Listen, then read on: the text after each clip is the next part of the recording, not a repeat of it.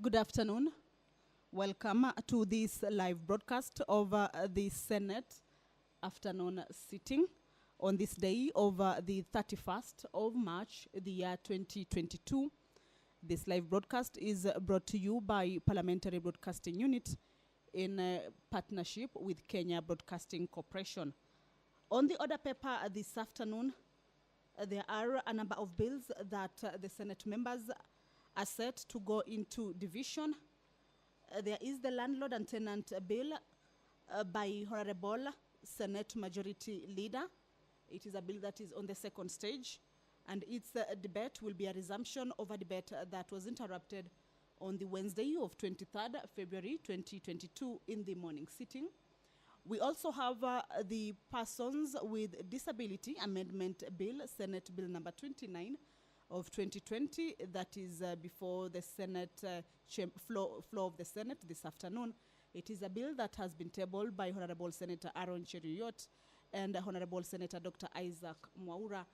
It is a bill that is on the second stage, and the debate will be a resumption of a previous debate that was interrupted on the Thursday of 10th of March 2022. The bill on the Persons with Disabilities Amendment Bill, Senate Bill number 29 of 2020, proposes to impose obligations on each level of government to address the socio-economic needs of persons with disability. The bill proposes to bestow upon the County Executive Committee member for the time being in charge of matters relating to persons with disability the responsibility to advise on and put in place measures to ensure the socio-economic development of persons with disability in the country. The bill also seeks to align the Persons with Disability Act 2003 with the Constitution. It further proposes to review the membership of the National Council for Persons with Disability to include a nominee of the Council of County Governors in order to make the workings of the council more efficient and representative. This bill is set for members to go into division while it is on second stage. Also lined up for debate is the Election Campaign Financing Amendment Bill, Senate Bill number 51 of 2021, tabled by Honorable Senator Ledama Olekina. Its debate this afternoon will be a resumption of a previous debate that was interrupted on Wednesday, 23rd March 2022. Members will also go into division on this bill. This bill seeks to amend the Elections Campaign Financing Act 2013 to give full effect to Article 88, subsection 4 of the Constitution, which bestows the Independent Electoral and Boundaries Commission with the responsibility to regulate the amount of money that may be spent by or on behalf of a candidate or party in respect. The Speaker of the Senate, Honorable Kenneth Lusaka, is in the chambers. I will now hand you over for this live broadcast. Good afternoon. Enjoy the viewing. Let us pray. Almighty God, we beseech you to behold with your abundant favor and blessings as your servants whom you have been pleased to call to leadership positions in this republic. We seek guidance to treat and consider all matters that shall come under our deliberation in so just and faithful a manner as to advance the peace, prosperity, and welfare of our country and of those whose interests you have committed to our charge. Amen.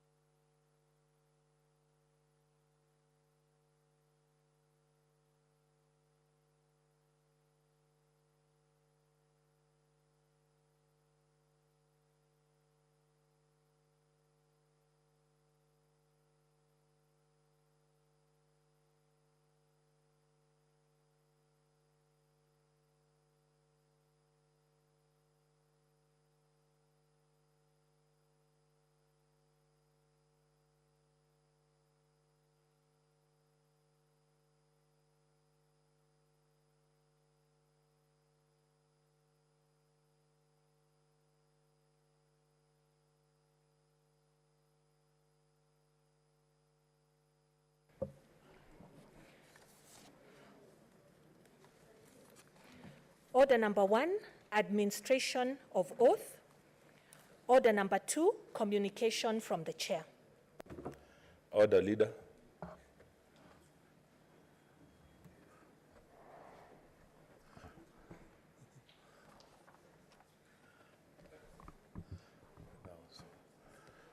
Honorable Senators of Communication, as you are aware, on Tuesday, 29th March 2022, I issued a communication conveying the decision of the Senate Business Committee on the application of Part XX1XA of the standing orders regarding hybrid/virtual plenary sittings. The effect of the communication suspended hybrid virtual plenary sittings with effect from today, 31st March 2022. Honorable Senators, owing to the urgency and importance of the business scheduled this afternoon, and notwithstanding the resolution of the Senate Business Committee that I have alluded to this afternoon, I have again consulted the Senate Business Committee pursuant to Standing Order number 251A 1A. I therefore direct that this afternoon plenary sittings will be hybrid. This will enable senators out of town who did not get my communication in time to participate in today's plenary sittings. I thank you.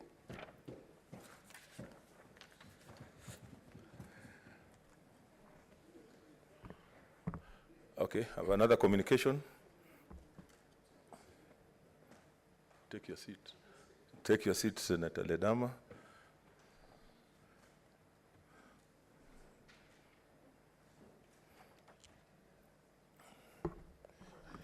Okay, Honorable Senators, I would like to acknowledge the presence in the Speaker's Gallery this afternoon of a visiting delegation from the County Assembly of Machakos and ICT Authority. The delegation consists of officers from Records Management Department and ICT Department of the County Assembly of Machakos and ICT Department ICT Authority, who are undertaking a fact-finding visit on the implementation of e-Parliament system. Honorable Senators, I request each member of the delegation to stand when called out so that you may be acknowledged in the Senate tradition. They are 1, Paul Kelly, Records Management Officer, Machakos County. 2, Bernard Mutua, ICT Officer, Machakos County. 3, Mr. Kenneth Magua, ICT Officer, ICT Authority. On behalf of the Senate and on my own behalf, I welcome the delegation to the Senate and wish them well for the remainder of the visit. I thank you. Senator Haji Farhia.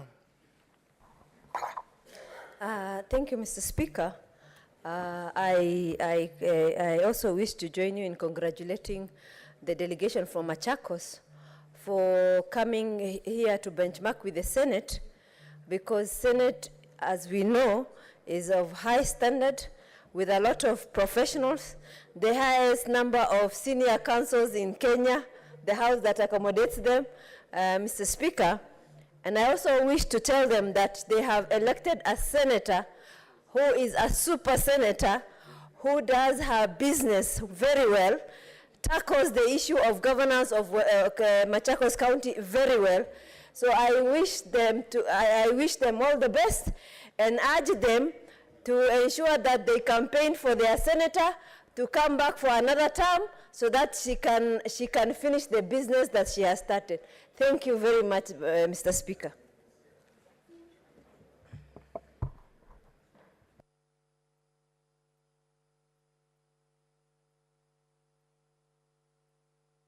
Senator Musurube.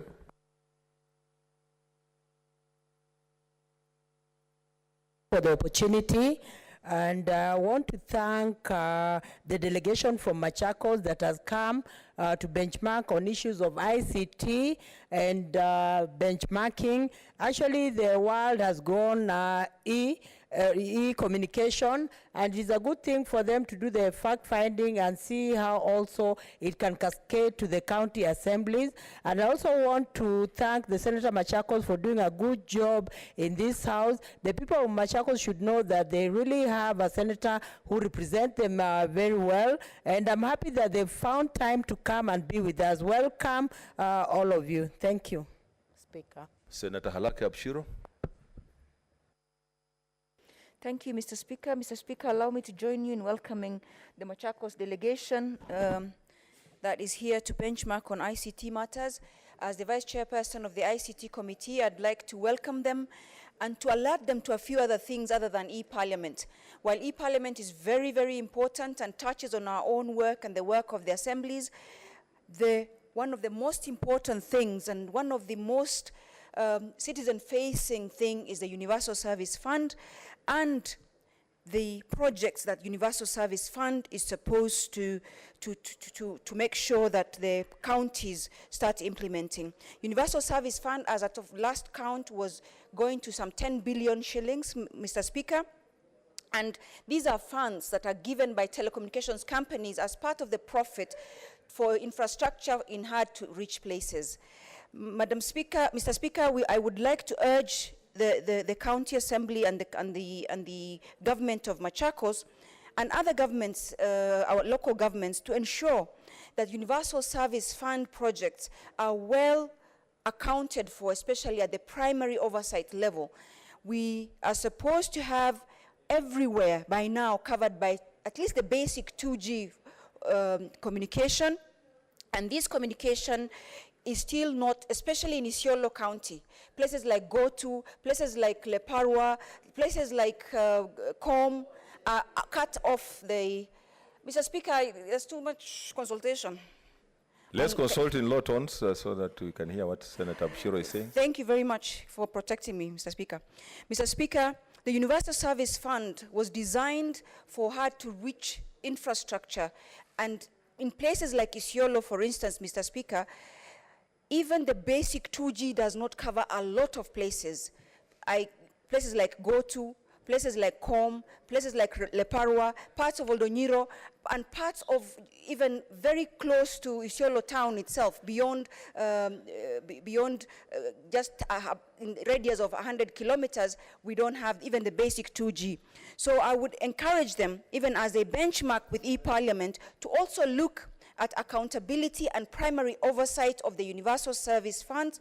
We as the ICT Committee are on this. We are going to make sure that before the end of the life of this government, of this Parliament, these places that have not been reached by even the basic 2G, especially given that this is the year of elections, that these places are covered to the ground, every ground that is available. Mr. Speaker, there are also school projects that they need to look at. School projects, the computer program, Computers for School, is also part of the project that should have been covered by the Universal Service Fund.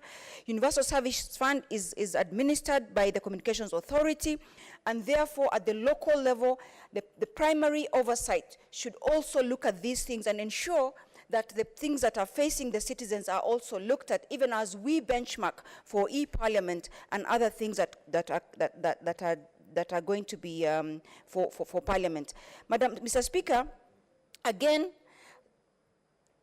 the ICT is going to be the backbone of our democratic governance. The efficiency with which our elections are going to be conducted is going to be determined by the access and quality of the ICT infrastructure and ICT backbone that we have. Again, people in places like Isiolo County should not be disadvantaged because there's no basic infrastructure for communication in place ahead of the elections, Mr. Speaker. So all these things are things we at the committee are looking at. These are things that we're going to be holding our executive to account, but I'd urge the people of Machakos who are here today, that are here to benchmark, to also look at these things as well and help us, because you're our ears and eyes on the ground. And additionally, for the people of Machakos, congratulations on empowering women and for electing a woman as your senator. She's done for you a great job, as you've been told by all the other senators. And I'd like to also add my voice and say that you're well represented. And please just continue to ensure that good leadership as provided by women is upheld, and you continue to give women the chance you've given them already. I thank you, I welcome you, but I also urge you to look at these things that are facing our electorate and these things that are facing the common mwananchi. Karibuni. Senator Wambua Enoch. I thank you, Mr. Speaker.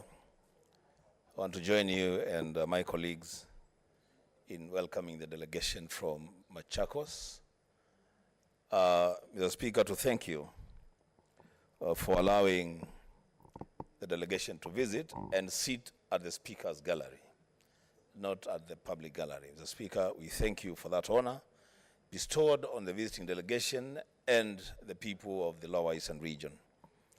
And to the visiting delegation, Mr. Speaker, I just want to tell them that it is good that they have chosen to benchmark in the Senate, but it will be also important for them to extend this benchmarking exercise to other institutions of governance that are ICT related. That way, they will be able to help the Assembly legislate in a manner that adds value to the great people of Machakos. With those few remarks, Mr. Speaker, I thank them for being part of the electorate that put in place, elected Senator Kavindu into this Senate, and ask them that when that opportunity is presented to them again, they should do better than they did in the last elections. So, Speaker, I thank you. Senator Mudhama. Agnes. Thank you, Mr. Speaker, for giving me this opportunity to join my fellow senators in welcoming the delegation from Machakos. You're most welcome as you benchmark in this Senate. And thank you for electing me as your senator. You've heard that you did well. And I'm being whispered here also by my fellow senators asking me why you came only men and there's no one woman there. So next time, make sure you have a lady with you. I want to say that ICT is what will make everything work and work very well in our country, and not only in our country, worldwide.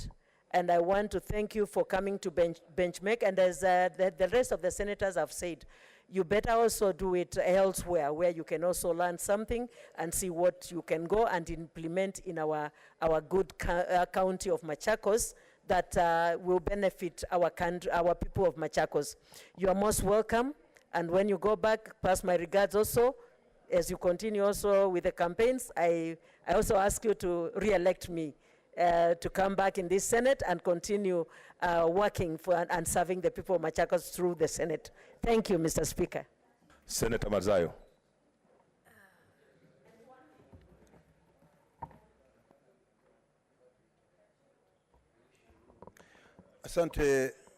Asante sana Bwana Spika. Bwana Spika, mimi ningependa kujiunga na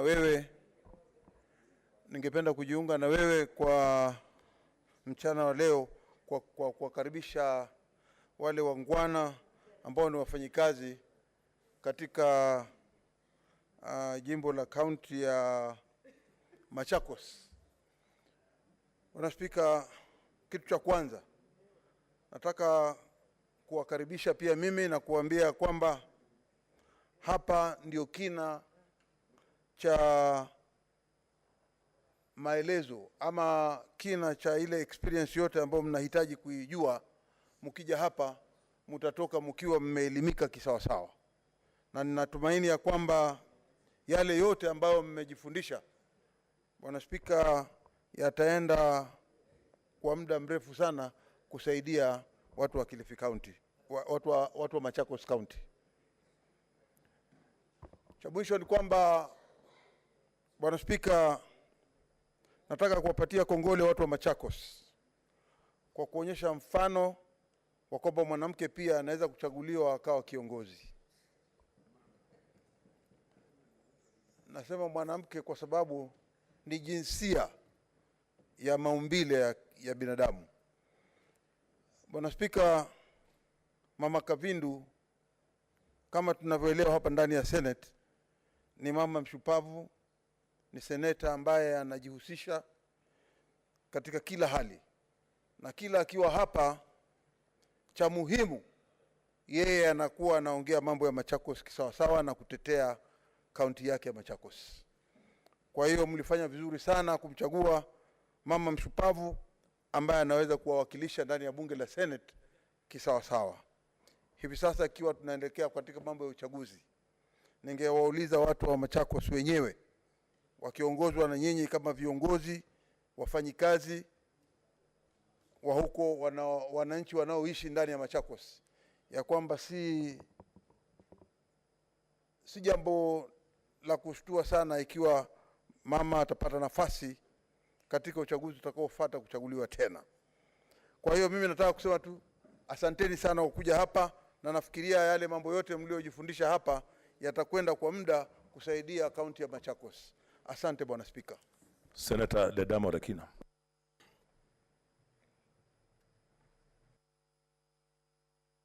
Thank you, Mr. Speaker. Wakamba Mwaseo. Mr. Speaker, I appreciate you giving me this opportunity to welcome. Yes, Senator Mazayo. What is it? Bwana Spika, singependelea kabisa kumuingilia ndugu yangu katikati, kwa sababu sote tunasema kongole kwa wale waliokuja kutoka Machakos. Lakini ametumia sijui ni mistari gani ya Kizungu, manake sikuelewa kama ni Kizungu ama kama ni Kiswahili ama kama ni Kimasai. Bila alikuwa akisema kwamba nataka Kimasai kisajiliwe hapa pia, lakini ameongea katika lugha ambayo sikuifahamu. Sijui kama hiyo ni sawa ama si sawa. Nataka kama anaweza kufafanua kisawa sawa. Asante Bwana Speaker. Yes, Ledama, sorry, I was consulting with Senator Wambua. I never had. Thank you, Mr. Speaker. Mr. Speaker, I was welcoming my brothers from Machakos, and I spoke in Kikamba, because Kikamba is one of the languages that we speak in this country.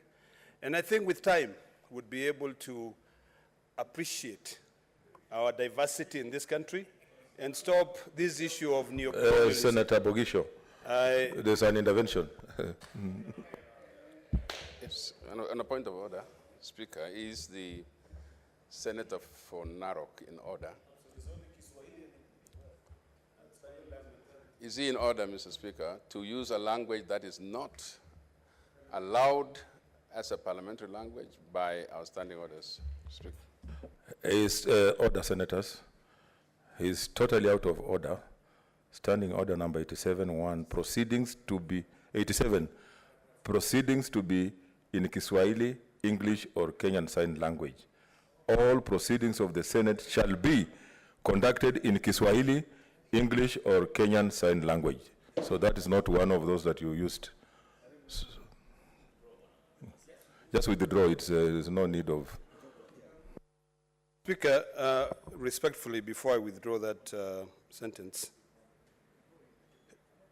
87.2 states as follows: a senator who begins a speech in any language and the language provided for the under paragraph 2(1) shall continue in the same language until the conclusion of the senator's speech. Mr. Speaker, greetings. When I spoke. Order, Senator. Order, Senator. You cannot justify a wrong. Just withdraw and let's save this house time. Mr. Speaker, I appreciate, and with respect, I hope that in time we will allow every single ethnic group, every language in this country to be spoken here. But because the standing order says otherwise, I respectfully withdraw. But greetings should not be considered as if it's a speech. Mr. Speaker, let me take this opportunity to welcome my dear brothers from Ukambani. And on behalf of the people of Narok, I thank you for coming to the Senate to be able to witness and to be able to benchmark and to learn how we do things here. I do hope that you can use technology to be able to change how, not only how things are done in the County Assembly of Machakos, but also how we move our people from poverty. We in Azimio are proponents of encouraging people to be given small tokens on a monthly basis of 6,000 shillings. And I think that money, used wisely through technology, they can be able to change how people live their life. Mr. Speaker, a lot of people are asking questions as to when we are going to be able to use technology across the entire 47 counties. I think the people of Machakos can take a leaf from the Senate proceedings, the Hansard, and also borrow from other counties. There are counties like maybe Mombasa, other counties like Makueni, even counties like Nakuru, which are a little bit advanced in terms of technology. And I think when we are able to learn from each other, we're also able to leapfrog. So on behalf of the people of Narok, I welcome you, and I encourage you to use whatever you learn from here to advise the legislators in the Machakos Assembly to be able to continue also advancing technology among their constituents. Thank you, Mr. Speaker. Senator Bogisho, you want to? Okay.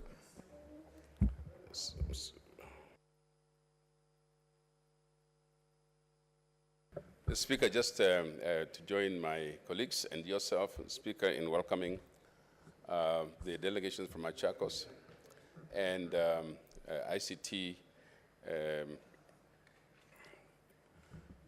Also, Mr. Speaker, just to encourage the use at this moment of the benchmarking provision that has been here before. The fact that we for a long time could not have anybody in the galleries, and now we've been able to open up the galleries for these visits. It's very important that our first visitors are from Machakos. And the proud senator from Machakos is here, smiling very much, Mr. Speaker. She has done a good job since coming here, although she feels like she has not served the 5 years. I think she deserves the next five years. Speaker, and I want to ask the people of Machakos to be considerate of that. I know that she has done a good job here. So for you who are going back to Machakos, please take a good report about your own senator. The ICT authority and who are here, I want for you to know that as your former minister myself, I know what you are capable of doing.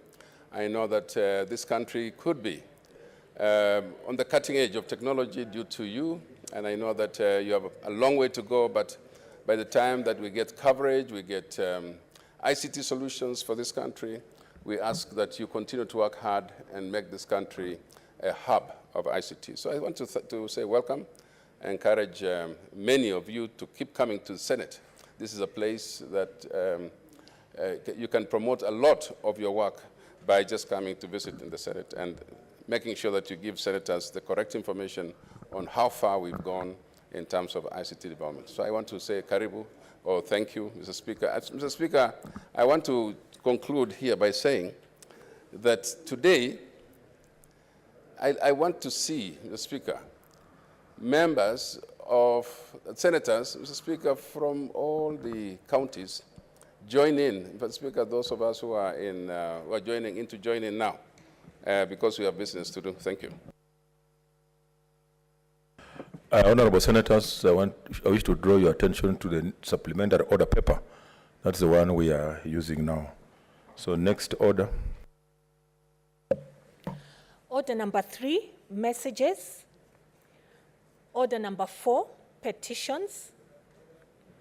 Order number 5, papers. Senator Charles Kibiru.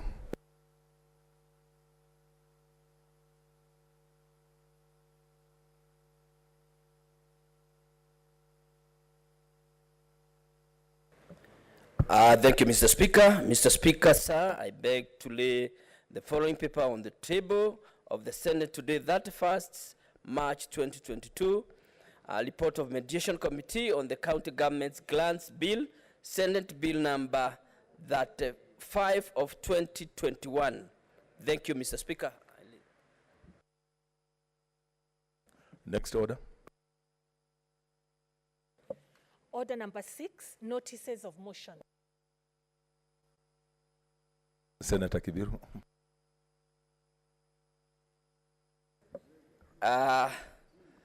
Thank you, Mr. Speaker. Looks like today is my day, Mr. Speaker. I beg to give notice of motion. I beg to give notice of motion that notice of the following motion: that the Senate adopts the report of the Mediation Committee on the County Government's Grants Bill, Senate Bill number 35 of 2021, laid on the table of the Senate on Thursday, 1st, 2022, and that pursuant to Article 113 of the Constitution and Standing Order 161.3 of the Senate, Standing Orders approves the mediated version of the bill. Thank you, Mr. Speaker. Next order.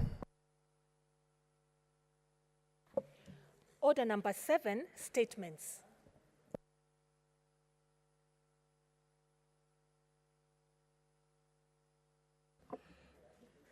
Senator Johnson Maruma.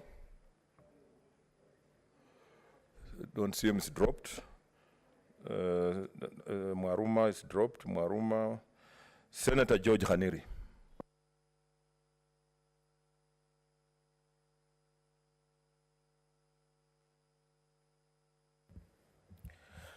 Mr. Speaker, I thank you.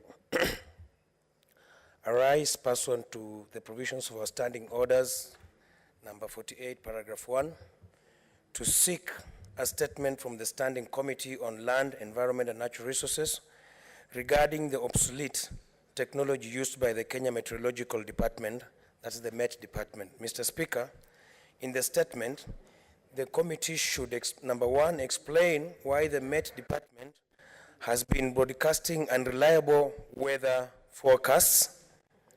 Number 2, elaborate on the type and age of the equipment the Met Department uses to capture weather information for forecasting and how long it has been in use. Number 3, Mr. Speaker, elucidate whether the Met Department has procured any new equipment in the recent past, giving a description of the type of equipment so procured. And lastly, Mr. Speaker, state with reasons whether or not such equipment, if any, has been put to use. Mr. Speaker, I thank you. Senator Wambua. Speaker, I thank you, and I want to take this opportunity to really thank my brother, my colleague, Senator George, for coming up with that statement. Speaker, unbeknown to many people, weather news and information around weather across the world is very, very important news. Senator Ledama Olekina, I have seen him look at me when I say that because I know he knows what I'm talking about. The Speaker, in the developed world, people make decisions on account of weather forecasts. And before they even look at any other news, they follow weather patterns to know where they will be going, how they would be dressing, what kind of cars they will be driving. Mr. Speaker, in this country, many times, the people at the Kenya Met will tell you that it's going to be a sunny day, complete with even the temperatures. But before you leave your house, it's pouring. Speaker, I think a time has come, and I see the leader of majority laughing because he also knows this to be very true. That in further times that they announce and forecast that a region like the Pokot area where we have landslides will be dry for a number of months. Within 2 days, there are landslides occasioned by heavy rainfall. Speaker, there is need for that department to either stop giving us weather forecasts or invest in technology that is accurate, because that technology is available everywhere in the world. So that when they say at noon it's going to be raining in Nairobi, we know it will rain. When they say that this season the rains will be constrained, we know they will be constrained. So that even farmers make decisions on account of proper and accurate weather forecasts. So, Speaker, I thank the Senator for raising that question. It's not an idle statement, Mr. Speaker. It's a statement that really and seriously needs to be followed up to even ask the question, what kind of investment goes into the Kenya Met? So that if then they are constrained by finances, then somebody should look into their budget and give them sufficient funds to acquire modern equipment to do proper and accurate weather forecasts. I thank you, Mr. Speaker. Senator Bogisho.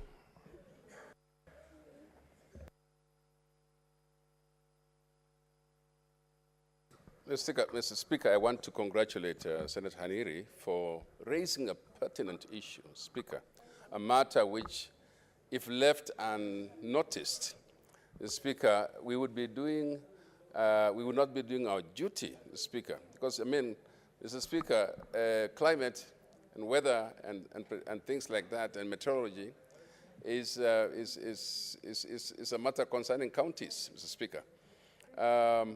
I do believe as well, Mr. Speaker, that because of what Senator Wambua has said, Speaker, you have to have accurate information and data.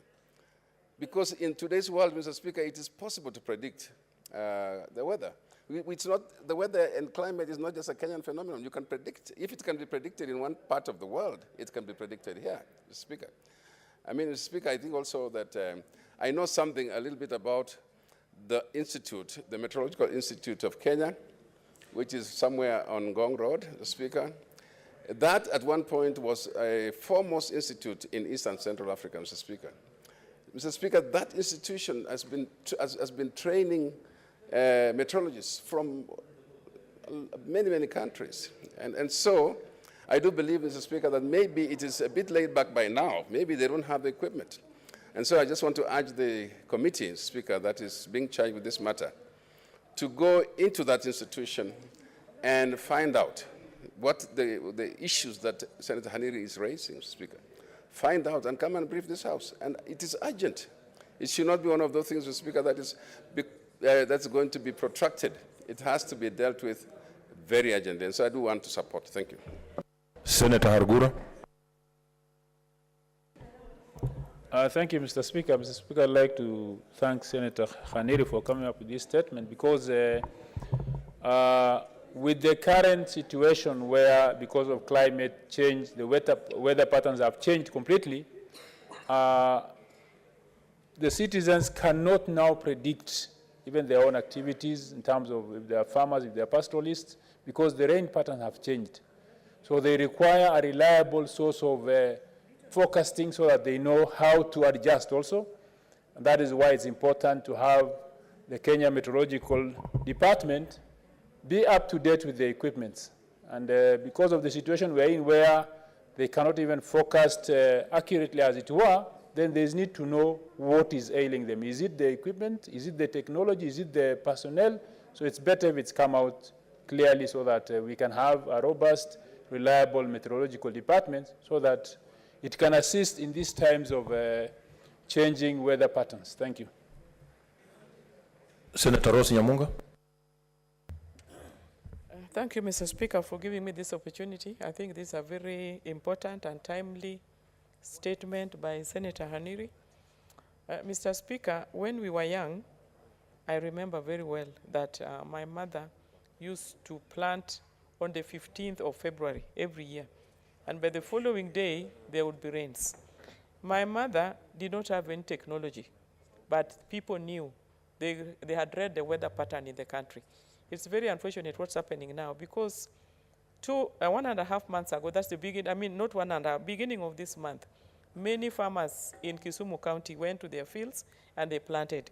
First of all, the manure is very expensive. The seed is very expensive, even the labor.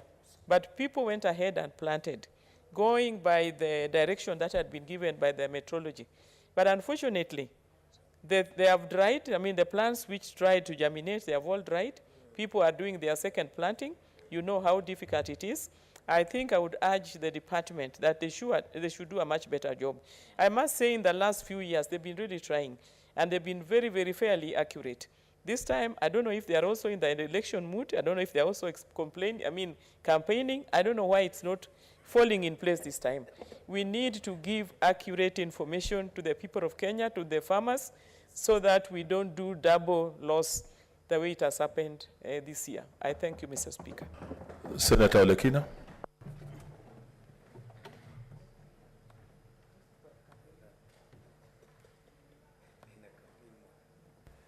Thank you, Mr. Speaker. Mr. Speaker, I rise to support the statement by the distinguished senator from Vihiga on this very, very important issue.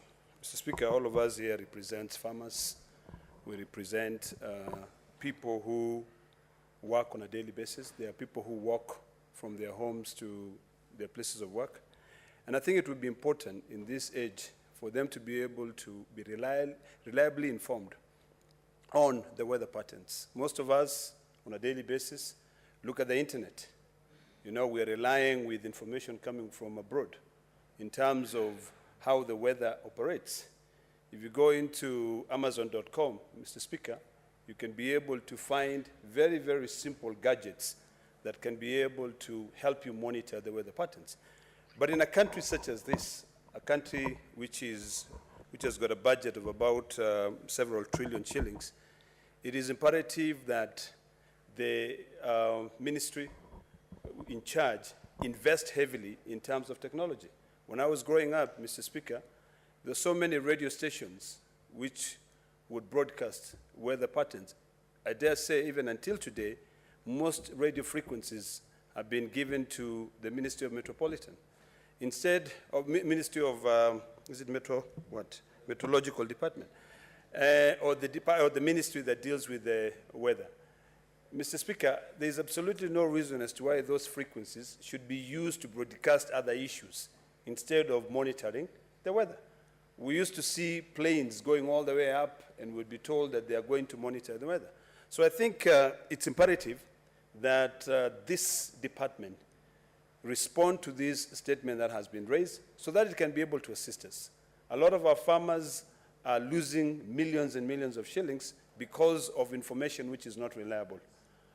It is imperative that in this age now, the 21st century, and particularly this year, when farmers are looking to be able to fight all the pests which are ravaging their crops, to be well informed on when the rains are coming, and if the rains are coming, you know, what they should do, and if at all there are any equipments which county government can also be able to invest in, I think it would be important for them to find a way to devolve some of their functions.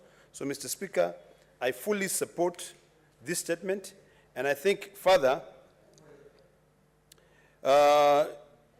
maybe to amend question number 4, which says, state with reasons whether or not such equipment, if any, has been put in use, is actually for them to elaborate further on how they have been able to distribute their equipments across the 47 counties. I thank you, Mr. Speaker.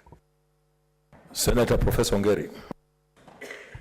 Thank you, Mr. Speaker, for also allowing me to weigh on this issue of weather predictions and the expectations from farmers and many other people, including the aviation industry, who very much depend on the weather predictions for the safety of the farmers and also for the safety of the travelers, whether on land or sea or air or going around in the rangeland when you're looking after cattle, particularly in the arid and semi-arid regions.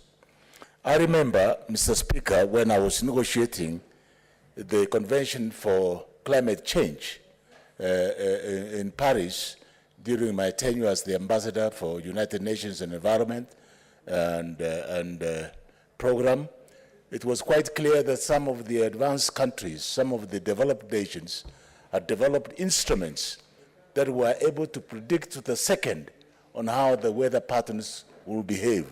In fact, they will give you a chronology of how the events are going to happen the next day.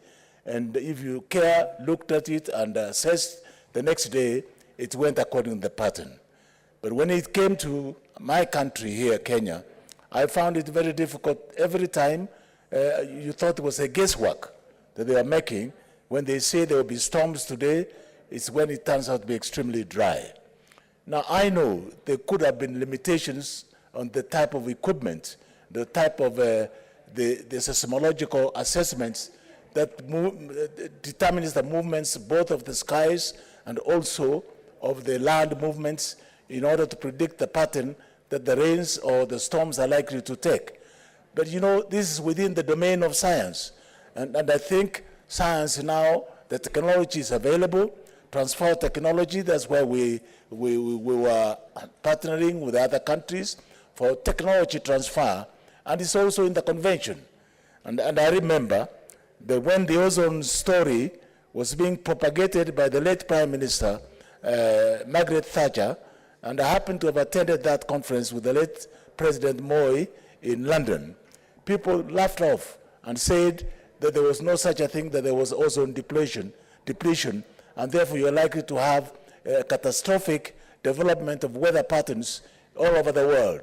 Now, this is the true story that we are seeing today, that all that is happening is as a result of the depletion of the ozone layer, and the weather patterns have been totally distorted, and therefore we are in great difficulties in knowing what to tell the farmers and what not to tell them. But I believe with available technology and with available equipment that you can be able to locate them at the various spots of interest, and particularly geographical locations where you can predict with a certain degree of certainty that the weather patterns for today in this region will be A, B, C, D. And that is so critical for our food security, for the preservation of our animals. It gets very painful when you see the livestock being destroyed because there's no water, because there's no even storage of water to an extent where animals can be saved, and therefore the farmers can be saved the agony of their investment. And the farmers, and this is an agricultural country, and therefore we must invest heavily. And I suggest that in that statement, when they seek for further information, they must tell us in this House how much has government invested in this technological era, particularly in the equipment that are necessary to predict, to detail, to the minute on how the weather patterns are likely to flow in any time, at any given moment in this country. I thank you, and I thank Senator Kaniri for bringing this question. It's an important question. It has a bearing on our economic survival. It has a bearing on the human survival, the economic and aviation industry. It has a value on many other sectors of our country. And therefore, we need to focus. And this should be a very detailed answer to give us some preview, a sneak preview of what is happening within this country. I thank you, Mr. Speaker. Senator Musurube. Thank you, Honorable Speaker, for the opportunity you've given me. Honorable Speaker, on 23rd March, I gave a statement on the floor of this House about the World Meteorological Day that is celebrated every 23rd of every year. And it is celebrated just to raise awareness on the issue, on the importance of meteorology, on the importance of weather change, and all that. Honorable Speaker, even as they seek the statement from the concerned office, there's need also to find out if we have enough meteorologists trained in this country, and have they also been distributed to county governments, Honorable Speaker, because the role of this department comes in handy, especially to ensure that we have food secure. The weather patterns and the changes and all that, that information is very important because it helps in making predictions that will help farmers, that will help traders, that will also help especially farmers to position themselves, because there are instances when farmers plant their maize, their seeds, and then all of a sudden the sun is too hot, and then you find that they've been infested by insects, so it leads to waste. So to avoid waste, there's need for the gadgets to be effective in order for the meteorologists to do an efficient job. So there's need also, Honorable Speaker, for even this team to investigate if they're training meteorologists also in our colleges and universities, and if they're trained also, do they have assurance of jobs, and also if county governments have put in place any measures to ensure that meteorology department is working in the counties for the purpose of helping our farmers to ensure that our farmers are not encountering any losses. I support this statement, Honorable Speaker. Thank you. Senator Mudhama. Thank you, Mr. Speaker, for giving me this opportunity to join my fellow senators in congratulating the Senator for Vihiga for this very timely statement and important. Mr. Speaker, it is very true that many times this meteorological department broadcast about the weather forecast for the next day, and many people leave their homes heavily dressed or lightly dressed just to find that the weather is very cold or the weather is very hot. And also the farmers countrywide have been suffering, planting 2 or 3 times in one season. When the weather forecasters broadcasted that there'll be rain at this such and such time, and then they go to their farms and farm and plant, and it is very expensive to buy these seeds, it's very expensive to buy the fertilizers, and especially even now.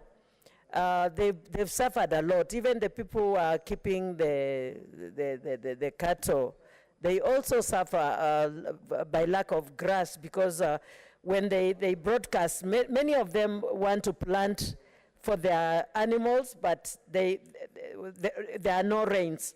Mr. Speaker, I want to congratulate Kariri and say that I support this statement and push it until we get what it takes for them to be able to broadcast what is right. If it is equipment that they are lacking, then they should be supplied with the equipment. The ministry concerned should check on that and supply the proper equipment for the people. Thank you, and I support.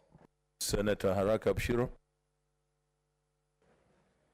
Thank you, Mr. Speaker, for giving me this opportunity to contribute to this and congratulate the distinguished Senator for Vihiga for always being on spot with things that are really important, such as this obsolete equipment being used by our meteorological department. Mr. Speaker, the link between our agricultural productivity and the public weather systems cannot be gainsaid. 35% of our GDP comes from agriculture, and 40% of export earnings come from agriculture. We cannot even afford to just play with these kinds of livelihoods and lives of the Kenyans. Where I come from, livestock is our mainstay. Right now, our rangelands are not regenerating because of effects of climate change. If we had proper weather information, from radar information to wireless networks, we could have had better policies that help pastoralists in this country have better grasp of their rangelands, better grasp of the cycles and precipitation. God forbid if this country were to suffer big events such as storms and tornadoes, and we are very lucky we don't suffer those. If we did, today we would be talking another story, Mr. Speaker. We're very lucky we're on the equator and that extreme weather patterns tend to be rare, and we thank God for that. If that were not the case, we would be speaking of thousands of people decimated because we are off point each time with our weather focus and weather innovations. Mr. Speaker, we do not have even the basic supercomputers or the new workstations in our meteorological departments, and these are not things we should be taking lightly, Mr. Speaker. You and I perhaps have smartphones which we can just check the weather and decide what to wear. But in terms of agricultural productivity, in terms of livestock productivity, in terms of rangeland management, in terms of effects of climate change, and in terms of government policy to ensure that our productivity and our sectors that really drive the economy are taken care of, we must start investing in the right places. And one of these right places is to ensure that public weather services are innovative, are relevant, and are of good quality to ensure that our productivity doesn't suffer, especially when it's facing 40% of export earnings, Mr. Speaker. I support and I look forward to a time when our departments, our ministries take these things. Data is becoming the new gold. Data is becoming the new productivity driver. We are not looking at the right fundamentals, Mr. Speaker, and this House has a responsibility to ensure that we look at these things, because we cannot just be playing politics with the future of our country, with the economy of our country, and not look at what are some of the issues that are facing our farmers, our livestock keepers, our, even our own risk management. Disasters are happening every day. We're not seeing the disaster patterns that used to be there many years ago. What if this country starts facing tornadoes? What if this country starts facing big storms such as that we see elsewhere?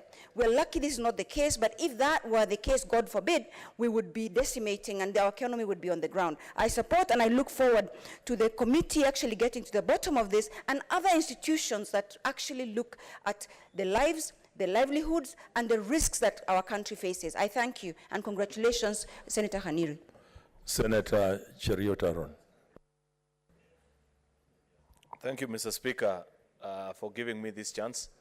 I want to agree with my colleague, Senator George Haniri, that this is a very important function that the government is missing out on. That for many years, many of us grew up to the nice voice of one Mr. Ngwata Francis, who, if he said it's going to rain, Mr. Speaker, then you buy an umbrella. But as it is, this government has lost the ability to predict anything, Mr. Speaker.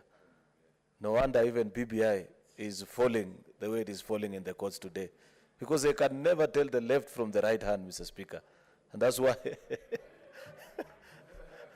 you can see the BBI offers. There is order, Senator. There's a point of order from Senator Harake. Order, Senator Harake, there's an intervention, Senator Cheruiyot.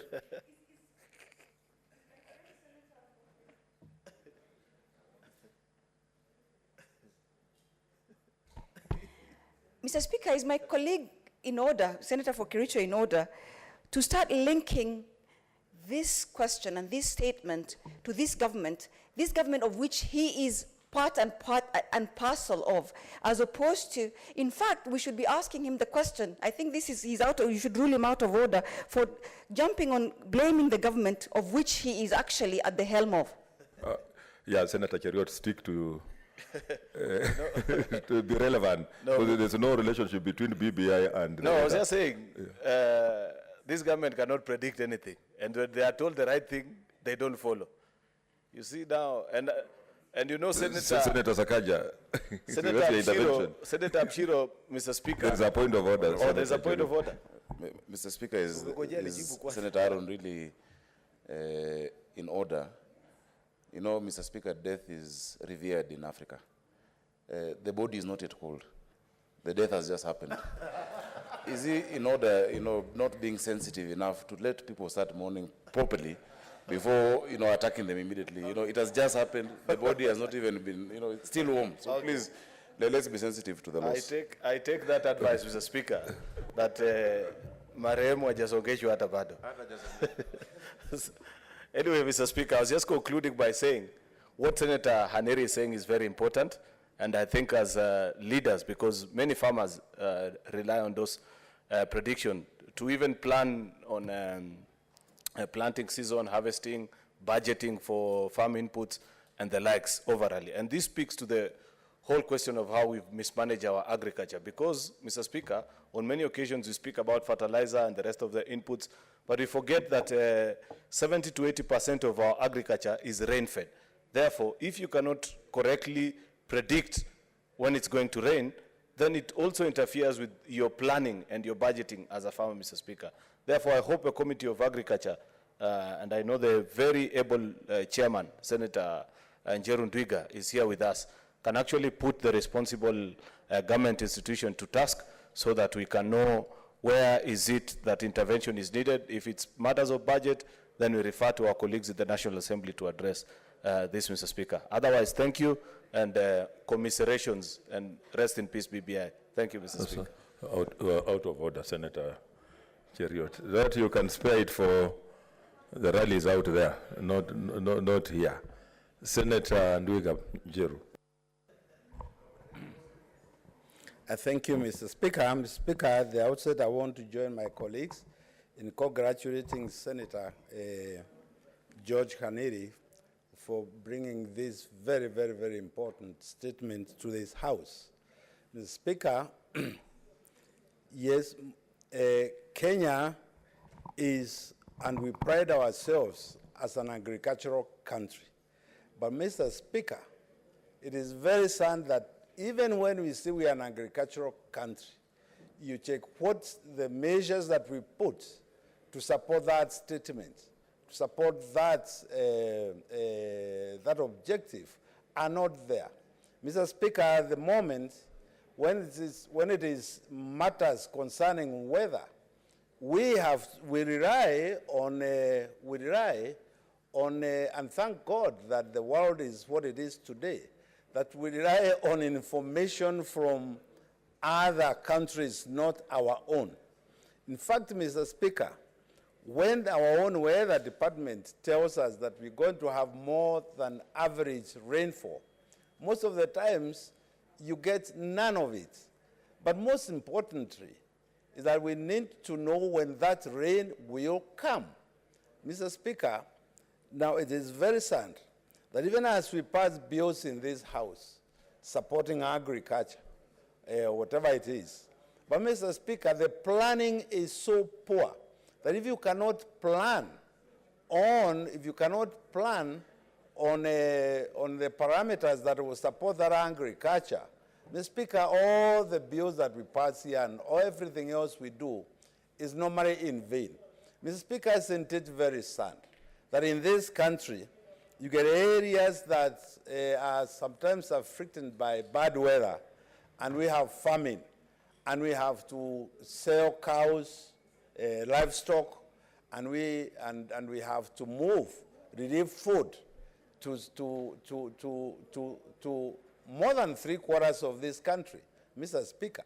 Yet, we have time to plan.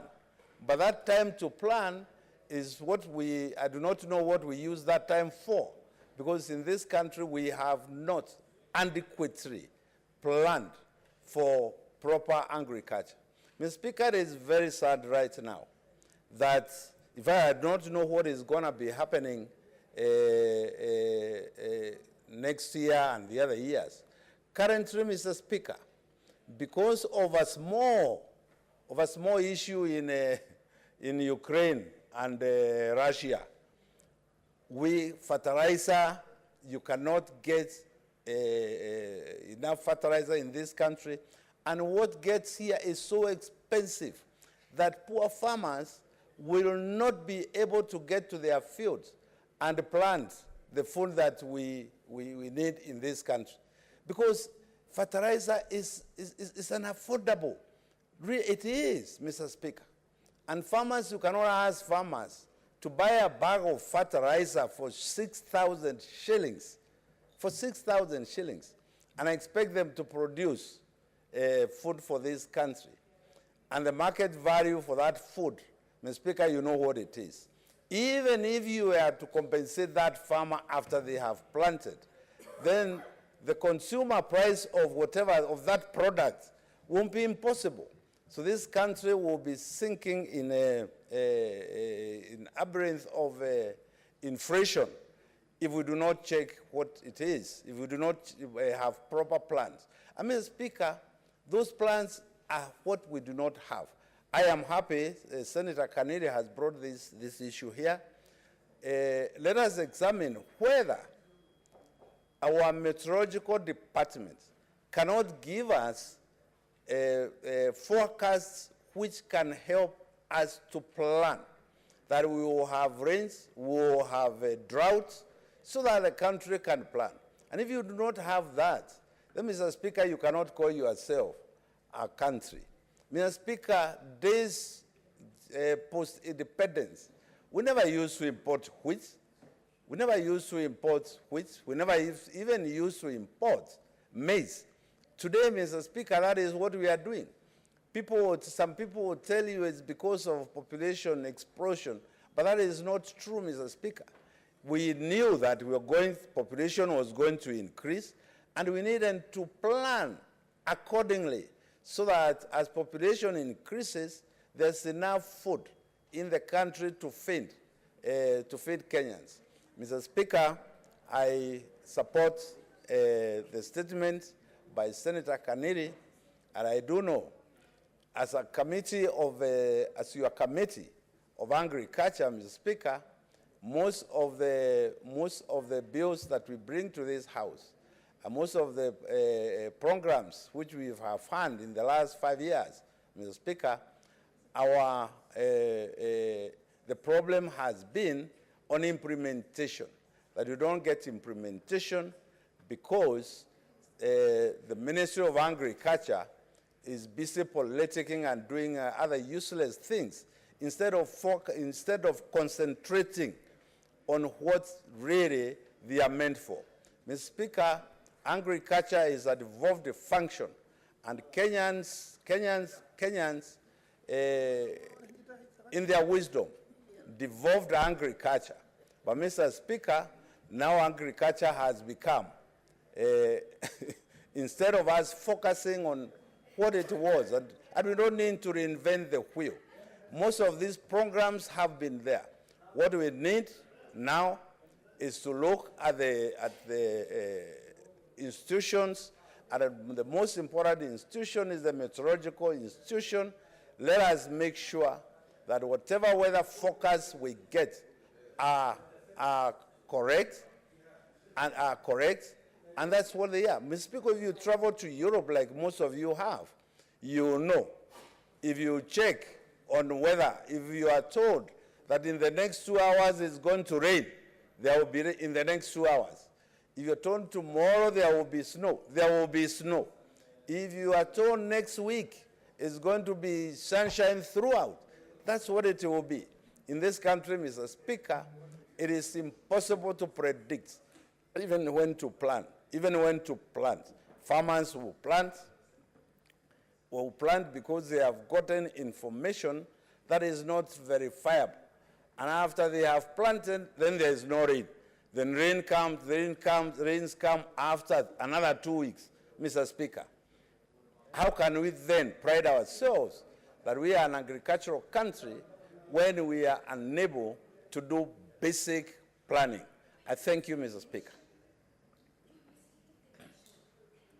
Finally, Senator Wako. Naomi Wako.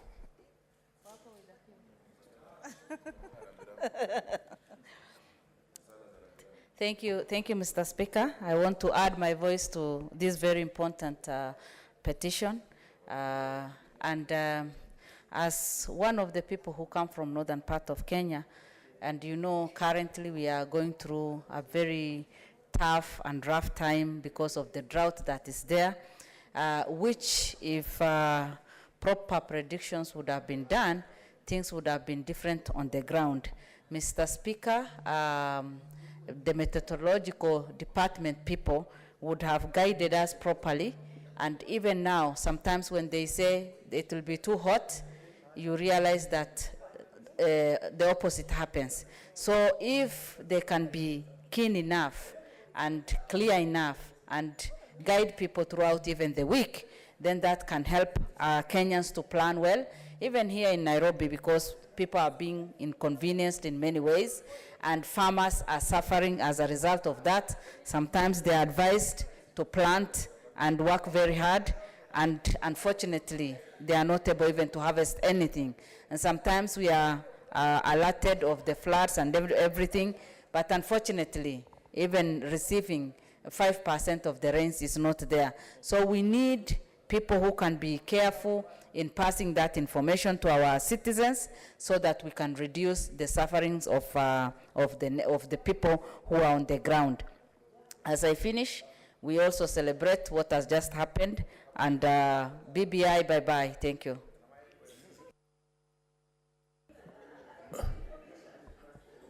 Senator Haraki, does she want to be informed? She has finished. There's no choice. She has finished, Senator Haraki. No, Mr. Speaker, you know it's not fair for this House to be misled and the country to be misled, and we allow that to happen. Which one? In the sense that BBI is dead, BBI is still on issues such as, you know, the appeal allowed on issue number 1, 4, 5, 6, 7. No, you know, order. You know, you are the one who is now even making it. You are now the one who is opening up the discussion, and let's order senators. I think that's, let's conclude that, because we have another statement and serious business to do. I hope the committee has noted what has been raised. Those of my age, you remember we had somebody called Inquata Francis who used to tell us about the weather, kwamba kutakuwa na radi hapa na pale. The next statement is by Leader of Majority. Leader of Majority? Leader of Majority, your statement. Thank you, Mr. Speaker. On behalf of the Leader of Majority, this is a statement by the Senate Majority Leader on the business of the Senate for the week commencing Tuesday, 5th April 2022, pursuant to Standing Order number 52. Mr. Speaker, sir, pursuant to Standing Order 52.1, I hereby present to the Senate the business of the House for the week commencing Tuesday, 5th of April 2022. On Tuesday, the 5th of April, the Senate Business Committee will meet to consider and approve the business for that day, which is projected to contain matters that will not be concluded from today's order paper, as well as any other business approved by the committee. The committee will also consider and approve bills at the second reading and at the committee of the whole stages, as well as motions containing the program of Senate business, and schedule them accordingly for Wednesday, the 6th of April, and Thursday, the 7th of April, 2022. Any business that will not be concluded on Tuesday, the 5th of April, 2022, will accordingly be rolled over to Wednesday, the 6th, and Thursday, the 7th of April, 2022. Mr. Speaker, sir, the legislative business before the House includes 18 bills at the second reading stage and 12 bills at the committee of the whole stage. A number of the bills at the second reading stage have been scheduled in today's order paper for division at orders number 8 to 11, while those at the committee of the whole stages have been scheduled for division at orders 14 and 18. Likewise, there are two motions relating to reports by the Standing Committee of Health and the Sessional Committee on County Public Accounts and Investments listed at orders number 12 and 13 in today's order paper for division. I urge honorable senators to be available in the House for the Senate to undertake the divisions, which will facilitate transition to the next stages. Mr. Speaker, sir, I take note of efforts made by the Liaison Committee to ensure that business before committees is concluded expeditiously. I take this opportunity to thank standing committees that have tabled reports on bills referred to them and continue to urge those that are yet to conclude consideration of bills to expedite the process. In the coming weeks, committee chairpersons will make statements pursuant to Standing Order 51, 1B, on the quarterly reports by their committees. We look forward to receiving these reports on the activities of committees and how these have impacted the work of the Senate. Mr. Speaker, sir, other business before the Senate include 49 petitions and statements pursuant to Standing Orders 47 and 48. I urge chairpersons of respective committees to hasten consideration of this business and to table reports pursuant to the standing orders.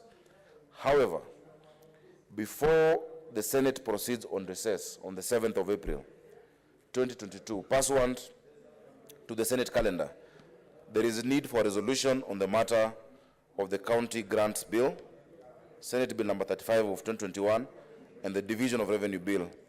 Mr. Speaker, I'm happy that consultations between the leadership of both Houses of Parliament and the chairperson on the Standing Committee on Finance and Budget, Senator Charles Kibiru, and the chairperson of the Budget and Appropriations Committee of the National Assembly have resulted in an agreed position on the way forward on the county government's grants bill, and we must congratulate and thank Senator Kibiru and his team for leading this gallant effort. I note with appreciation that the Mediation Committee has submitted to the Houses of Parliament a mediated version of the bill for consideration and approval this afternoon, which is on the order paper. And Mr. Speaker, I hope senators are listening. This is extremely important business that is coming in the next order, that we should all be available to vote so that our counties can be able to get their share of revenue in this division of revenue. In conclusion, I take this opportunity to remind honorable senators that in line with the resolution of the Senate Business Committee and the directive of yourself, Mr. Speaker, on Tuesday, 29th March 2022, hybrid sittings have been suspended effective today, of course with the exception of this sitting. Mr. Speaker, senators need to note that moving forward will only be in the chamber to ensure that the constitutional mandate of the Senate is discharged as has been the practice before we embarked on hybrid virtual sittings. I thank you and hereby lay the statement on the table of the Senate on behalf of Senator Samuel Pogishio, Elder of the Golden Heart MP, Senate Majority Leader. Yes, Senator Wambua.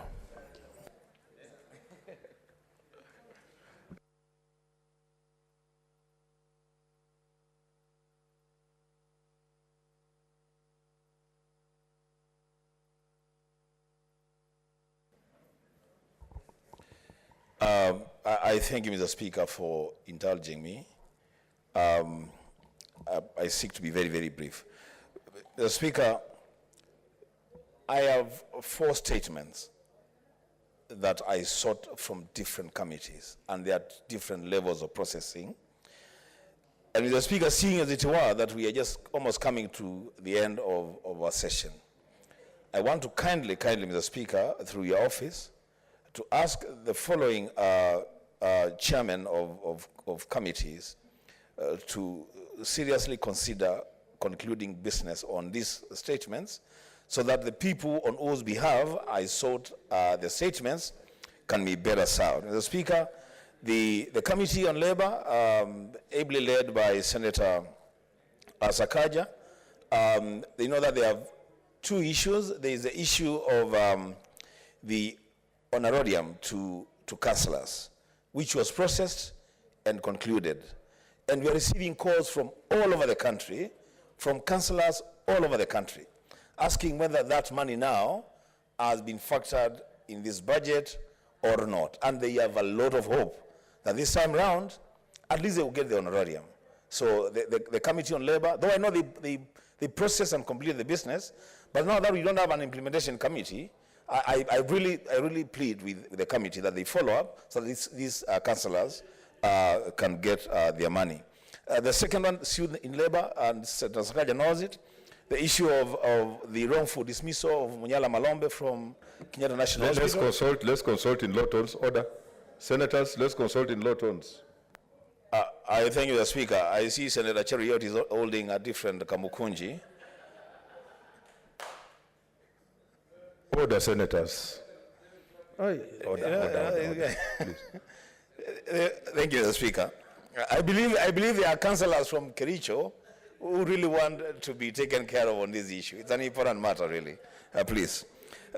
So, on health, there is an issue of the broken down infrastructure in health facilities in Kitui, the delayed payments for casual workers and medics, and just lack of drugs. Lastly, Mr. Speaker, on the Roads Committee, there is a compensation for persons affected by the road project from Kibwezi all the way to Mwingi. They have not been paid their money. They are asking for their payments. Mr. Speaker, if the chairman can just fast track these issues, we will appreciate. I thank you, Mr. Speaker. Okay, I think they have, the chairman have heard so that we make progress. You are okay.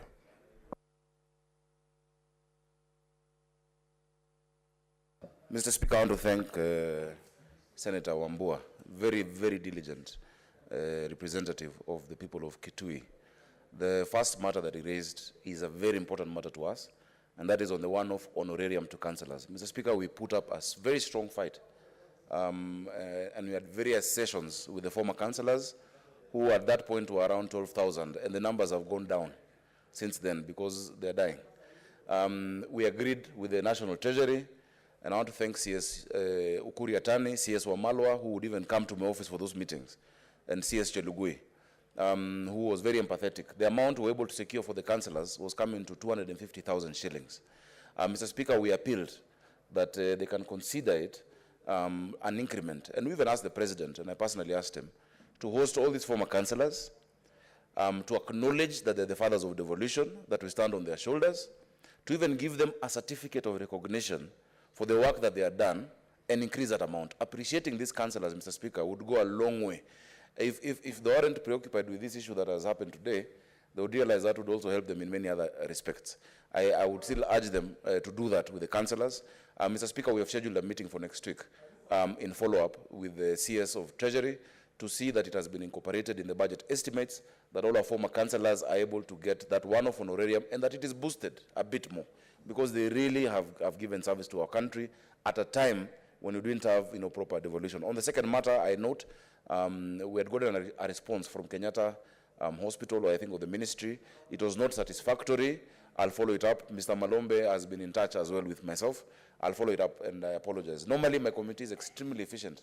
I don't know why we've let that slip through our fingers, but I'll sort that out. Thank you, Mr. Speaker. Next order.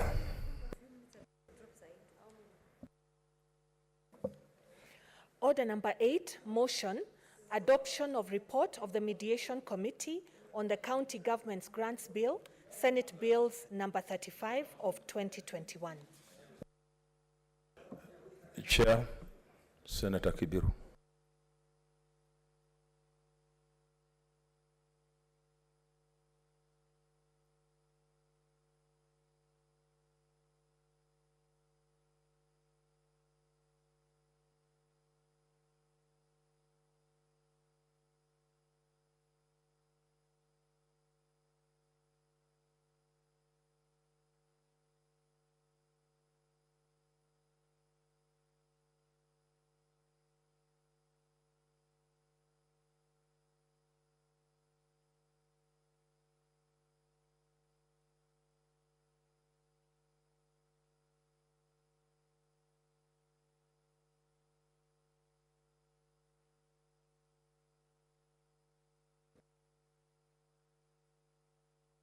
Okay, so yeah, you are off mic. So. Okay.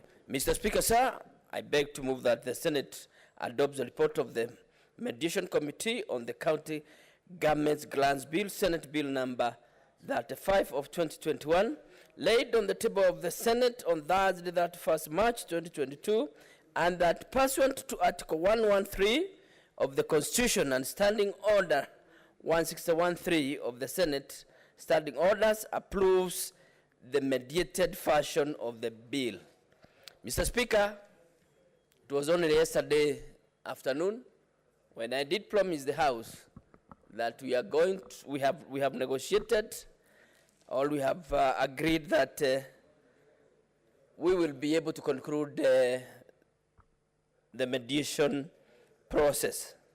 I remember I promised Senator Mulkomen, I promised Senator Alon Cheliot, Senator Wambua, Senator Wetangula, that I don't promise things that I don't deliver. So, Mr. Speaker, having said that, we have gone through the processes and we have been here and talked more on the genesis of this bill. So, Mr. Speaker, I don't think I need to repeat that. But the purpose of the bill for a small liquor, Mr. Speaker, is to provide a mechanism or instrument for transfer to county governments additional allocation, either conditional or unconditional allocation. These additional allocations are from national government share of revenue and all from proceedings of loans and grants from development partners. Mr. Speaker, the bill, like we have said, is in compliance with the petition of the High Court, petition number 252 of 2016. And the genesis of the bill is that we passed it on 15th of September 2021, and passed with amendments on 2nd December 2021 by the Senate, Mr. Speaker. Mr. Speaker, the Senate on 21st December did consider and rejected the amendments by the National Assembly. And Mr. Speaker, this is what took us to where we have been in purposes of mediation. Mr. Speaker, the committee had in total 4 sittings to deliberate on this bill. This bill, in accordance with the Constitution and relevant provision of the Standing Orders of the Senate and the national deliberations. Mr. Speaker, the committee held a meeting with the following stakeholders for purposes of record of the House, that we did consult the National Treasury and Planning, the Commission of Revenue Allocation, that is CRA, The Council of Governors, COG, well represented by the Governor of Laikipia, and the Control of Budget. Mr. Speaker, the Mediation Committee considered the matter developed a version of the bill that both houses will pass. The version of the bill is attached to the report on the bill tabled in the House on today, Mr. Speaker. Among the key resolutions made by the Mediation Committee, Mr. Speaker, include A, the bill be referred to as County Government's Additional Allocation Bill. We are agreeing to amend the original title of the bill so that it leans County Government's Additional Allocation Bill 2021. We didn't have a problem with that, Mr. Speaker. That annually, the National Treasury shall submit to Parliament the County Government's Additional Allocation Bill in addition to Division of Revenue Bill and County Allocation Revenue Bill. That means, Mr. Speaker, hitherto we have been considering two bills, that is the Division of Revenue Bill and the County Allocation of Revenue Bill, but this time we'll also have the County Government's Additional Allocation Bill, Mr. Speaker. Mr. Speaker, lastly, see that the bill should obligate the Cabinet Secretary to provide, and this is very important, Mr. Speaker, this is what we were asking for, monthly reports on the disbursement of funds allocated to counties under the bill. So, Mr. Speaker, the Senate and indeed the country has the opportunity to see each and every time the disbursements are made, how they are made, and to whom they have been made to. Mr. Speaker, with approval of this agreed version of the bill by both houses, a legislative instrument will be put in place to allow county governments access Kenya shillings that 9 billion, Mr. Speaker. Billion, that 9 billion, Mr. Speaker. And this, Mr. Speaker, we assured and we debated and agreed it should commence next week. Secondly, Mr. Speaker, there is assurance that all stakeholders will be in a position to monitor disbursement by the National Assembly, by the National Treasury, as well as projects being implemented through these funds. Mr. Speaker, I therefore urge all the senators to consider this report and approve it, Mr. Speaker. So, Mr. Speaker, without much ado, we have been debating over this issue. We have, as promised, Mr. Senator Wambua, we have delivered. The bill will be annual, and as you come back, and I pray that you come back, you'll be able to monitor the way funds are dispersed to the counties, and indeed, even how they have been utilized. Thank you, Mr. Speaker, and I request Senator, I beg to move and request Senator Rose Nyamunga to second the motion. Thank you, Mr. Speaker. Mike. Yeah, thank you, Mr. Speaker, for giving me the opportunity to second this bill. And I also want to thank all the members, because it was not as easy, because both sides had an issue on this bill, and more so the National Assembly. Mr. Speaker, this is a bill that has been, this money has been pending over a very long period of time. The funds that has been tied for a period of, I think, about 7 or 8 years, money which should have gone to the county government and should have been utilized in different ways to develop our counties, has been stuck just because the bill has not been put in place. So I want to thank both houses and the members who are there. It was not as easy, but we also want to support, thank you for the support of the Senate, to allow us to deliberate upon the issues which were there and also come to a big compromise. So I thank both houses, and I support the bill, second the bill, Mr. Speaker. Thank you. Okay, order, senators. Take your seats.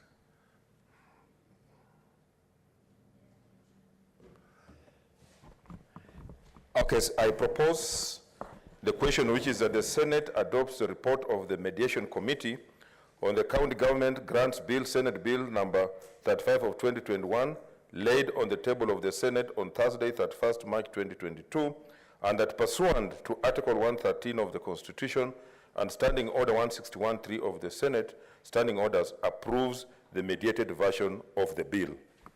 Senator Sakaja. Senator Murkomen.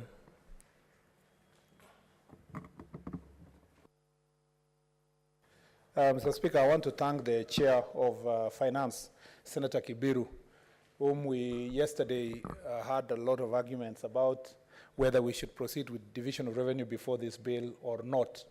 And I want to thank the House for collectively taking the wise decision to first start with this very important bill.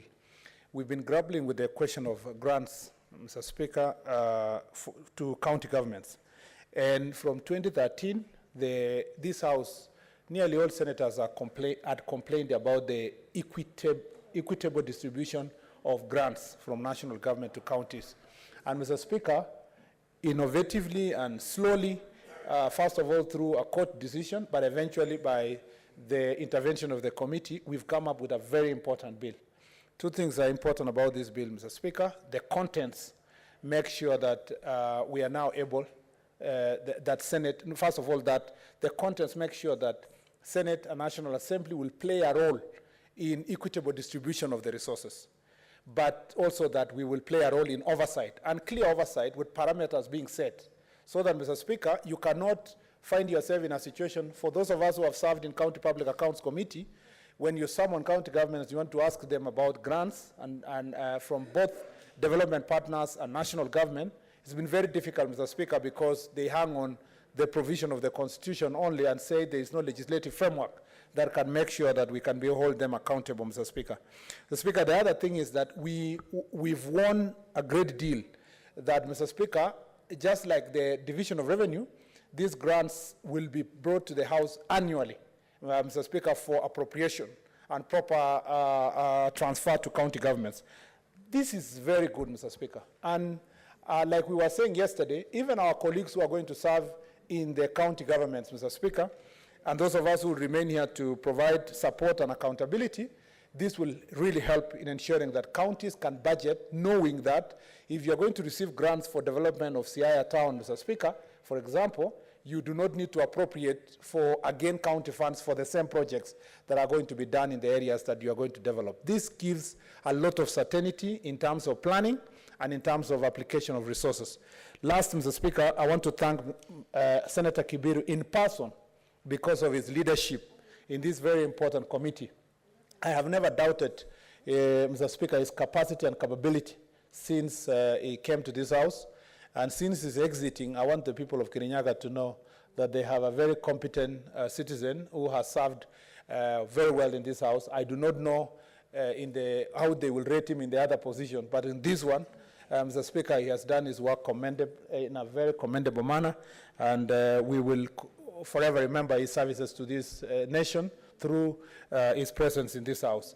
And last, Mr. Speaker, this is a victory for Senate. I know, Mr. Speaker, the Senate as an institution, we've struggled to protect the mandate of this House, not for our personal gain as individuals, but, Mr. Speaker, for posterity. Well, I know we still have matters pending in court, and I really hope that we will succeed in the manner that we have prayed.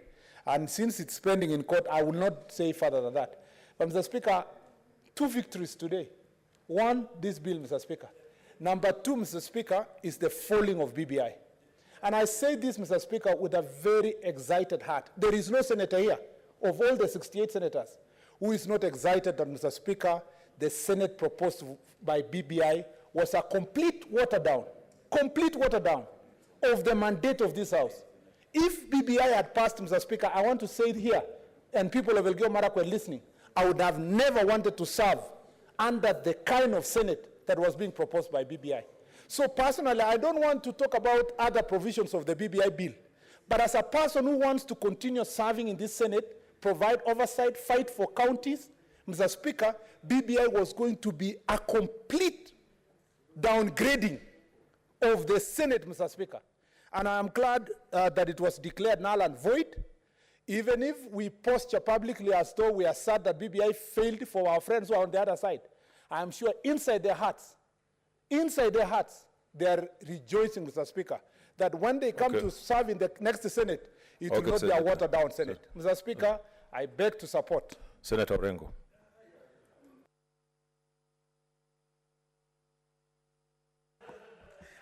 Mr. Speaker, I want to thank Senator Kibiru for his leadership and firmness in bringing this matter to an end, and that it is important to note that this bill, it was generated by the Senate and more particularly by Mr. Kibiru's committee, and that this report puts the intended legislation in compliance with the High Court order, the court ruling. So I think this is victory, and I want to congratulate the membership of the committee. I think because of Senator Kibiru's leadership, this mediation committee, it is not an accident or a coincidence that you're the one who was chairing it.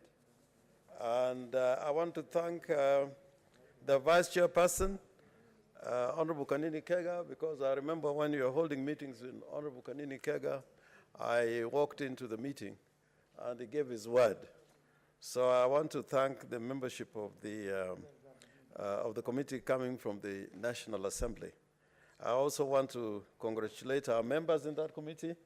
I think they were there almost in their entirety, including Senator Mutula Kilonzo and Senator Nyamunga, and one of the members of Parliament of the National Assembly, Senator Naisula Lesuda, was a member of the Senate, and I'm sure she could not have voted any differently.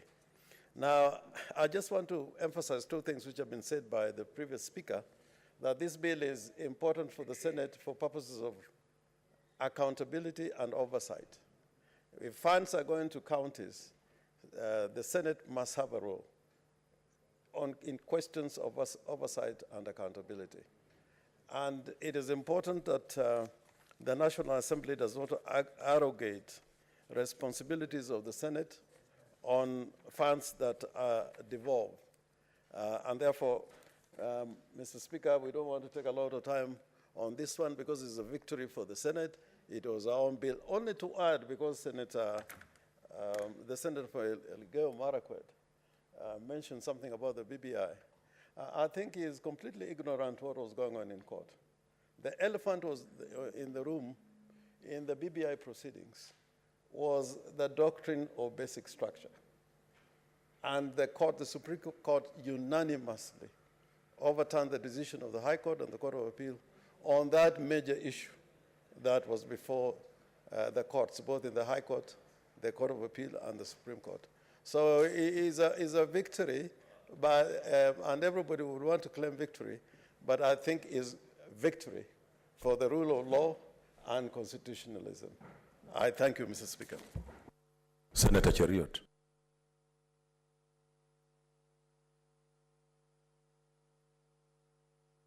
Thank you, Mr. Speaker. I'll also try and be brief like the rest of my colleagues. This is a big win for the Senate, Mr. Speaker, especially those that have walked this journey from, I think, as early as 2016, because this is when this discussion about what to do with conditional and unconditional grants happened. First of all, raised by our committee. I have mentioned this many occasions when, in the course of the last few days, because it's a special moment for us, especially members of the Budget and Finance Committee, Mr. Speaker, that the first time we were ever requested to grant anything outside division of revenue was when we had 5 counties that didn't have either provincial or district headquarters. Therefore, you had counties like Nyandarua, I think Lamu, and 3 others that I cannot recall off the top of my head, that didn't have any place to call a county headquarters. But unfortunately, as is often the case in Kenya, when you give Treasury an inch, they'll take a mile and run with it. Therefore, over time, conditional grants became so popular to the point that as early as 2017, when actually petitioners went to court and wanted to find out what is the place of these grants and either conditional or unconditional in our constitution, the figure was increasing. And the biggest thing that worried many of us, Mr. Speaker, was the fact that there was no known formula of how these monies were being allocated to the various counties. And in fact, if you looked keenly, and I dare say this, Mr. Speaker, is that many of them were either political consideration or goodies that were being dished out. Many of us actually complained, Mr. Speaker, that in the place of conditional and unconditional grants, perhaps it would have been better for us to implement the equalization fund that is set out in our constitution, yet that wasn't done as well. And therefore, when Senator Kibiru led us as a committee to consider this bill, of course, as a further mitigation, because the courts had already pronounced themselves on this particular matter, Mr. Speaker, we undertook this assignment with the seriousness that it deserves. And I'm happy that finally, after a long and rigorous battle, it wasn't just as easy as passing the bill on its own, Mr. Speaker. There was a battle with our colleagues in the National Assembly who wanted to reduce it and water it down. The most fundamental change that they wanted to make to this particular bill, which to us was the life and heart of the county grants bill, was the fact that they wanted to make it a once-in-a-lifetime provision, where you just, once you've passed the bill, it will be known that there is a formula for determination, and that is the end of the story. Yet the feeling of many of us, and rightly so, Mr. Speaker, if you read the submissions by Controller of Budget, by Council of Governors, and many other right-minded institutions, Mr. Speaker, you'll find that they agreed with us and they said that cannot be the case. You have got to do it on yearly basis, because many of the conditional grants and even the unconditional ones are done on need basis. And once a specific need has been addressed, then there is no need for that particular grant to be given. I have cited the example, for example, of the county headquarters. So to use it as an example, once you've built those county headquarters, there's no need to further grant a particular county the amount of money that is needed. Therefore, Mr. Speaker, this is a big win for us. I congratulate my chairman, Senator Kibiru, for a job well done. I congratulate the leadership of the Senate. Thank you for listening to us when we requested yesterday. Yeah, I congratulate you, Senator James Orengo, because we pleaded and we said that please allow us, first of all, to reach a mediation agreement. But there is a worry. There is cause for worry. You are not yet off the hook, Senator James Orengo, because we need an assurance that members of the National Assembly will pass this mediation report. Otherwise, we will have been lied to, like a teenage girl, who's given a small token and told, please visit with me in my room. Be careful, nothing else will happen. But the minute you walk into that room, you have no control of what happens again. Therefore, until, and I dare say until. Senator Chila Yako, what is your... Senator Chila Yako, what is your intervention? Mr. Speaker, I hate interrupting my very good friend. We knew one another before we came here. Now, Mr. Speaker, you have heard him talk about a teenage girl being lied to. Don't be lied to like a teenage girl.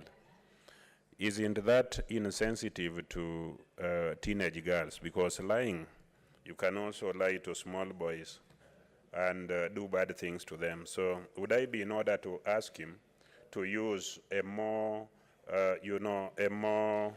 a proper description of lie, so that he does not imply that it's only teenage girls who are vulnerable to lies? Thank you, Mr. Speaker. Mr. Speaker, even boy child, actually of late, boy child has become the victim more than even teenage girls, especially in the era of sending fare, Mr. Speaker. So basically, if we don't want the National Assembly to chew our fare, if that will be a phrase that Senator Achilo will be more comfortable with, let us hold on. I plead with you. I don't know why the hurry is for. Until the National Assembly passes the mediation, or at least, then let the report at least be tabled before our National Assembly. Otherwise, what we have is a check, but we're not sure whether we are able to cash it at the right time. Therefore, I don't know, unless we are properly advised, if there are mechanisms that you can convince us that there is a way you can safeguard those agreements, then we will be more comfortable. I don't know why Senator Wambua is smiling. Maybe he knows other ways of safeguarding whatever I'm trying to say, Mr. Speaker. But that is the cause of my concern, which I want properly addressed. If I am convinced, Mr. Speaker, Mr. Speaker, finally, in conclusion, Mr. Speaker, Senator James Orengo made a comment which we cannot allow him to get away with. It is true that the proponents of BBI had a victory this morning, but it is what you call a Pyrrhic victory. That out of the many things that they pleaded, that is the one thing they can hope on and say, oh, at least we got something out of it. But for all intents and purposes, what they wanted, they never got. But it's neither here nor there. What we are happy is that this House at least will remain a better institution than what was being proposed in the BBI. And that is our source of happiness. Senator Orengo, what's your intervention? Oh, okay. Mr. Speaker, I was looking for the relevant standing order. I know there are some people who want to speak on this, but since this bill is really our bill, and the more we do in order to make sure that it gets assent, the better. I would not be of little faith like my senator from Kericho. I think I'll have more faith than my colleague, the senator from Elgeyo Marakwet. So, Mr. Speaker, I don't know how do we go about it. Can we reduce the to 2 minutes or 3 minutes? Yeah, yes. Okay, I'll reduce it to 3 minutes. Senator Olekina, start.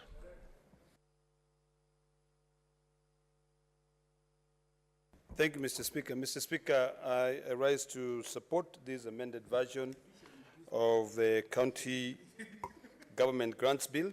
And I'd like to join my colleagues in congratulating the good senator from Kirinyaga for doing a splendid job in ensuring that the role of the Senate, when it comes to the issue of division of revenue, when it comes to the issue of making sure that our counties get money, is respected. Mr. Speaker, as a senator, I'm proud that Narok County will get an additional amount of 645 million, which will go towards helping hospitals, level 2 hospitals, level 3 hospitals. It will go and help the informal sector. There's about 150 million there. And there's also money to pay for the MES equipment scheme. This is money that now the Senate has got the mandate to ensure that they oversight. Mr. Speaker, the biggest challenge that we had with the title, grants, conditional and unconditional, is something which will become a thing of the past.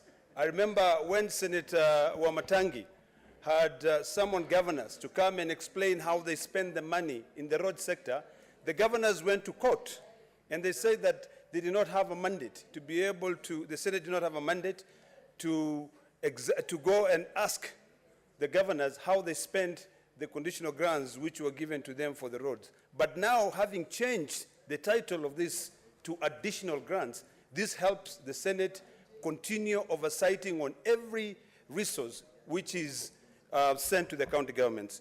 Mr. Speaker, this is our opportunity, and we must remain firm to prove to the country that when we are here as senators, our job is to send money to the counties. I join my colleagues in saying that it is imperative that the National Assembly also send to this.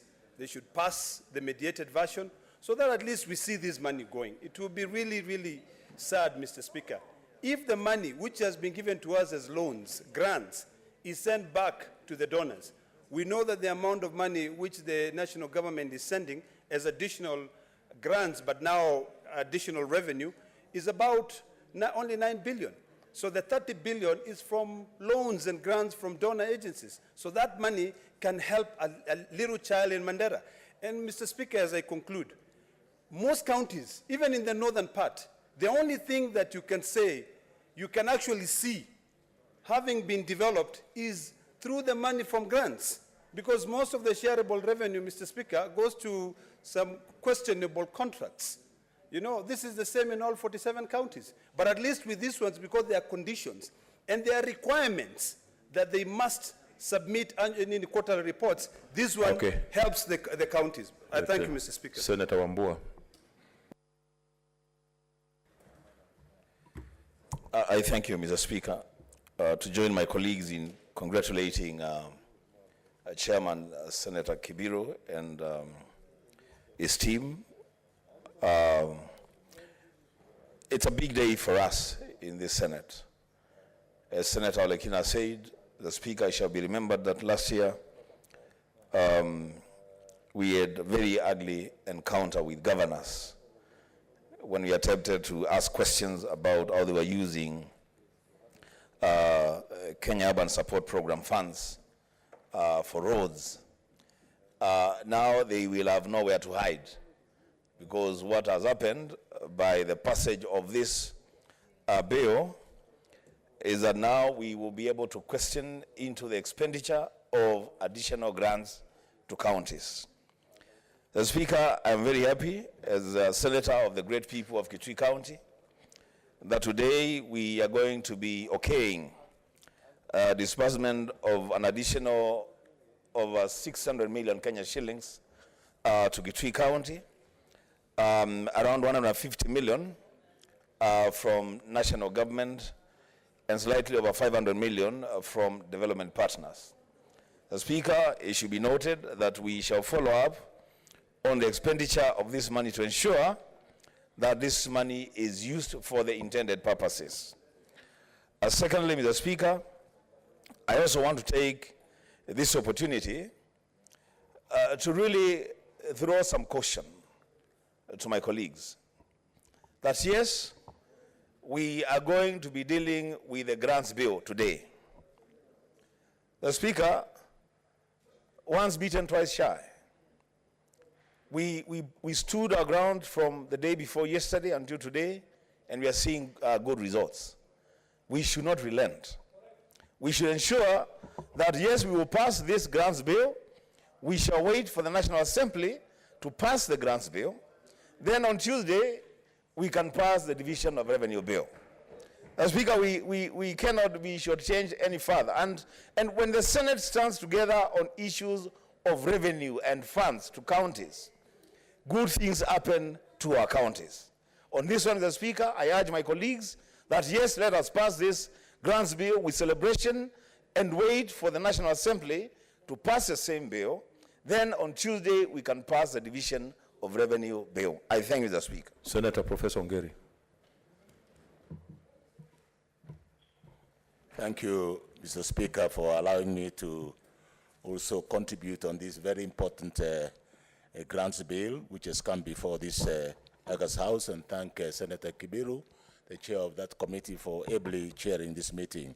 Let me say from the outset that one of the most innovative elements on this grants bill is the question of removing these unconditional grants, which was very vague, to additional funds, and therefore bringing it within the framework of the Public Finance Management Act, which will be an accountable document and accountable funds that are being made available to the county governments to spend from either the grants which are being given by the donor funding communities, or the additional loans that have been received by the national government from various entities, governments, and from other institutions, and also being funds being received through other means coming to the national kitty.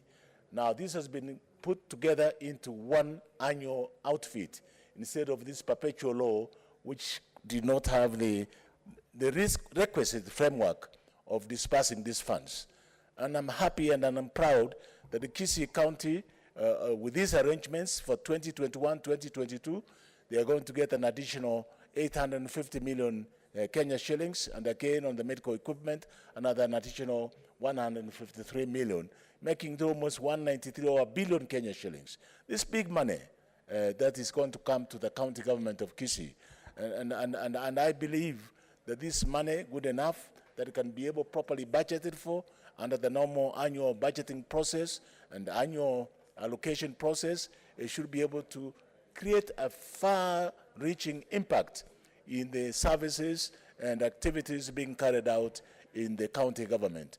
And when I become governor, Mr. Speaker, I will make sure that this money is properly utilized so that this question of waiting for conditional grants hitherto, which have been the subject of debate, is a matter of the past.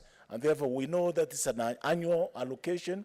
It goes through the normal process of allocation through the Treasury, the National Assembly, the Senate. Once allocated, this is a predictable fund that we can say we now have a fund that we can use for particular development areas within the county governments. And therefore, it will add additional revenue to the county government, which is predictable. Hitherto, it has not been predictable. Therefore, I support this grant bill, and I agree with the various sentiments expressed that the only way we can be sure that this becomes an annual affair is for us to pass this grant bill today and await the National Assembly to reciprocate the same sentiments, and then we are together home. I thank you. Senator Mudhama Kavindu.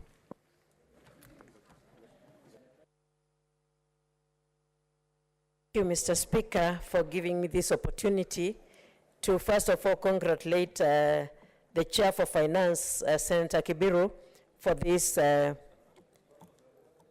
bill for additional grant. Mr. Speaker, this is very important for our counties because as we talk now, when I talk about Machakos County, the level 3 hospitals and level 2s are really suffering. Not only that, even level 4s and even level 5, lacking money even for medication, lacking money even to pay workers as cleaners. Last week, Mr. Speaker, I had to talk about cleaners who had gone on strike because of lack of payments. And so this money will help and will assist the government, the county governments, in medication and even agricultural sector. Mr. Speaker, I support this, but I also join my fellow senators to say that we should allow the National Assembly to pass it. We pass only this one, and we allow the National Assembly to pass it. Then maybe on Tuesday, we pass the other one. Thank you, Mr. Speaker, and I support. May I call the mover to reply?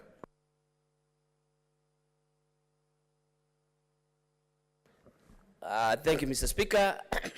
I beg to reply, and in replying, Mr. Speaker, I want to start by thanking the members for the accolades that they have accorded the committee.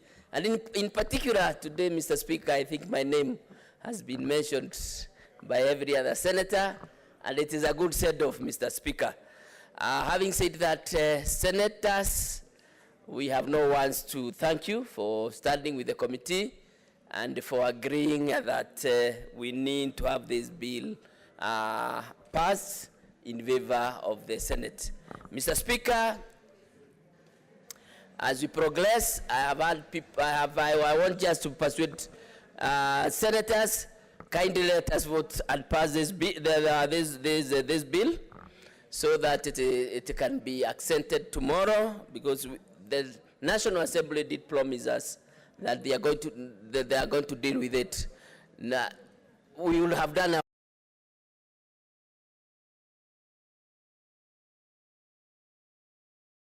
I doubt, in fact, we should have at least, like they say, we are doing it is outermost faith.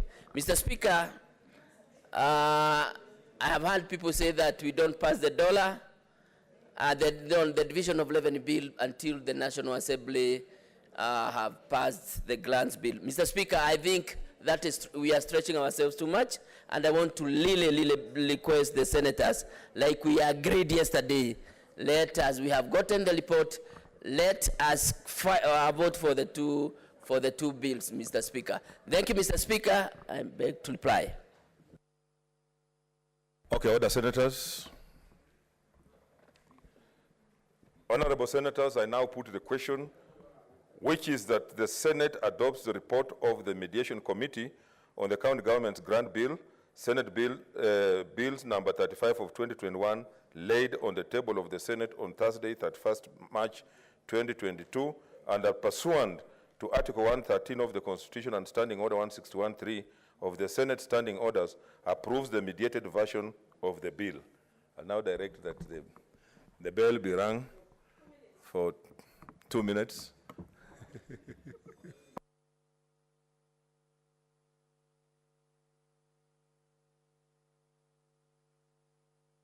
Tell us, yeah. It is only for this one. Yes.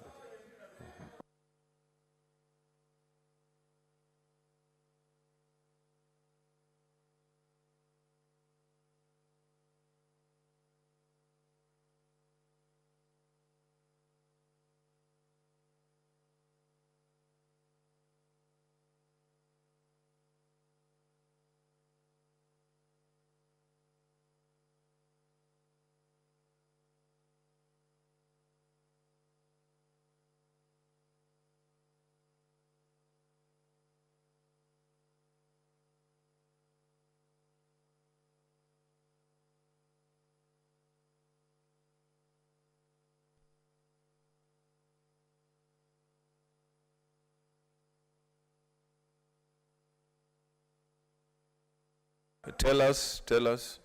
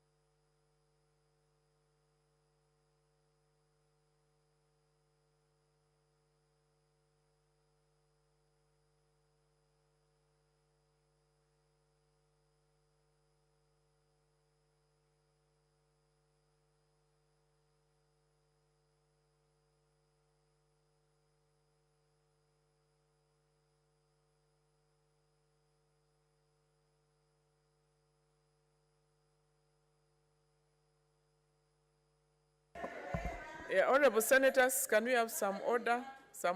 Can the door be closed and the bus drawn? And the two tellers are Senator Olekina and Senator Wako. Kindly let's have some order, please.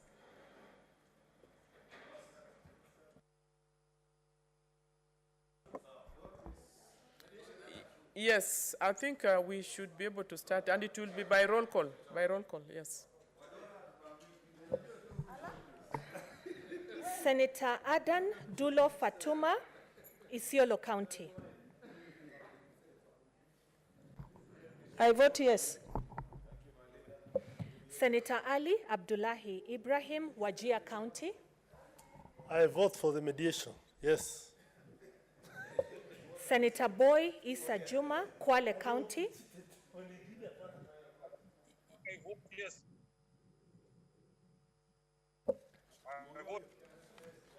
Senator Cherarke Samson Kiprotich, Nandi County. Senator Cheriot Aaron Kipkirui, Kericho County. For the mediation committee report, I vote yes. I repeat, mediation committee report. Senator Haji Abdul Mohammed, Garissa County.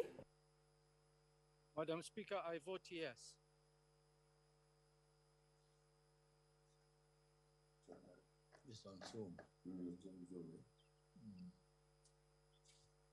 We are not hearing you, Senator. Can you vote? Madam Speaker, I vote yes. You can even remove your mask. I vote yes. Thank you. Senator Hargura Godana, Marsabit County. Madam Speaker, I vote yes. Senator Imana Malachi Charles Ekal, Turkana County.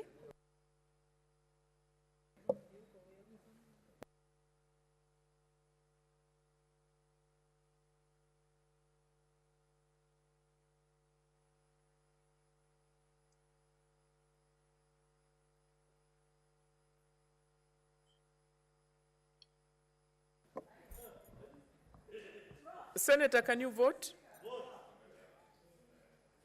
Professor? Yes, I vote yes. Thank you. Senator Kajwang Moses Otieno, Homa Bay County.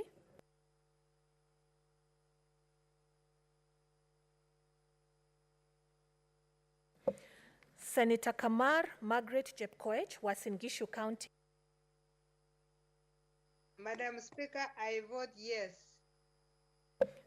Senator Kangata Irungo, Muranga County.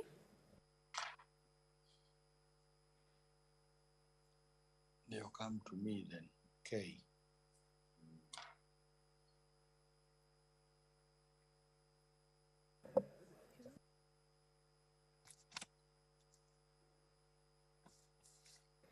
Senator Haniri George, Vihiga County.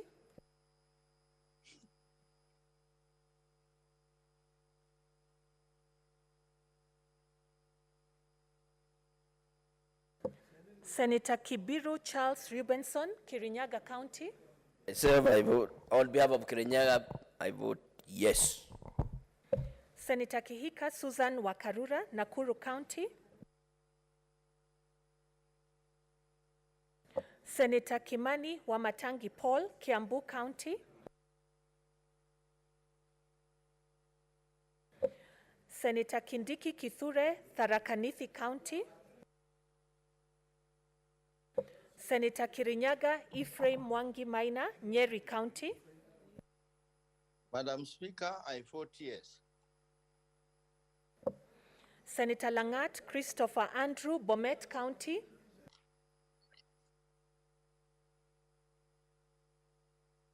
Senator Lelegwe Tumbesi, Samburu County.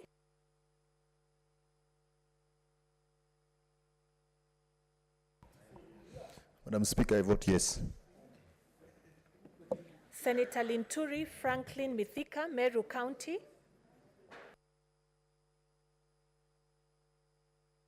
Senator Lloyd Tip Anwar, Lamu County. Senator Madzayo Stewart Mwachiru, Kilifi County. Madam Speaker, I vote yes. Senator Mahamud Mohamed Maalim, Mandera County.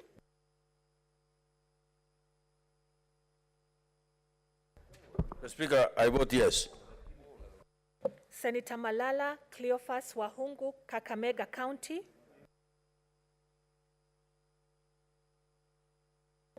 Senator Mbito Michael Malinga, Trans Nzoia County.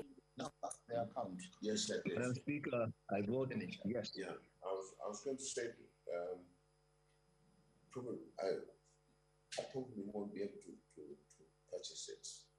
Senator Mbito, please vote. We are not hearing. Unmute. Unmute. Then we will see. I vote yes. Okay. Thank you. Senator Mbogo George Ochilo Ayako, Migori County. Madam Speaker, I'm present and voting yes. Senator Mogeni Eric Okongo, Nyamira County. Which you could have somewhere you can get some money Senator Ongeri. without this commercial. Yeah, that's the company cannot ready money. Senator Moi Gideon Kipsielei Towet, Baringo County. That much. Senator Mpaye Philip Salau, Kajiado County. It's not valued anything. It's valued. It's valued.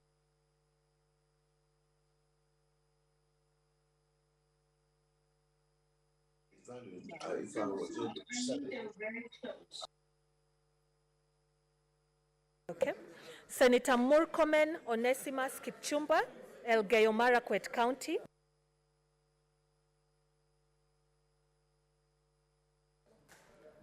Madam Speaker, I vote yes. Senator Mudhama Agnes Kavindu, Machakos County. Madam Speaker, Machakos votes yes. Senator Mutula Kilonzo Jr., Makueni County.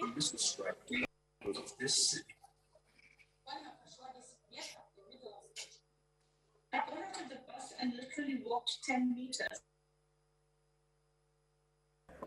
Senator Mutula, please vote. Vote. Madam Speaker, I vote yes.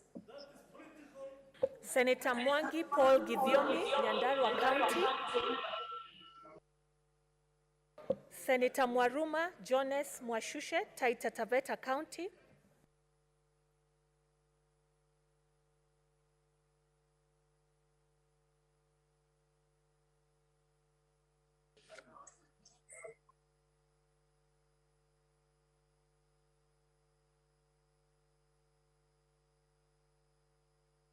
Senator Mwaruma, please vote.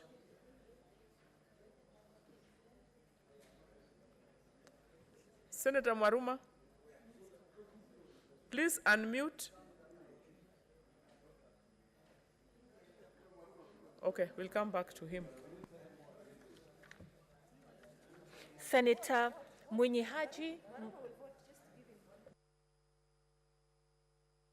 Senator Mwinyi Haji Mohamed Faki, Mombasa Mr. County. Speaker, I vote yes. Madam Speaker, I vote yes. Speaker? I vote yes. Yes, that's fine, that's fine. Senator Mwaruma? I'm a vote, okay. Did you hear me? I'm voting now. That's fine, Senator. Thank you. Senator Nderito John Kinywa, Laikipia County. Senator Ndwiga Peter Njeru, Embu County. Madam Speaker, Embu votes yes. Senator Olekina Ledama, Narok County. Madam Speaker, I vote yes. Senator Ongeri Samson Kegengo, Kisii County. Madam Speaker, Kisii County votes yes. Senator Orengo James, Siaya County. Madam Speaker, I vote yes. Senator Outa Frederick Otieno, Kisumu County. Madam Speaker, I vote yes. Senator Pogisio Samuel Losuron, West Pokot County. Madam Speaker, I vote yes. Senator Sakaja Johnson Arthur, Nairobi County. Exactly. Madam Speaker, on behalf, I've consulted the Nairobi delegation, and we vote on this one. Yes, this report only. Yes, this one, the mediation report. Yeah, and can my deputy second? Yes, I second.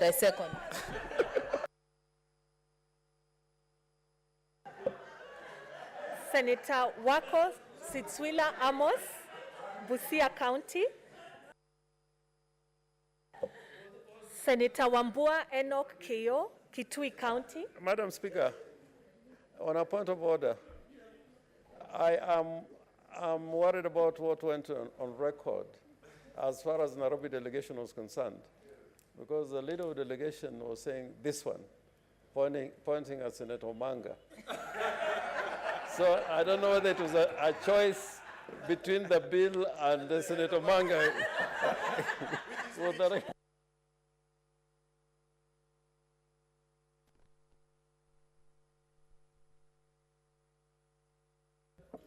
Yes, Senator Sakaja. Madam Speaker, even on that one, I vote yes. even on Omanga. But the vote was on the mediation. Be clear on the bill. Yes. For purposes of record. On the report on mediation, I vote yes. Okay.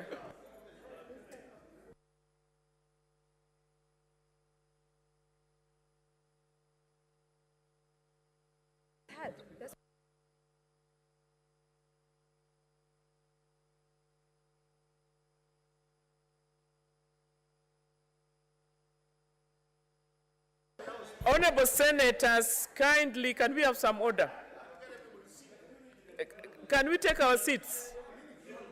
Senator, I don't want to mention your names. Honorable members, I don't want to mention names. Kindly, let's have some order, and please take your seats. Can we have some seats, majority? Seats. Let's continue.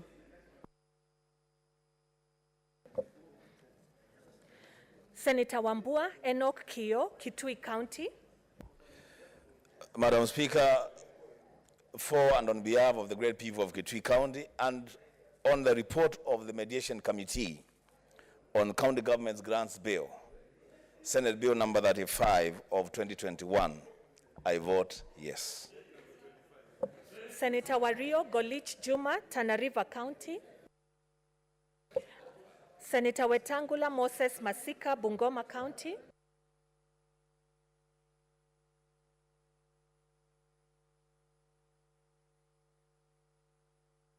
Yes, we can do a run through because I can see some members who are not there who are now present. Please. Senator Cherarkei Samson Kiprotich, Nandi County. Senator Kajwang Moses Otieno, Homa Bay County.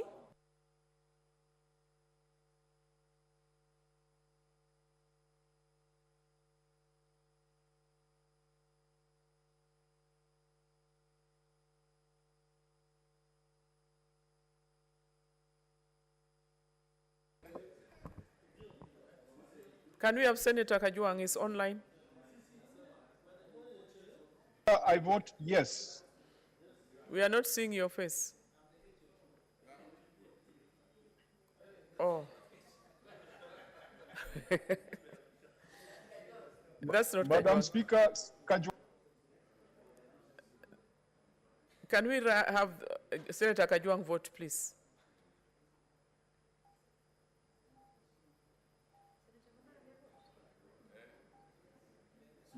Yes, Madam Senator. Speaker, I vote yes. Yes, that's Yes. fine. That's okay. Senator Kangata Irongo, Muranga County.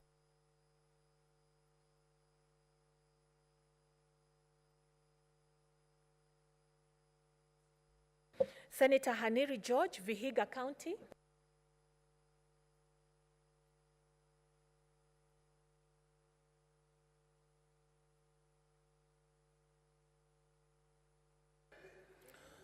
Madam Speaker, for and on behalf of the great people of Vihiga County, I vote yes on the report of the Mediation Committee on the County Government's Grants Bill, Senate Bill number 35. Senator Kihika Susan Wakarura, Nakuru County. Senator Kimani Wamatangi Paul, Kiambu County. Senator Kindiki Kithure, Tharaka Nithi County. Senator Langat Christopher Andrew, Bomet County.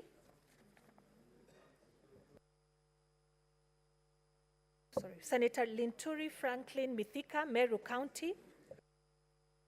Senator Loitiptip Anwar, Lamu County.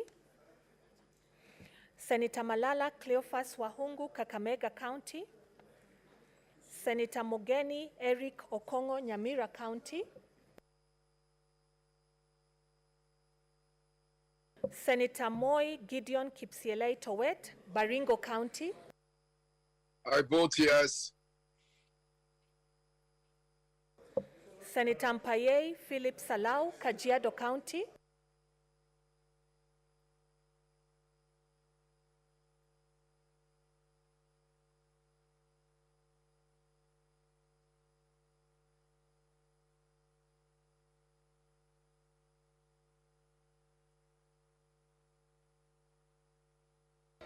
Senator Mary, Senator.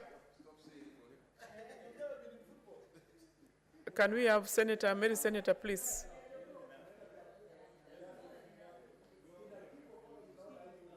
I vote yes, Madam Speaker. I vote yes. Thank you. Senator Mwangi Paul Githiomi, Nyandarua County. Senator Nderitu John Kinywa, Laikipia County. Senator Wako Sitswila Amos, Busia County. Senator Wario Golich Juma, Tana River County. Senator Wetangula Moses Masika, Bungoma County.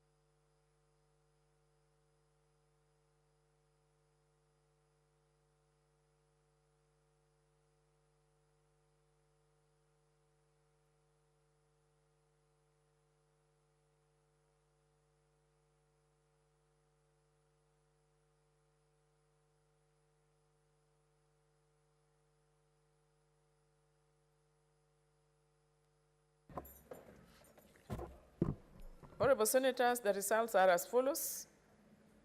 The ayes 32, nays 0, abstention 0. The ayes have it. Can the bus be drawn? And the doors unlocked. Next order.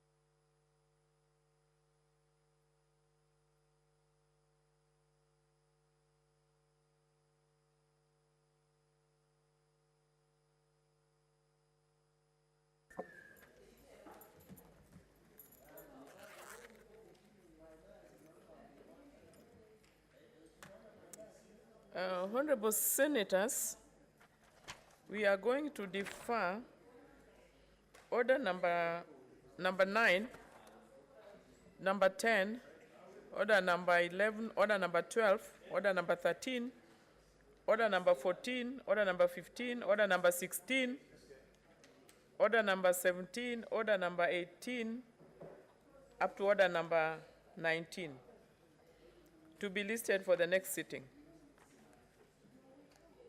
We move to order number 20. And Senator Ndwiga. Oh, sorry, first read. Order number 20, the Cotton Industry Development Bill, Senate Bills number 55 of 2021. Chairperson, Senator Ndwiga.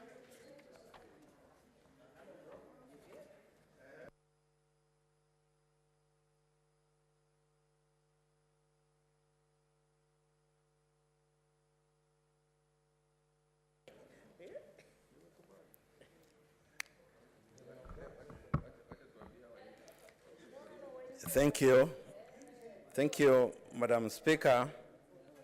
Madam Speaker, that pursuant to the provisions of Standing Order 141-1 of the Senate Standing Orders, that the Cotton Industry Development Bill 2021 be now read a second time.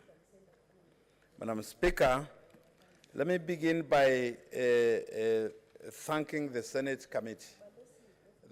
Committee for the commitment that they have taken to have this bill published. The committee has carried out public participation on the bill. The Clerk of the Senate and the Speaker of the Senate, we also want to thank you for facilitating the development and publication of this bill. Madam Speaker, I also wish to thank the members of the public who took time to give their views during public participation. They provided us with the much needed insight on areas that needed to be strengthened in order to ensure that the objects of the bill are met. In particular, it was clear that the stakeholders had wanted to ensure that various sectors in the cotton industry are represented in the board established under the bill. The Standing Committee on Agriculture, Livestock and Fisheries, which I chair, has prepared amendments to the bill which incorporate the views of the public. The bill seeks to reorganize the cotton industry by establishing the Cotton Industry Development Board, providing a framework for cotton farming and ensuring value addition to cotton and its related products. Madam Speaker, before I delve into the content of the bill, I would like to give some background information on the issues revolving around the cotton industry and the history of the industry. The previous Cotton Act was passed in 1989 to establish the Cotton Board of Kenya and define its functions, powers, and internal organization, regulate various aspects of the cotton industry, including the exportation, processing, and marketing of cotton, and to provide for the promotion and regulation of the cotton industry and for connected purposes. The aforementioned act was repealed by the Crops Act 2013, which consolidated the repealed various statutes relating to crops to provide for the growth and development of agricultural crops. Cotton was introduced to Kenya by colonial administrators who trained and imparted cotton growing skills to the local population. It was and still is grown in various parts of the country, specifically Nyanza, Western Province, Eastern Province, Central, and coastal parts of Kenya. The colonial economic policy of the British in Kenya favored European settlers' cultivation of coffee, tea, cotton, and maize. These activities were resourced with cheap labor, infrastructure, marketing facilities, and finances. When most British settlers left Kenya, Africans took over the cotton industry. It thrived for several decades and became the second largest employer after the civil service in the 1980s. Until it was liberalized in 1991 and started facing a lot of competition from foreign firms and imports. The cotton subsector has continued to face colossal challenges, including but not limited to governmental bureaucracy, regulatory restrictions, inconsistent national and international economic realities, and scientific unreliability. Other factors challenging the sector are the cutthroat competition and competitive prices and introduction of imports. As a result of the foregoing, it is clear that there is a need to revamp the institutional and regulatory framework of the cotton industry in order to address these pressing issues and to attain economic success in the industry. Madam Speaker, in a bid to stem the problems above, the government has taken various measures, including having the revival of cotton subsector as a pillar in the Vision 2030 blueprints. The aim of this government-led initiative is to reduce poverty because the cotton crop grows well in semi-arid and arid areas, which account for 8% of Kenyan land, which is occupied by a heavily impoverished populace.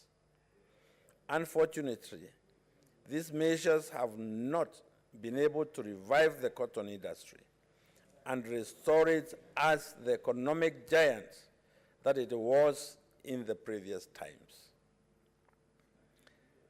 Madam Speaker, the Senate Standing Committee on Agriculture, Livestock and Fisheries has also continued to engage the Ministry of Agriculture, Livestock and Fisheries and cooperatives in a bid to ensure a lasting solution to the problems that plague the cotton industry and the agriculture industry in general. Due to the foregoing, in 2021, the Senate Standing Committee on Agriculture proceeded to develop the Cotton Industry Development Bill, which was eventually published in November 2021. With your permission, I shall proceed to highlight the various provisions in this bill.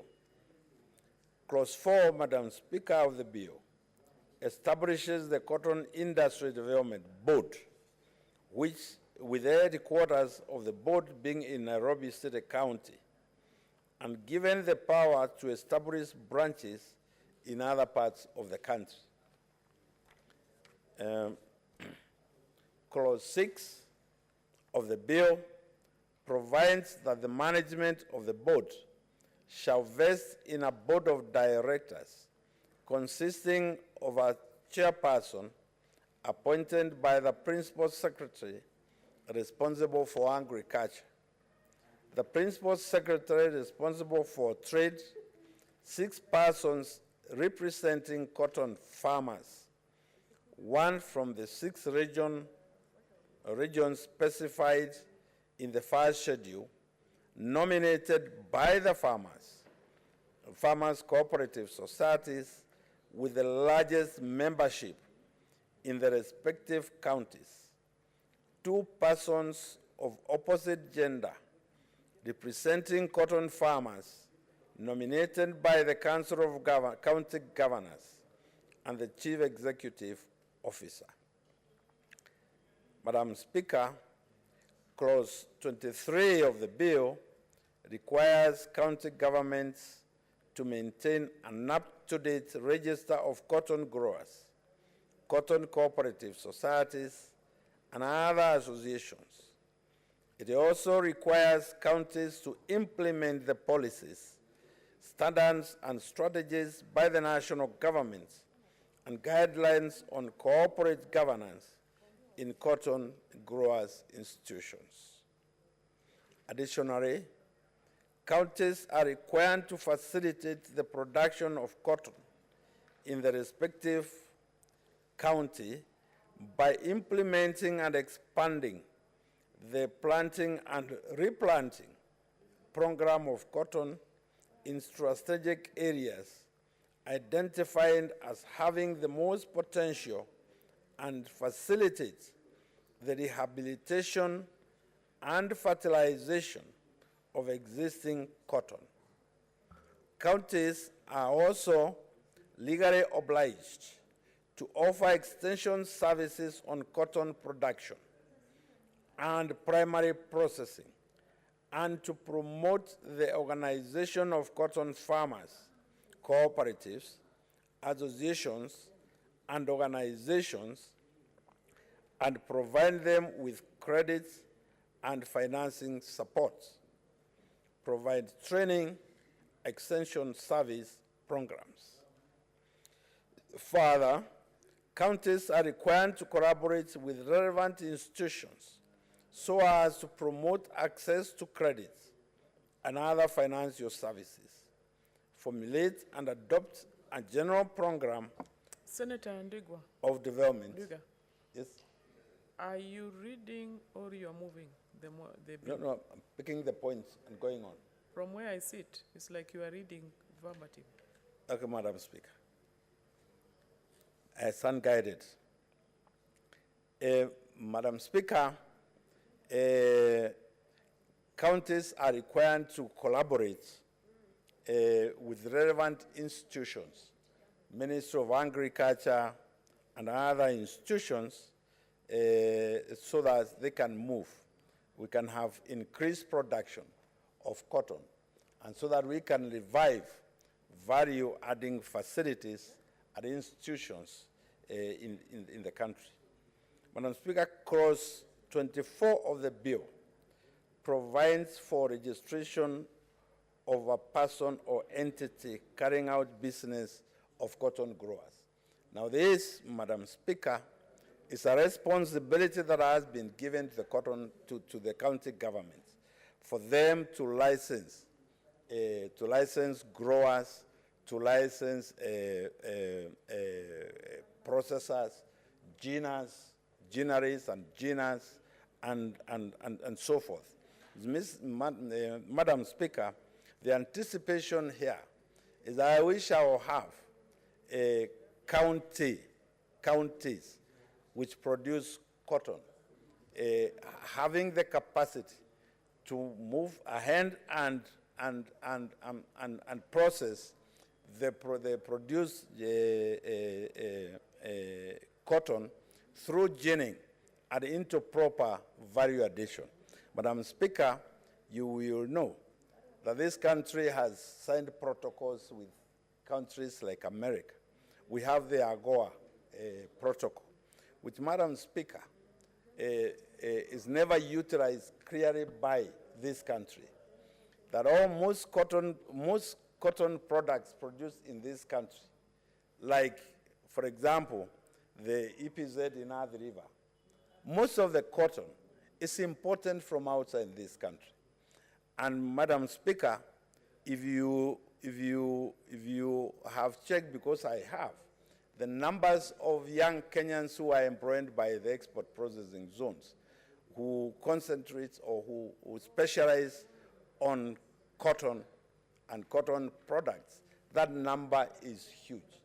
So therefore, if we have our counties concentrating on the development of cotton and ginning and so forth, we'll have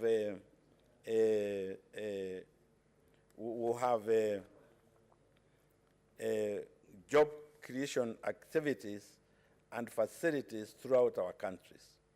Clause 25, Madam Speaker, provides for application for a license by a person seeking to engage in the manufacturing and processing of cotton. Now, this, Madam Speaker, the committee didn't decide that this should be given to the board, because in matters of export and import, it is the board that would be best placed to know what quantities we have and what negotiations to have with importers of our products. Madam Speaker, clause 31 gives the county executive committee member the powers of consultation with cotton growers in the county and to designate cotton collection centers throughout the county. Clause 32 provides for the process of licensing persons intending to export or import cotton. These licenses shall be issued, like I said earlier, by the board. Because if those were left to the counties, Madam Speaker, then there will be confusion in terms of what the intent of this bill would be. It is proposed in clause 37 of the bill that a fund to be known as the Cotton Development Fund, which shall be administered by the board, be established. Madam Speaker, in most of the products that we have in agriculture, if you do not have a development fund, it will be very, very difficult to move these products, particularly cotton. Right now, there is a lot of confusion, even within the Ministry of Agriculture, about what cotton should be developed in this country. And that's why the board requires its own fund so that it can develop research, because this fund also is linked to the research of cotton and cotton varieties. Madam Speaker, the committee has undertaken a vigorous public participation process, which has analyzed the stakeholders' proposals, which proposals and amendments we shall be bringing before this House for the House to look at. I am happy, as the chair of this committee, Madam Speaker, to be presenting this proposal to the Senate this afternoon, and I do hope that senators, particularly senators from areas which grow cotton, will support this bill, because of the potential it has. Madam Speaker, when you look at the government's Big Four agenda, one of which is manufacturing, there isn't any other crop. There isn't any other crop, and I want to emphasize, which can create jobs in this country more than the cotton development. Madam Speaker, if you, we have visited several gineries and several cooperatives which used to process cotton in this country. And Madam Speaker, some of those, they used not only to do ginning, they used to do the entire processing up to making ready-made clothes. Madam Speaker, you will know there were times when institutions like Kisumu Cotton Mills, they were making the best suits that you could ever buy anywhere in the world. In fact, they were exporting. What is happening today? You look around this house and most of the senators are wearing things imported from funny places. Well, we have the capacity to do that right here in this country. Madam Speaker, today, dairy farmers have a problem, major problem, and it's the articulating this throughout or through all sorts of media. The reason is, today, even consumers, the cost of a packet of milk is so high. It's because the cost of production is so high. And why is that so, Madam Speaker? It's because we have to import most of the ingredients that go into animal feed production, and key of which is cotton seed cake, which we're importing from Uganda and Tanzania and sometimes from Asia. That is why production of animal feed in this country is that expensive. So, Madam Speaker, I do hope that senators will support this bill, and that this bill will find, will conclude with the processing of this bill before the end of this Senate. And with those few remarks, Madam Speaker, I do not know where, I was on Honorable Charagai, Senator Charagai, to second. Thank you, Madam Speaker. Senator Cherargei.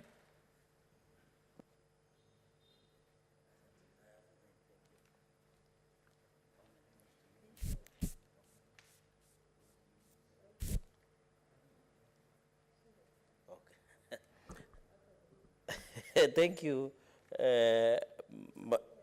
Madam Madam Speaker, for this opportunity. I want to thank the chair of the committee for giving me opportunity to second this bill, and to say that this is a very important bill. I know, Madam Speaker, after the onset of devolution in the Republic of Kenya, one of the 4 schedules that was being devolved was the issue of agriculture. And I think this is to set and assure our counties, this is just to provide policy and legal framework in terms of cotton issues that we have in the country. Although I've seen among the counties, Madam Speaker, Nandi is not one of them, except in the North Rift. We have in Rift Valley, we have Baringo, Elgeyo Marakwet, Kajiado, Kericho, Turkana, West Pokot. These are my very good neighbors. I can see also a number of counties across the country. I can see also Kisumu being my neighbor, where you also hail from, has been captured under the Nyanza region, and even Kakamega, which is also my neighbor. Madam Speaker, I just wanted to comment that the role that legal framework has established, which is under the Cotton Industry Development Board, one of the functions, Madam Speaker, when you look at the clause that has provided for the functions of the board, is to ensure, and therefore other counties, outside these counties that have been mentioned, Madam Speaker, the board has an option of even introducing cotton in Nandi. And one of the functions is that regulate and promote the development of cotton growing and cotton ginning in the country. Madam Speaker, it's worth noting that in the North Rift, especially in Uasin-Gishu County, we have Rivertex, which was revived the other day. And I think also Kitui has what we call Kikotex in Kitui County. I think there was one that was revived, I think, in the central region. It's very important. For example, when Rivertex is being established, Madam Speaker, they need the raw material, and the raw material generates from the cotton. So I want to thank the committee that has made it possible and ensure, but I hope it will not end with the counties that have been mentioned. I have seen also in the counties, because I'll just make two comments, I can see where my sister, the Deputy Majority Leader, Senator Fatuma Dulo comes from, has also been captured, which is very important. And I think, Madam Speaker, it is very important because when we have like Rivertex, we would also want maybe in Northeastern Isiolo, they establish another cotton factory or industry. We establish so that our people can get the market. You know, we have been complaining, all these clothes that we are wearing, they either come from Dubai or France or outside the country. They either come from Turkey. What are we doing as a country? And and I think going into the future, Madam Speaker, when we talk about the Big Four agenda, one of the Big Four agenda was issues of manufacturing.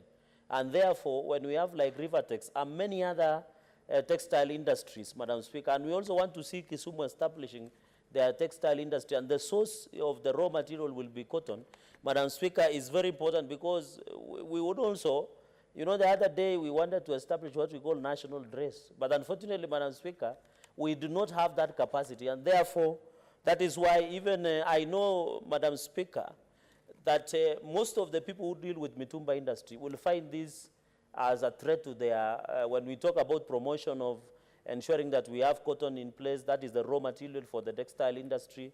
They would want to imagine, Madam Speaker, that we are undermining the Mitumba industry. I think that is not the position. We can complement as the country builds the capacity. We can complement with each other. So I think on clause number 11, I hope they will be able to promote as Nandi County will be welcoming. And since we are neighboring Kericho and your county, Madam Speaker, it will be easy to catch up. And what is important, the element, as I conclude on that part, is to promote the market of cotton products and pie products in both local and foreign markets. I wish, Madam Speaker, when you are working somewhere in the Oxford Street in London, main district, you can see a shop that is Kenyan, and you can buy some Kenyan product, like the famous Maasai Shuka and many other that is associated with Kenyan, Madam Speaker. The kiondos, among other artifacts that we sell. So I wish one day you are going to shopping in Paris or in London or in anywhere, Madam Speaker, and you can walk even in New York and be able to buy. Even as I saw, Madam Speaker, when we were doing the Dubai Expo, I think 2020, I think it did not happen because of COVID lockdown and COVID challenges, is we would also want to, when you work in Dubai, you can walk into a shop in Kenya, get something that is Kenyan. That is how we grow the cotton industry in this republic.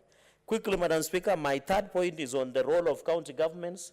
And I want to, and that is why from the onset, Madam Speaker, I was very emphatical that it is very important that the national government, as per the design of the devolution, comes up with a legal framework and policy framework, but now is for the counties to embrace, because where I come from, and in our region where you and me come from, we rely, most of our population are farmers and then depend on farming, be it sugarcane farming, coffee farming, dairy farming.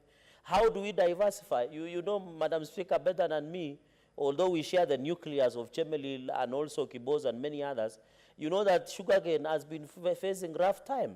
You know also maize, similar issue, you know issues of dairy. So how do we diversify? So it is a challenge to counties that we have put in place a policy and legal framework to ensure that, for example, if Kisumu County, they can encourage cotton so that when sugarcane is not working very well, Madam Speaker, farmers can diversify to cotton and be able to have a nice livelihoods. And then, of course, the certificates and permits is something that is very straight. Of course, I hope it is regulated cutting down or destruction of cotton in order to conserve and protect resources devoted to the cotton industry. I hope this one is not prohibitive, because it is not supposed to be prohibitive. Every Kenyan, and I think I think the chairman can confirm to me, is that we used to have a situation, Madam Speaker, where when you uproot the tea, I think Professor Sam Ongeri is in a better position. It was illegal during the Tea Act that was during colonial area. We don't want to go there, Madam Speaker. So I hope the framers of this clause 23,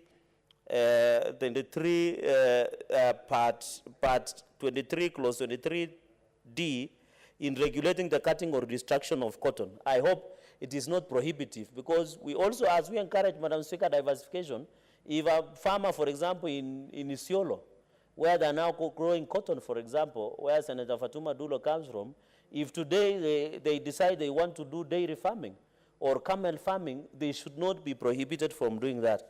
First, quickly, Madam Speaker, on the issue of, just to point out a few issues on the role, these extension services, and I think counties continue to lag behind, especially veterinary services, ensuring they train and give capacity to our farmers, ensure that we train them on the process, getting good seeds, Madam Speaker, and also organizing cooperative societies. I know tea industry has cooperative societies, dairy industry has cooperative societies, and we need to ensure that we put farmers into cooperative societies.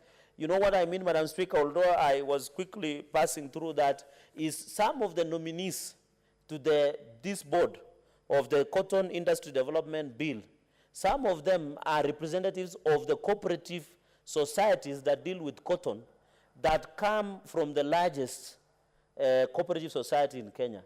But my proposal, I hope when we'll be doing amendment on that information of a board, Madam Speaker, is to ensure, Madam Speaker, that we also become rotational basis, because we know in this country there are places where they grow cotton more than the other places. But to ensure that we promote growth of cotton, I wish that nominees of cooperative society can be rotational basis.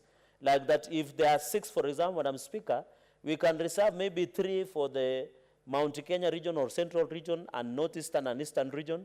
Then Rift Valley and Nyanza can be given the 3 slots, so that we want to bring the togetherness of the country in as much as we want to bring that regional balance, so that we don't have the nominees of the cotton that go to cotton board, Madam Speaker, come from one region.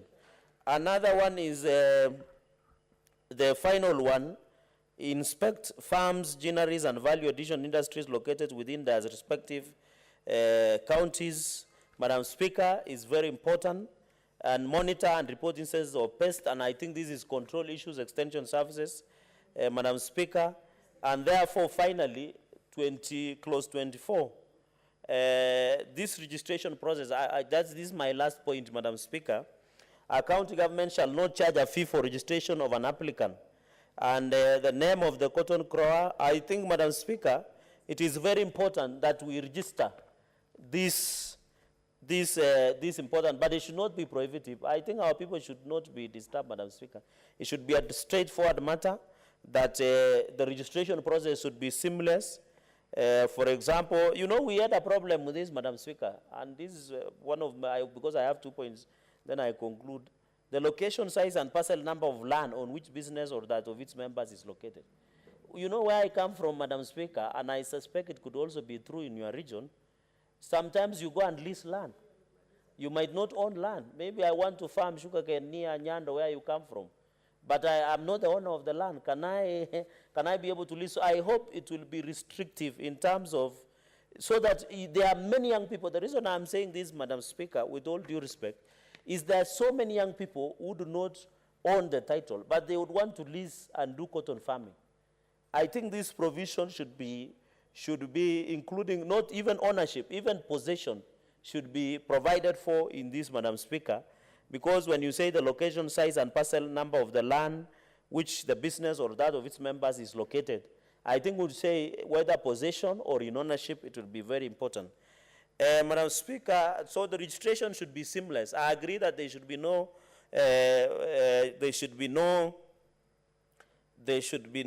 Madam Speaker. Sorry, Madam Speaker, my mind is on the ruling of the BBI. Sorry, I think I forgot.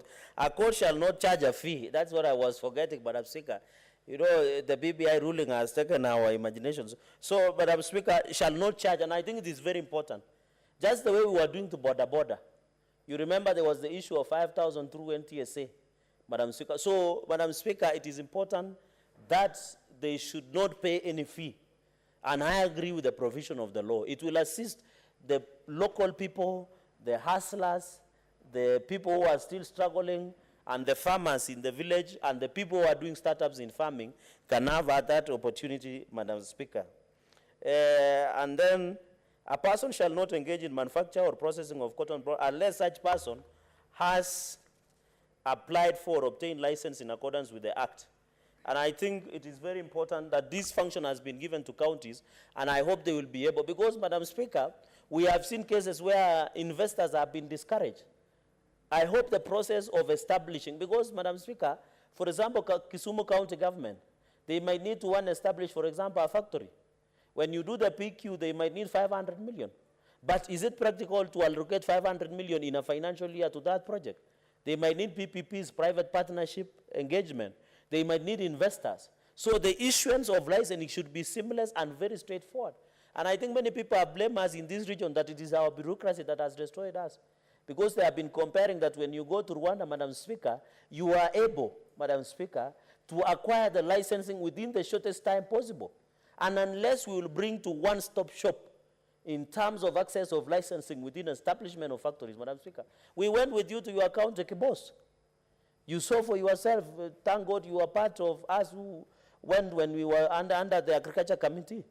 You saw the factory had bought a very expensive machine to crush cane, but because somebody somewhere, because of bureaucracy, that machine cannot assist farmers. Because in my region and where you and me come from, we want those sugarcane to be crushed very fast, to people to get sugar, and our farmers to get paid. But somebody somewhere in Nairobi is seated, they know a machine has been acquired by a factory in Kisumu County, but they find it nothing wrong. So how do we encourage investment in this country, Madam Speaker? When you can allow investors to establish, bring their own machines, but you cannot assist them. I think, Madam Speaker, that is also corruption.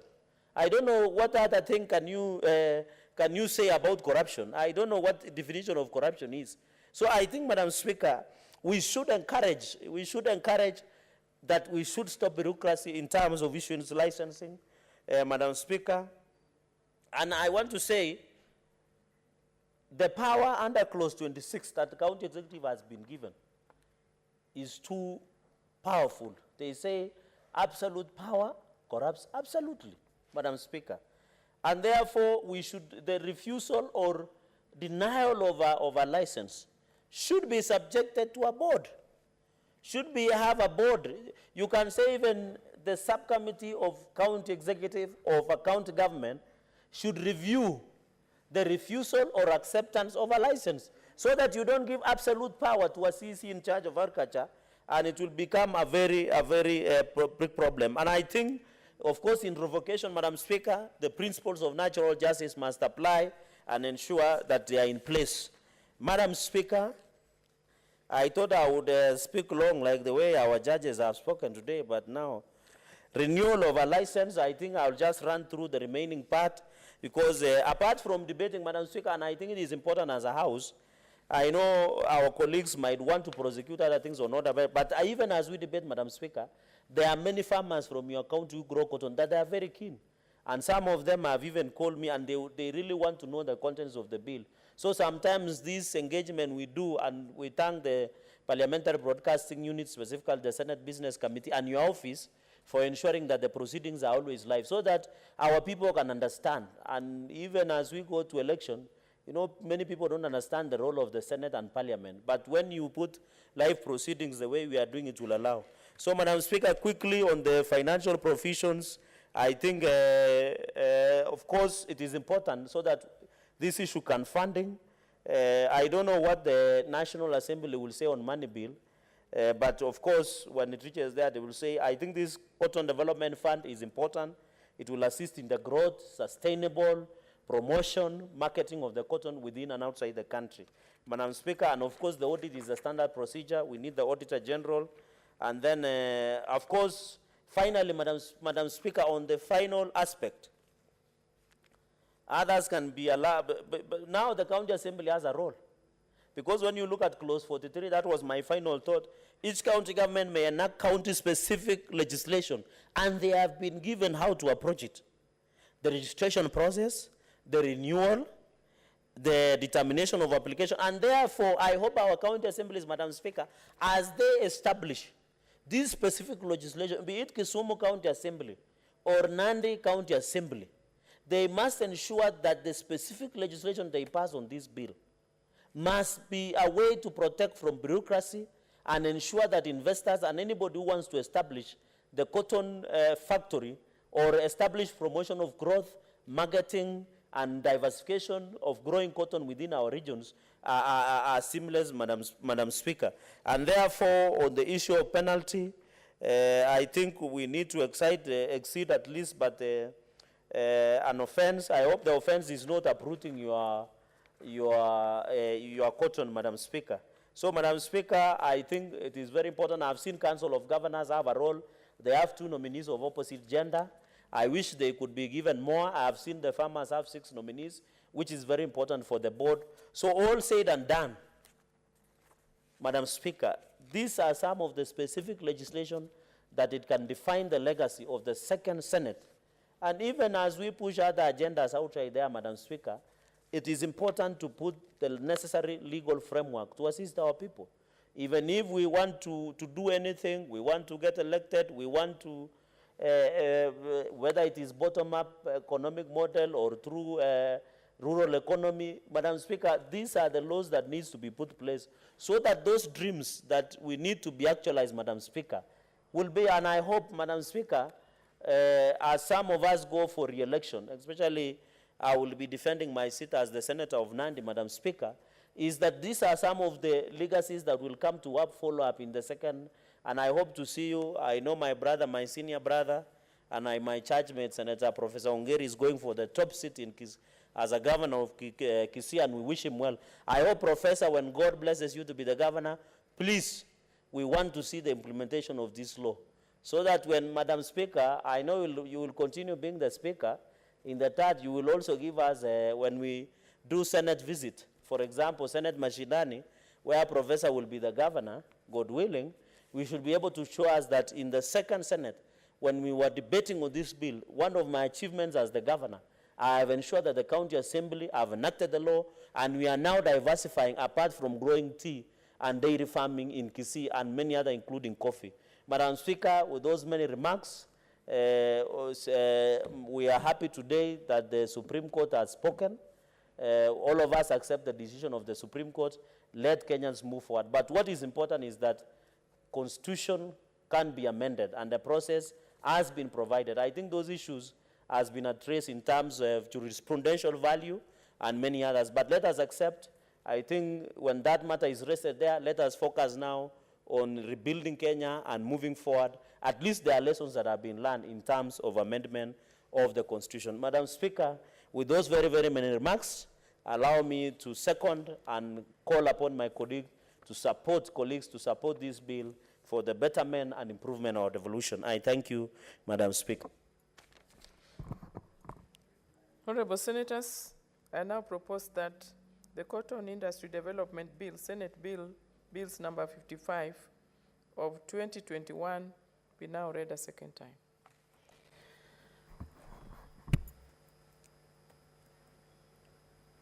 I don't know if Senator Sakaja wants to contribute to this bill because he popped in and out. Senator Sherarge, I think we are through with him.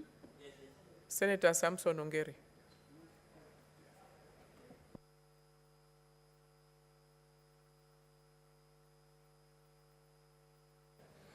Thank you, Madam Speaker, for giving me this opportunity to contribute on this very important bill, Cotton Industry Development Bill of 2021. The purpose of this bill is to be able to initiate a legal framework, a policy framework, and other attendant instruments to be able to make the cotton industry very buoyant within the agricultural sector. One of the main elements in any agricultural sector is the element of production. You know, one of the problems we have in this country, in many of our cash crops that we are growing today, is the question of rain-fed processes where the rains are unpredictable, and therefore when the farmers put up their crops, including the cotton seed when they are planted, and there isn't sufficient rains, they run into difficulty in getting the right production right from the beginning. So one of the problems that beset the farming industry is the production element of it. Yet, we don't have the correct certified seed at that level. Number two, we may not have enough rainfall at that moment. And number three, one of the things which is now complicating the farmers' activities, who are toiling every day, every other day, to produce the other cash crops, is the question of fertilizer. It's becoming beyond reach. You have an international crisis in one way or the other, where we are always dependent upon supply of fertilizers. Today, to be able to plant the products in Kenya, whether you are talking of maize or beans, or you are talking of other products like tea and what have you, the fertilizer, DAP, is costing more than 6,000 shillings, and the poor peasant farmer cannot afford this kind of cost. And therefore, I hope this is not just a bill for the sake of a bill, and when it becomes an act of parliament, without the government creating an enabling environment for farmers to get access on cost-effective fertilizers to be able to promote this crop of cotton growing. I know there was a time when there was cotton growing in South Nyanza, and it was a joy for us to travel to Kindu Bay, to cotton industry, the ginneries there, and you saw the kind of processing of cotton, the raw material, the raw cotton, into yarns, and it was a pleasure, and the products that came out of it. The Gikomi industry was basically fed by the cotton yarn from the Kenyan market, but unfortunately it collapsed because of the supply of the cotton yarn, because the farmers were not properly treated, they were not properly organized, they were not properly sorted out, and therefore this collapsed. And therefore the farmers, at the expense of trying to revive, and I remember President Moi appointed a special board, which was chaired by no other person than the late Mzee Jaramogi Oginga Odinga. And he gave him a very big car to be able to revive the industry because of his personality, that people would then listen to what he was going to do. And I think he did a lot in trying to resuscitate that industry. Unfortunately, when he was no longer the chair of that board, that industry collapsed. And with the money that the farmers had invested in this industry, it completely collapsed, and farmers lost a lot of money. An attempt today to try and revive the cotton industry, people remember of what happened in the past. And I think and I hope that this bill will be able to address those concerns of farmers, particularly the farmers who lost so heavily in this crop. They had faith in this crop. They had put all their resources, whatever savings they have saved from other crops, they had put it in this industry. And when it collapsed, they became very scary. They became very scared. They were not ready to invest anymore. And therefore, when this bill becomes an act of parliament, one of the things that both the national government and the county governments will have to do is civic education, to be able to educate the farmers of the goodness that is contained in the various articles in this bill, that if they are properly implemented, then the farmer stands to gain. But if they are poorly introduced to the community and to the public, I'm afraid it may find the same fate like the former cotton industry lint went at that time when it was being promoted by the Kenyan government. So production is a very important stage. You must have certified seeds, properly sorted out, properly planted, so that you don't have anybody planting any seed because the yield will be very low. You require hybrid yielding of this cotton fluff so that the farmer is able to have addition, is able to get additional resources from this. The second stage is processing. Once you get the crop, once you get the cotton wool, how do you process this? Which means the establishment of ginneries. You cannot tell the farmer to produce and then he has nowhere to send that crop. That becomes a deterrent for that farmer. Therefore, one of the most important elements is that whereas we are going to encourage farmers to grow this crop, we must at the same time know where this crop is going to be processed and the means of transportation and the kind of societies they should develop to be able to become cost effective so they can get their cotton yarn from the farmers from the farmer's farm to the cotton ginnery. Therefore, the transportation element in that region, both the transport and delivery of that cotton yarn must be properly considered, must be properly organized. Like today we have the tea industry, where we have the tea factories. We have also taking the tea leaf for production. And therefore it has to have the similar approaches and cut out the middlemen who tend to get so much, particularly in the transportation sector. The farmer ends getting 1/3 of his labor and of his efforts and of his sweat, and the middleman gets the cream of the profit because the farmer spent so much time and energy in growing that cotton yarn, and therefore it's wasted, and sooner or later they become discouraged and they are unable to continue the industry, and that's how the industry collapses. So the question of production and the means of transportation, the organization, it must be very critical. The question of processing, it's value addition. When you are adding value, how much do you plow back to the farmer? Because that's where it's contentious. That's why we have even problems around the tea industry. Today, a tea farmer delivers tea leaf to the factory, it's being processed, it goes to the auction mart in Mombasa, the transportation costs are very high, the transporter is the one who takes the cream, the auction mart, in the auction, the people who are auctioning the tea on behalf of the farmers, they take a particular percentage, and then the taxes are levied left, right, center. And this is the one which makes the tea industry become unattractive at the moment, because the farmers are not getting the returns for their tea that they expect as farmers. And I hope that cotton industry does not fall in the same pit that we have today, that we must cut the middle level costs, the middleman who has the potential of taking the cream of the farmer's sweat, and therefore the farmer is left with a pittance of about 10%, 25%, which is not sustainable.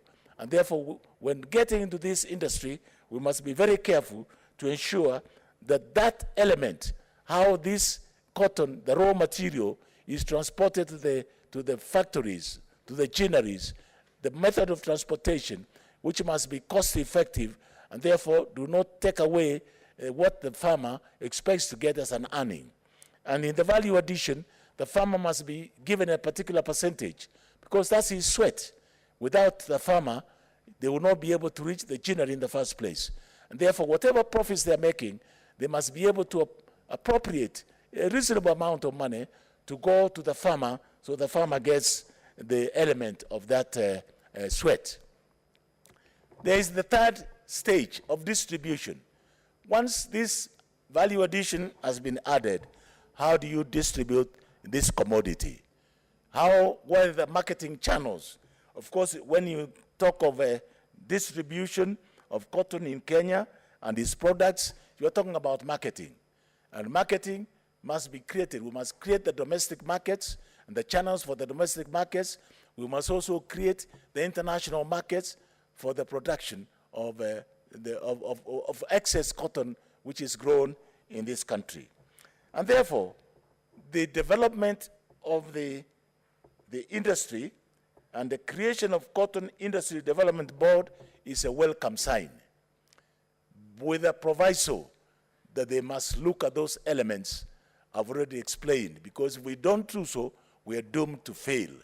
And that's the thing that the farmer wants to venture into, that if they suspect in one way or the other that the farmer is going to fail, they will not even grow that crop. They will uproot it. And that's why the incentives must be attractive enough that the farmer will be able to put his investment, his work plan into that position. At Section 3 of this bill provides the framework, the legal framework under which this bill must be promoted. The object of this act is to provide a framework where to promote a globally competitive cotton industry. There's no point. You get Egypt, for instance. They use the irrigation methods. They grow one of the finest cotton, and the cotton strands are one of the finest strands. That's why you see the cotton industry becoming very buoyant in Egypt.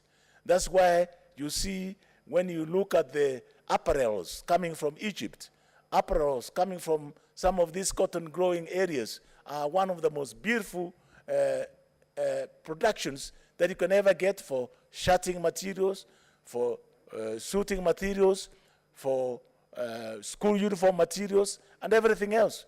Look at India. They are growing cotton, and they are getting very high yields of cotton with a very high quality productions being given for being churned out. And it's important that we take into account that if we are going to use irrigation, because a rain-fed growing of our cotton industry here is becoming a menace, because we cannot predict. It's only earlier on today when we were talking about the weather, the meteorological department, there was a question raised here that we are not able to predict the kind of rains we are going to get and everything that is going to be available at that time. So I say that when we become globally competitive, it must be able to plow in and invest in the production of this aspect of the cotton growing. And as we add value to this cotton, we must take into account that the processing of safe and healthy products is critical. You don't get, you get products which are laden with mercury, products which are laden with lead, and then this leads to some other public health problems of diseases that we may have, and therefore it will be rejected once this is subjected to international standards and the yarn and the chemistry of the yarn tested. And if it contains these impurities, then we run into problems, into difficulties. But I'm glad that this is being incorporated in this bill, in Section 3 of the bill. And of course, to promote the generation of high income for cotton farmers and traders, I've already spent quite a great deal of time on that level. I want to go to Article, the one of, when you look at the Article 4 to 22, is basically talking about the maintenance and the creation of the board, the executive, the board members, the CEO, and everybody else. This is a standard format, and I don't think we want to spend time on trying to criticize what we think is a standard format. But the most important part is the operational aspect of this format, that the people who are appointed to these positions must be people of high integrity to be able to advance this cotton, which once upon a time was one of the most thriving industry in this country. But unfortunately, it was run down by people who are not very clear. Therefore, Article 23 is the responsibility of the county governments. That's where I come in. And I think the county governments, because agriculture is basically a devolved government, and therefore the county government must take a very prominent role in ensuring that this crop is properly looked after, the value for the crop to the farmers is achieved, and the farmers are well treated, the seeds are well provided, the fertilizers are well provided, extension officers are available to the farmers for advice on how to grow quality cotton. And it's so important. And therefore, the county governments play a critical role in either the success or the failure of this crop. And it's important that we maintain those standards. And the county government, therefore, must be bequeathed with enough budgetary provisions to be able to do enough extension work for the farmers to realize the benefits and the potentials of this bill. And finally, Madam Speaker, one of the things that I have looked at is the regulatory provisions. A person or entity shall not carry out the business of a cotton growing, cotton giner, commercial, cotton nursery, or cotton association rule unless such a person is registered by the respective county governments in which the business is to be undertaken. This is really housekeeping, that you must have order in any industry, in any place where you have in these aspects of growing. Therefore, Articles 31 to 35 is talking about the fund. Senator Faria, what is your point of order? Senator Ongeri, just 1 minute.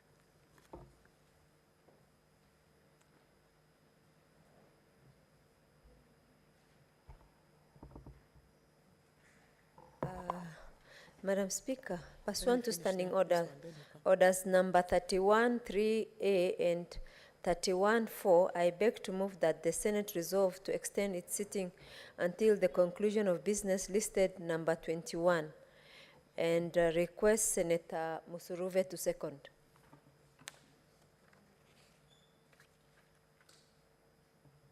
Senator Musuruve.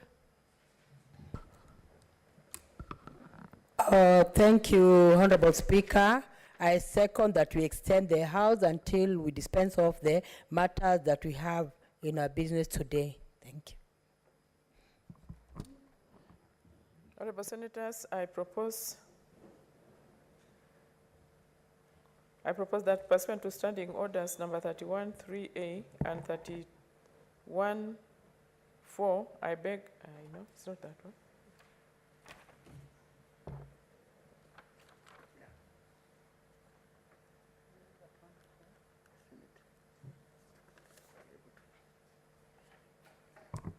Yeah, and the 31(4), the Senate resolves to extend its sitting until the conclusion of business listed at number 21 in today's order paper.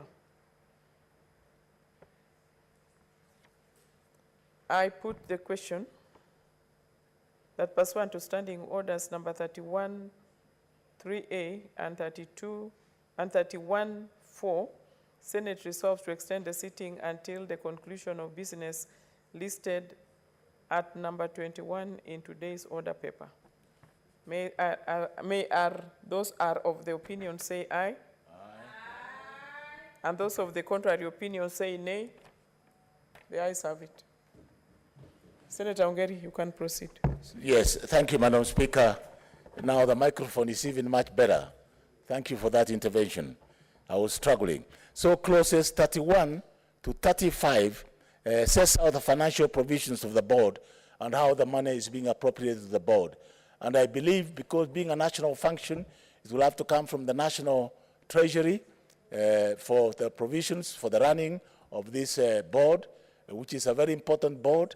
Like any other boards in the agricultural sector, there are very many boards in the agricultural ministry, and therefore I hope that it will be properly and adequately funded so that this board doesn't become crippled right from the beginning at the start of these events.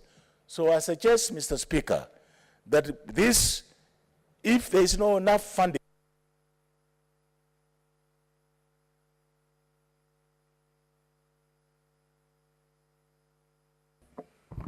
Senator, you are, yes, now you're on. Yeah, thank you. So if there is no enough fund, I suggest, Mr. Speaker, that this money, this board should not even be established. This fund should not even be established. I hope that Treasury will put enough money to resuscitate and ensure that the people have been motivated to grow the cotton, so the cotton industry becomes a gainful employment, a gainful industry for our consumption. With those few remarks, I support this bill.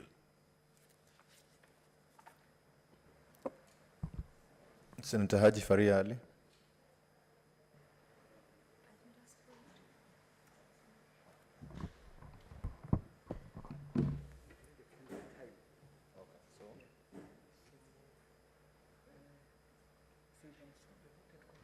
Senator Faria was on. No, I had raised for the. Okay, so Senator Kaja is not around. Senator Msuruve.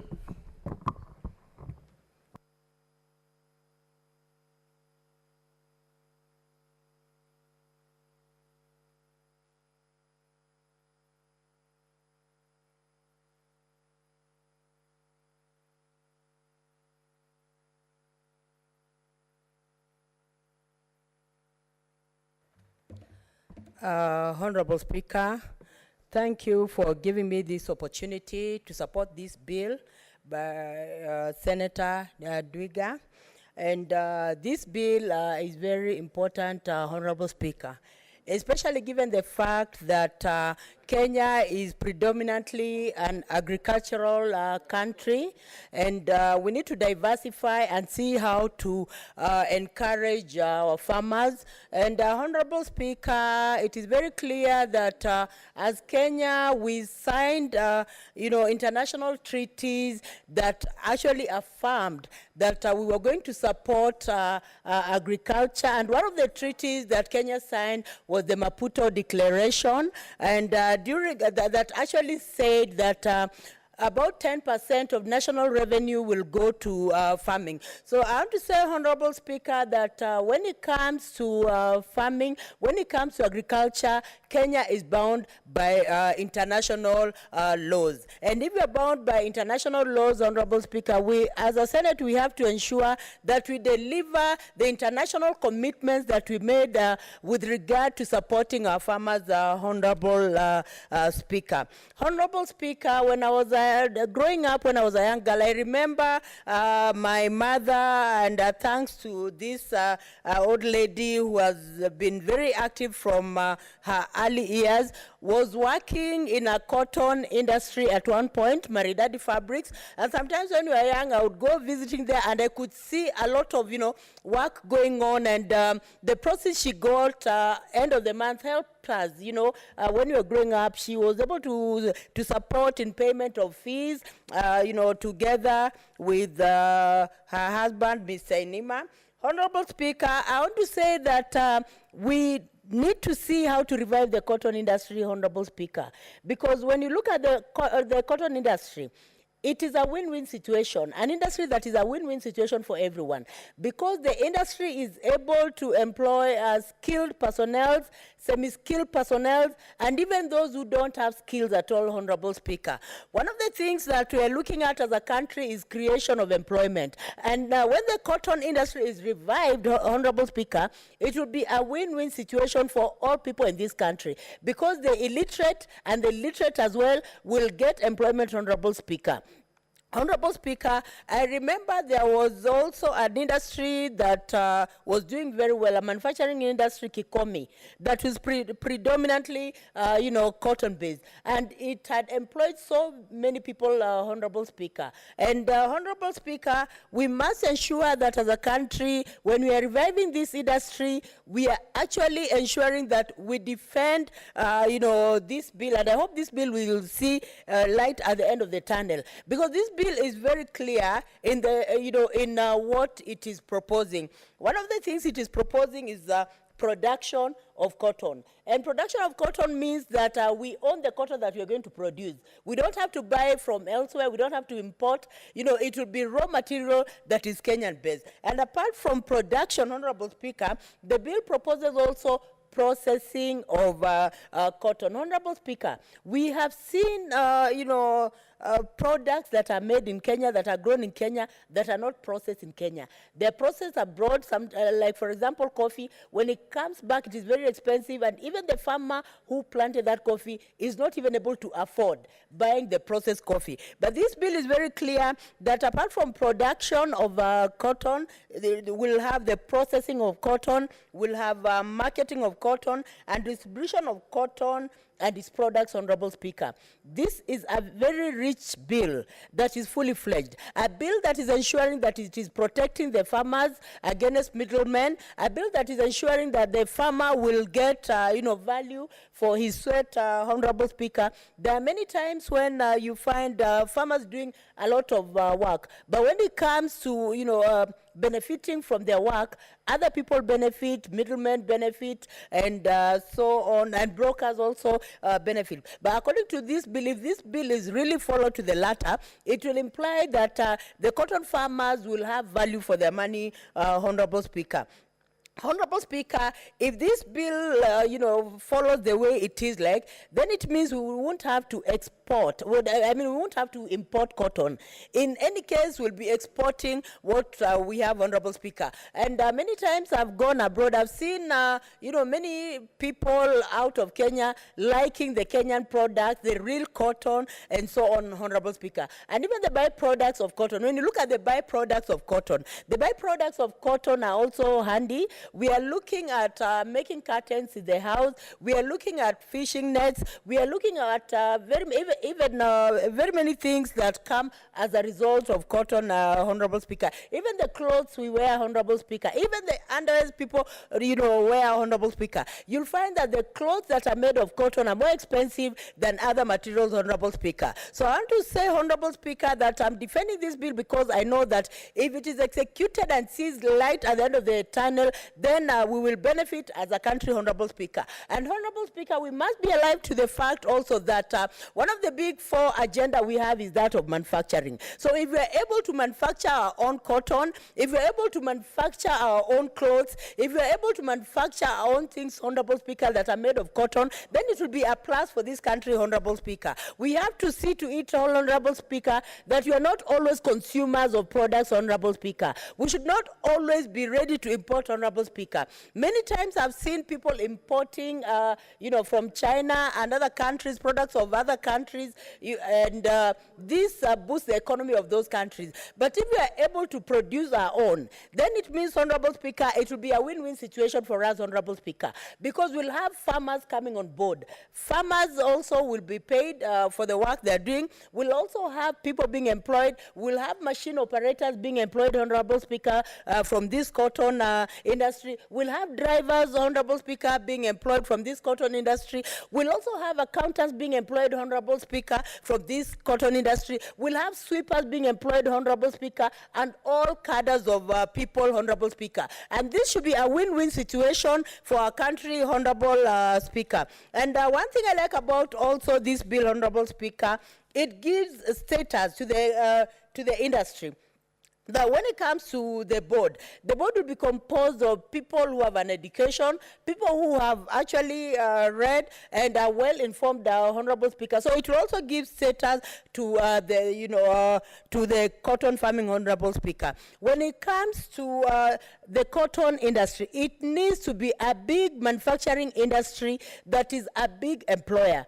In some years back, I remember this industry of cotton, Kikomi and the rest were employing quite a number of Kenyans, but the collapse of these industries saw quite a number of people redundant and unable to provide for their significant others. But revival of this industry, cotton farming, will ensure that not only the farmers benefit, but also the traders will benefit in the sense that they'll be able, from the processed goods and the byproducts of cotton, they'll be able to sell, and in selling the products, then they will have created jobs, Honorable Speaker.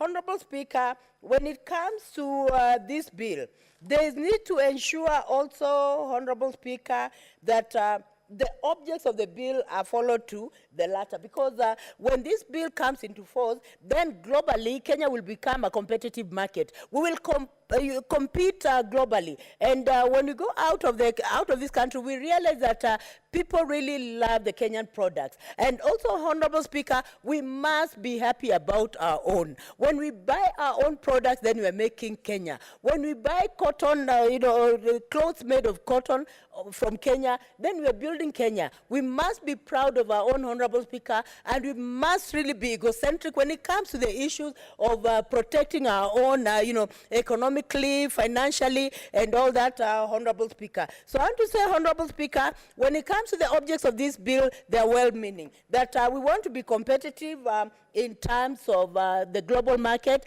And apart from that, Honorable Speaker, we also want high income for our farmers, because if this cotton industry is managed well, then it will be high income for our farmers, Honorable Speaker. Many times we've been talking about collapse of some industries in this country. We've been talking about collapse of the sugar industry and other industries, but it must reach a point where we need to diversify so that the Kenyan farmers can also see what suits them best, whether they're going to plant maize, depending on the climate, depending on the land, and whether they want to plant sugarcane or whether they want to plant cotton, Honorable Speaker. Even flowers, for those who want to really plant flowers, let us see how to encourage our farmers wherever they are, Honorable Speaker, because farmers play a big role in revenue of this country. When it comes to the economy of this country and the GDP, farmers play a big role, Honorable Speaker. And even farmers, I congratulate farmers in Kenya wherever they are, because they put in a lot. They look at the climate and see when are they supposed to plant. They go plant in their own will, Honorable Speaker. They are not obligated by anyone. They are not forced by anyone. And they even create employment in the neighborhood where people are coming to weed the farms, where tractors are also, coming to weed and all that. But Honorable Speaker, even as we talk about the cotton industry, we must know that every part of the cotton has value addition. Like, for example, when you look at the wool itself, the white part, it has value addition. When you look at also the seeds themselves, Honorable Speaker, they have value addition because, oil can be extracted from them, Honorable Speaker. So there's need to ensure that when reviving the cotton industry, all its byproducts are used and utilized well for the purpose of ensuring that we get maximum benefit from the cotton industry, Honorable Speaker. Honorable Speaker, I want to thank also, I'm happy about the bill because it also talks about the county governments, and it obligates the county governments to play a role, Honorable Speaker. Now, when the two levels of government are involved in this bill and have a role to play, then this industry will, mushroom, and it will be of benefit to all Kenyans, Honorable Speaker. According to this bill, Honorable Speaker, the relevant county governments need to have a register of cotton farmers.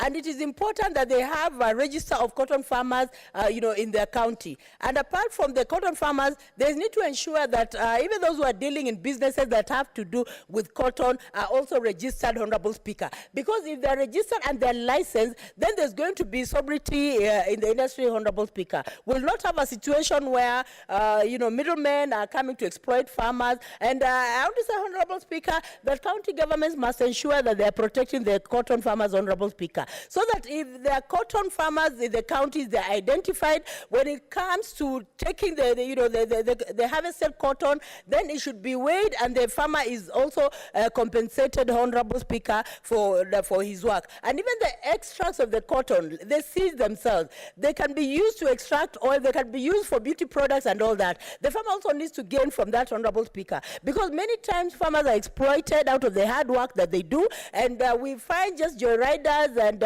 people who are very good at calculating how to get money from farmers end up benefiting, Honorable Speaker. But when the protocol is followed and county governments ensure the farmers are brought on board, farmers are compensated and encouraged, this will be a win-win situation for farmers, Honorable Speaker, because we have to look for ways of enticing farmers to do what they are doing, and they need to be incentivized, Honorable Speaker. And even when we are talking about this cotton industry, Honorable Speaker, the issue of fertilizer is very important, Honorable Speaker. Sometimes you'll find even farmers planting maize, and they're not even able to afford fertilizer, Honorable Speaker. So you find that when fertilizer is high, it becomes a big issue for the farmers. Like, for example, now, Honorable Speaker, a bag of fertilizer is going for 6,000. Now, a bag of fertilizer may just be used for maybe half an acre or at most 1 acre, Honorable Speaker. But you'll find there are some farmers who have even 10 acres, Honorable Speaker. And I want to say, Honorable Speaker, the government needs to come in and see to it that it is protecting farmers, it is helping farmers, because the government of Kenya,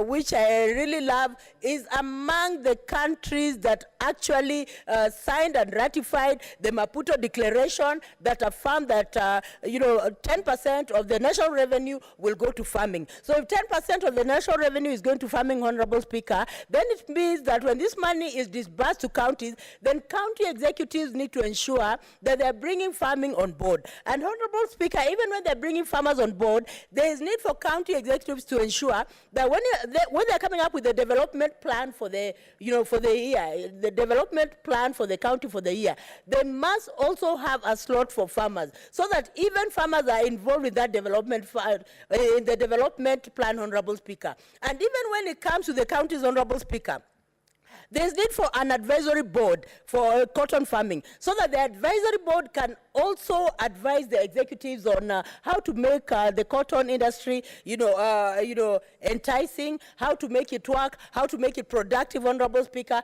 because there's no need of beginning, this cotton industry and then it collapses. We have to avert a situation where it will start and collapse like it did some years back. Kikomi was there, it was doing very well, but eventually it collapsed. But we have to, even Maridadi Fabrics, the one I'm saying, my mother Damaris, was working there, it also collapsed. But we have to see a situation where it is not collapsing, so that for the purpose of posterity, that we pass this bill, it has worked well, and it is helping our generation, Honorable Speaker. So I want to actually support this bill, and I hope this bill will see light at the end of the tunnel. Honorable Speaker, I support. Thank you. Senator Mudhama, Agnes.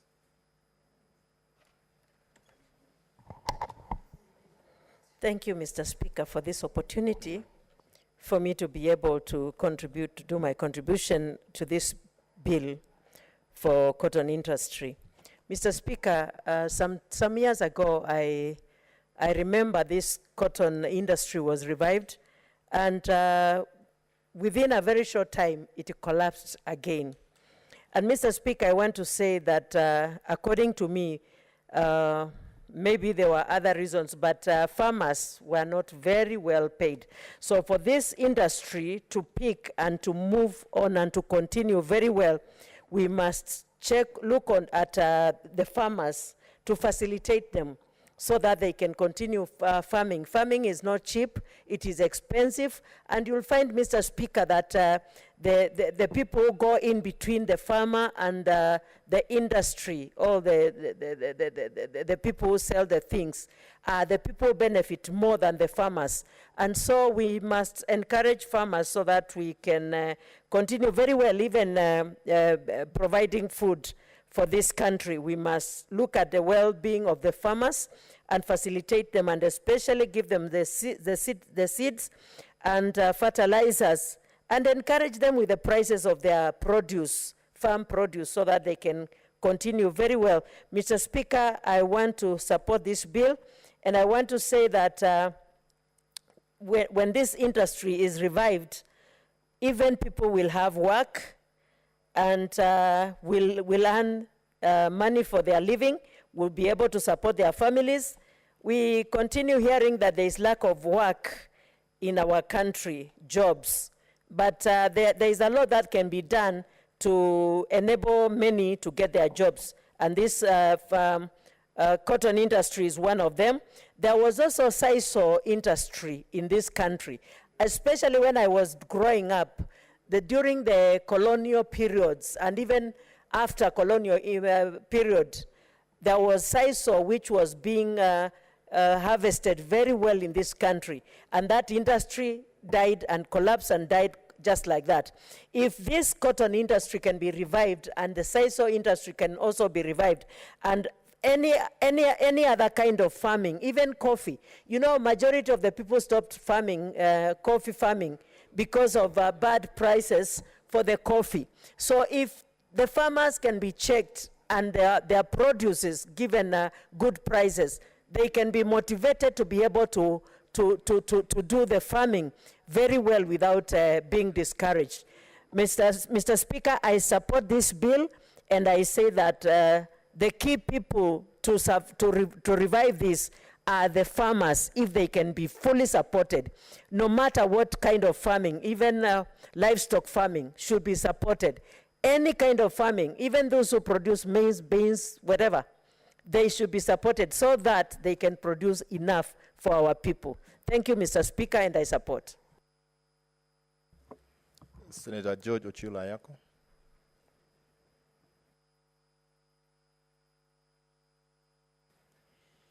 Thank you, Mr. Speaker, for giving me an opportunity and to speak. And I want to declare from the outset, or from the onset, that I'm supportive of this bill.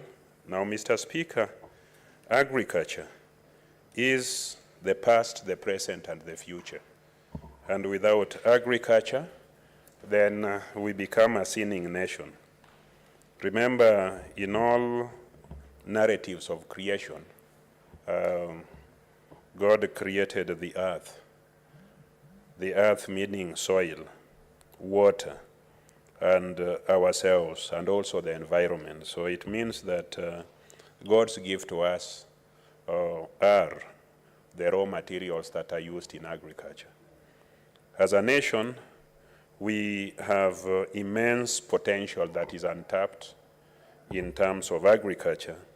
We have human skill, we have human resource that should be utilized to engage productively in agriculture so that we are able as a nation to use our resources like land, our resources like water, and our resources in terms of population, our purchasing power of what has been produced.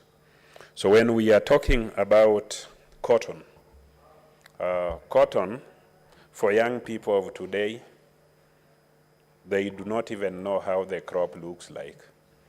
Most of us, or most of young people of today, know that what they are wearing was made out of cotton, but they have never seen the crop, they have never cultivated it, and they have never been a part of that process. In short, Mr. Speaker, cotton died, yet we continue wearing apparels or outfits that are made out of cotton. In fact, the world over, what is 100% cotton is only second to silk in terms of value. So, Mr. Speaker, cotton is a very valuable crop. Cotton is highly priced in terms of what is produced out of pure cotton. Where I come from, which is Migori County, in Migori County, we used to grow cotton. In Homa Bay County, we used to grow cotton. In Siaya, in Kisumu, in Busia, and in other counties of Kenya, cotton used to be grown. We no longer do that. We have runaway unemployment. We have runaway poverty because some of these cash crops that ought to have actively and intensively engaged our people are no longer being produced, engaged our people as farmers, engaged our people as traders, engaged our people as business people are no longer being produced like cotton. So part of the reason for which we have runaway unemployment is because we are not growing cash crops that were either to putting monies in our pocket. So this bill is a good bill. It is a good bill because it is giving us an opportunity to bend backwards into the past, pick from where we went wrong, engage in remedial activities, and give the future a chance to earn from what God gave us by way of land, by way of people, and by way of international market for crops like cotton. So, Mr. Speaker, my county has an area, a vast area called Nyatike. Nyatike is several square miles. It borders Lake Victoria. It has black cotton soil. It has many people who, given a chance, would be able to grow this crop, profit from it, and be productive citizens of Kenya and therefore citizens of the world.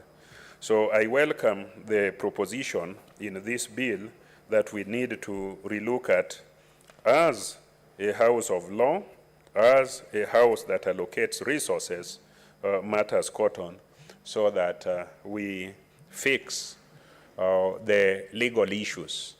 We do the legal engineering that has not been done in the past, and that has the failure to do so has contributed to the dwindling fortunes that people who depend on cotton are being subjected to. So, Mr. Speaker, it is a good bill, and I want to support it unreservedly.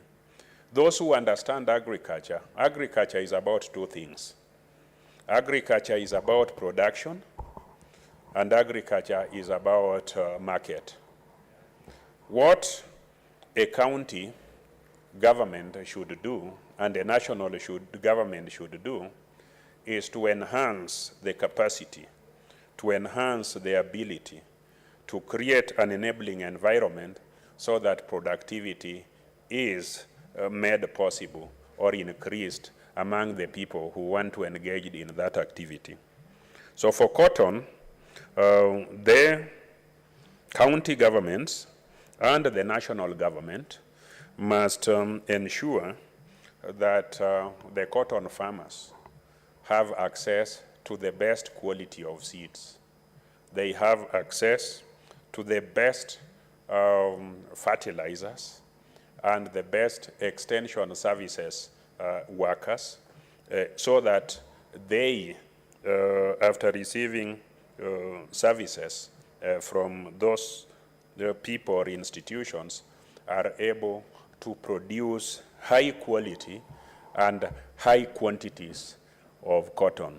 Once that happens, then it's still the obligation of the county government and the national government to ensure that what has been produced in the quantities that we call high and in the qualities that we say is good has access to market, and a market that gives return that enables the farmers or those who are involved in the value chain what is called reasonable returns. If there are no reasonable returns, then just like any other business, the person involved in that excursion gets disinterested.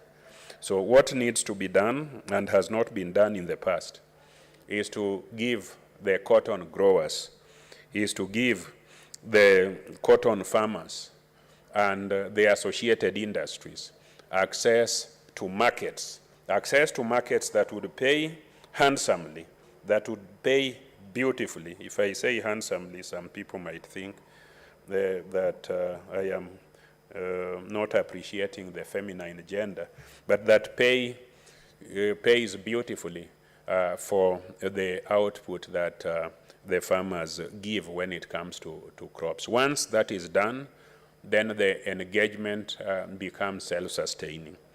Now, we previously had arrangements, others called AGOA. We previously had arrangements through WTO, not just for Kenya, but for other places, to access the international market so that our farmers would be assisted, would be put together in cooperative societies, would be put together in groups so that they can access the international market. Such arrangements fell by the wayside, and farmers were left to hang dry out there without guaranteed returns for their output. And that contributed heavily to the demise of the once or previously robust cotton industry. Mr. Speaker, we talk about devolution of agricultural services. We know very well that we are living in a global setting, and in a global setting, the most important function of the national government is international trade and international relation. So, Mr. Speaker, although agriculture is devolved, it is the responsibility of government, and particularly the government that we are looking forward to establishing on the 9th of August this year, to ensure that we have access to international market. It is the international market that pays well. It is the international market that is unlimited. So we need to encourage, both through legislation and support, policies that would urge or nudge the national government to build bridges towards having a conducive international trade agreement that would favor the cotton industry. Now, Mr. Speaker, my county of Migori is inhabited by nearly 1.2 million people. And when you look at Migori County, you will find that it is only in agriculture where the future lies. If you look at Awendo constituency where I come from, there are sugarcane farmers in that area. We have land that is rich, fertile. We have people who are able, but our farmers still have their cane stuck in their farms for more than 36 months, when those canes or those plantations ought to have been harvested when they were 18 months old. They are still in those farms for 36 months. They have to be maintained. They were planted at the expense of other crops, and it is very frustrating for a farmer who has done his or her bit to have his or her land occupied by a crop that has no access to market. We know that as a nation, we are a sugar production deficient nation. We have to import sugar, yet farmers in Rongo, farmers in Uriri, farmers in Awendo, farmers in Suna East, Suna West, and Kuria East and Kuria West have cane lying in their farms. What we hear the national government doing all the time is inviting bids to import sugar. When you import sugar from Brazil or from wherever, because of some arrangement that favors you, you create unemployment and entrench poverty among your people. Your people who have put you in office, your people who would have been self-reliant or self-dependent if you had just engaged in supporting them when it comes to aspects of production and also accessing international markets where profit or the right price is guaranteed. It is a shame for us to be importing sugar from Uganda when Uganda is so far physically from international markets. If they are to import anything that is needed for production, they would still have to traverse Kenya for over 1,300 kilometers. They have to pay the cost of ferrying or transporting that item, put it into agriculture, then make it part of the production. I don't know what arithmetics they use, what their government has created that makes the agricultural produce more competitive than such produces are in Kenya. It still does not make logical sense for an egg from Uganda to cost less than an egg from Kenya, from Busia, when you have to transport it all the way from Uganda physically, from Malava border to Kisumu. It's still cheaper than the one that has been produced in Kisumu by farmers in Kisumu. We, as a people, are as good, if not better, than Uganda in terms of research. We are as educated, if not more educated, than they are. We are coming from the same environment where they come from. So unless there is some hidden politics that is being perpetrated by our government, unless there is some trick that is being visited on us by our government, we should be the ones exporting our produce to Uganda and not Uganda or us importing produce from Uganda. In Migori County, we have had tobacco for many years. Tobacco just disappeared like that. And it disappeared for the same reasons that cotton disappeared. We had tobacco growing in Awendo, in the wards of West Sakwa, in Uriri, in all the wards, East, Central, North, South, and West Kanyamkago. We had tobacco in Nyatike, in North Kadem, and in Makalda, Kanyarwanda.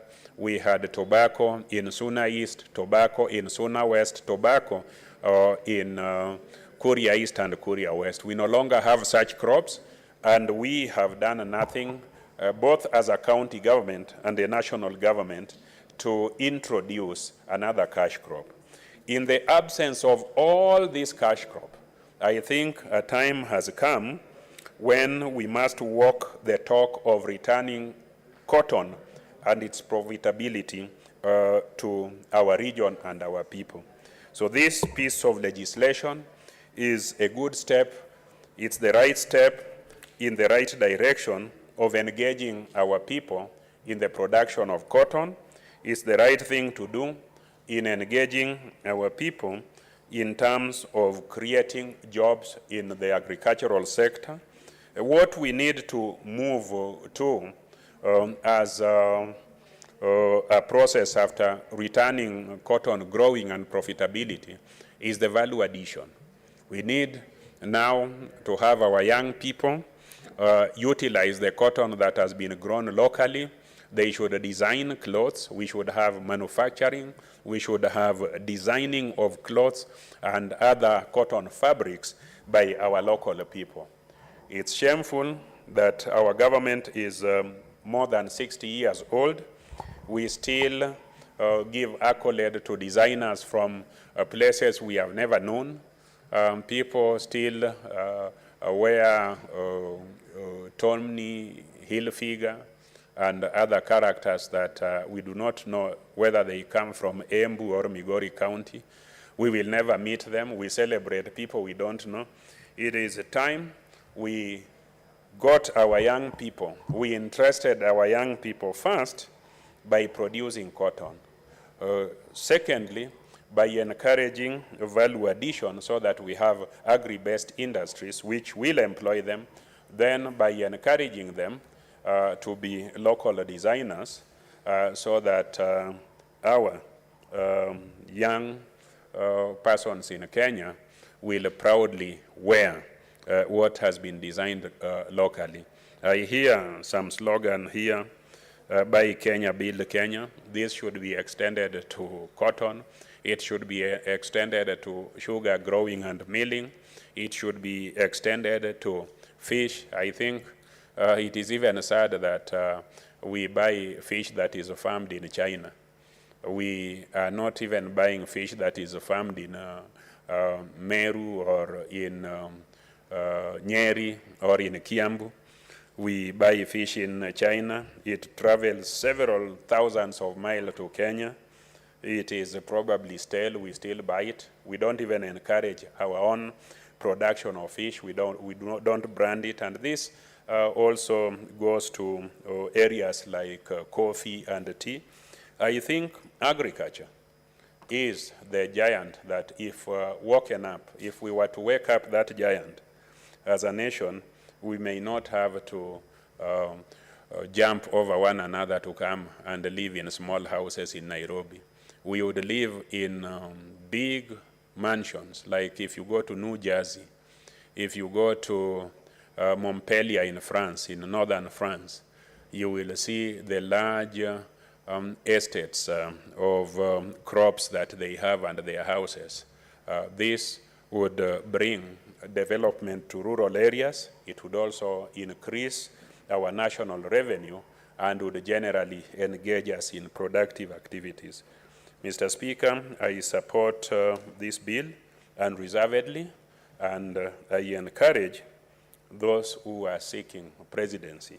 And I encourage myself as the next governor of my area that once I get into that office, insofar as implementation of what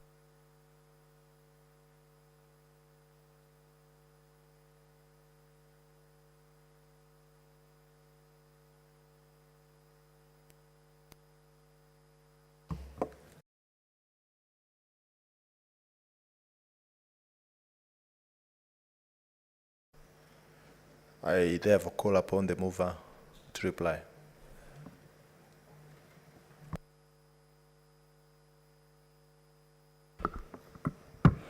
Thank you, Mr. Speaker.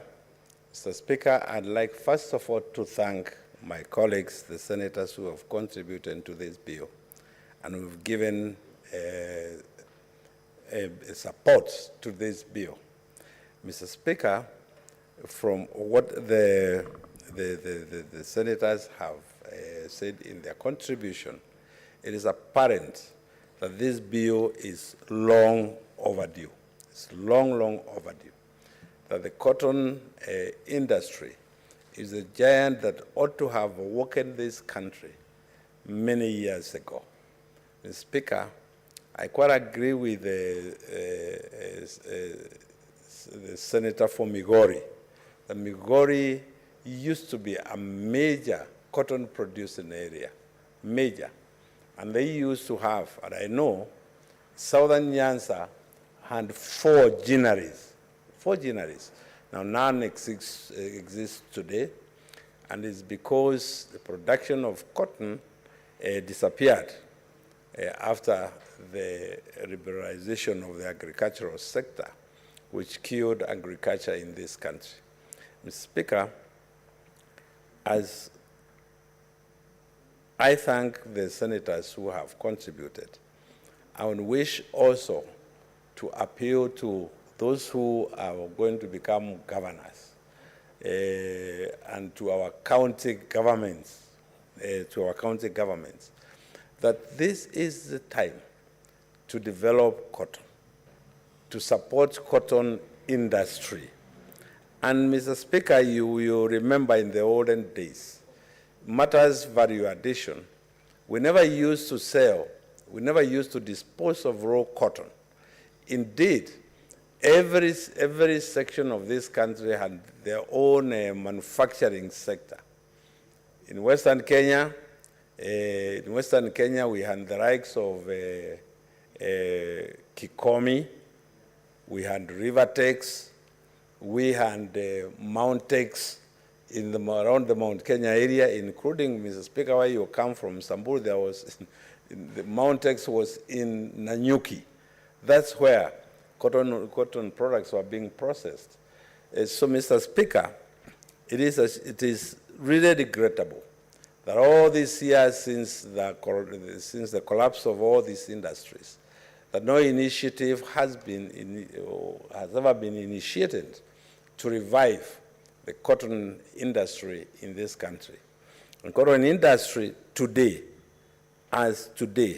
would employ a mammoth number of our youths.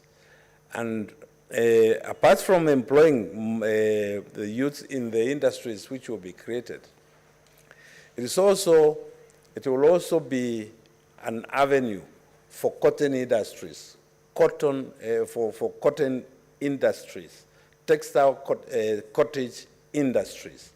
Mr. Speaker, if you walk around Nairobi, you will find our ladies and our gentlemen, all of them clad in regalia from West Africa and from all over the place. Mr. Speaker, even now we are in a campaign period, just check. Most politicians wearing both male and female, the designs are from West Africa mainly, and not from here. Mr. Speaker, it's a shame that so many years after independence, we have not gotten grip of what really constitutes or what really would create major employments for this country, and also create an avenue for national pride in terms of designing our own costumes. Mr. Speaker, I do not wish to revisit what I said when I was moving this bill, but again I wish to thank the senators who have supported this bill and hope that our county governments, once this bill is published and accepted to, that our county governments will take hint of what has been said here today and massively engage in cotton development where cotton can be developed. It's not everywhere it can. In my own county, Mr. Speaker, we have a large area which used to produce cotton. Areas as you travel on the Nairobi, Nyeri, Meru route, from the bridge of Sagana, all that area, Mwea, Makima, going towards Shiara, that area used to produce a lot of cotton. And it is my appeal that whichever county government is voted in this time, that they will focus on cotton development. Mr. Speaker, for those of us who are not going to be directly involved in cotton development, we also want to make sure that the policies, the bills and the policies which are passed by this House, that they are not tapered with in the next House. And that's why some of us are going to, that's why some of us want to come back to this House, Mr. Speaker, so that whatever we have passed here, we want to make sure that it is this and it is properly implemented. The Agriculture Committee, Mr. Speaker, has passed quite a number of crucial bills. One, the dengue bill, the mung beans bill, Union dengus, and we have passed the coffee bill from this House. We've passed the tea bill from this House, and quite a number of bills. But so we want to make sure that those bills, because the mandates of checking implementation is with the committees, we want to make sure that those bills we have passed here are properly implemented, and that that the country moves on in the right direction. Mr. Speaker, yes, we can have export promotion, export processing zones in all our counties, and nothing stops that. In fact, I would hope that in Migori, where my good friend is going to be the next senator, the next governor, that there will be a major exports processing zone, cotton grown there, gin there, processed there, young people employed there. So that then we can now worry about the market. And the market for cotton products, Mr. Speaker, is more on the worldwide. You can imagine that the people who are doing that work in Athi River today, and they are using the benefits that this country has, the protocols that this country has, signed with other countries like America, the AGOA protocols. These companies, that's what they are using to do their processing of textile industries and exports, using Kenya as the country of origin. But that cotton does not originate from here, Mr. Speaker, and it's a shame. Now it is time that we reverse that process and hand our own cotton and our own process and our own exports. And that with Mr. Speaker, with those few remarks, I beg to move and request that, Mr. Speaker, that you put the vote on another day. I thank you, Mr. Speaker. Honorable Senators, I defer putting of the question to a later date.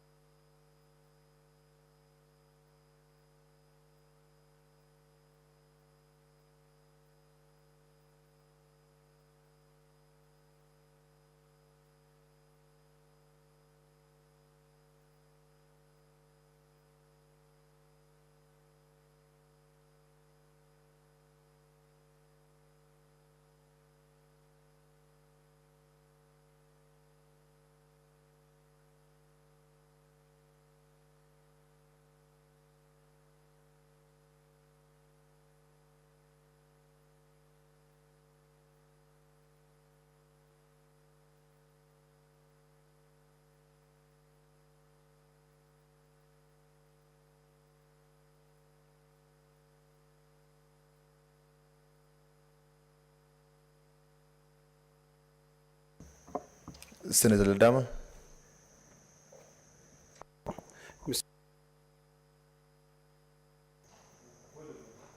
Request that the Senate sitting be adjourned for about 15 minutes so that we can, more than 15 minutes, maybe 30 minutes, so that we have a consultation that we're trying to come up with a way forward.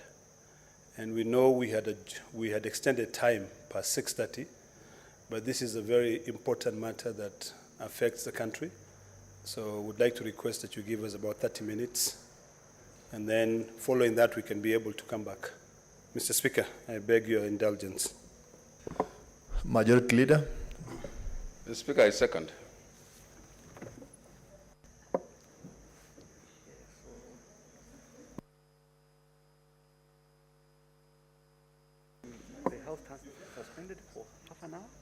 Honorable Senators, the House stands adjourned for 30 minutes.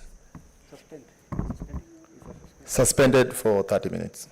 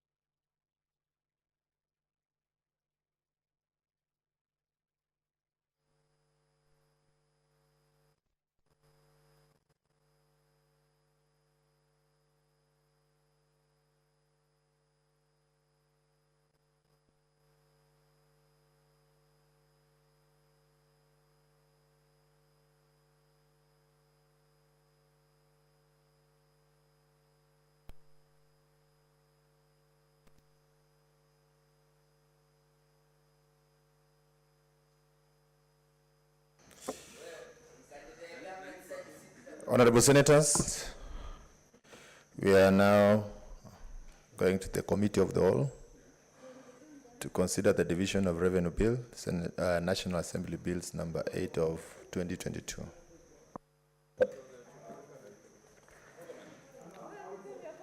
Order number 21, Committee of the Whole on the Division of Revenue Bill, National Assembly Bills number 8 of 2022.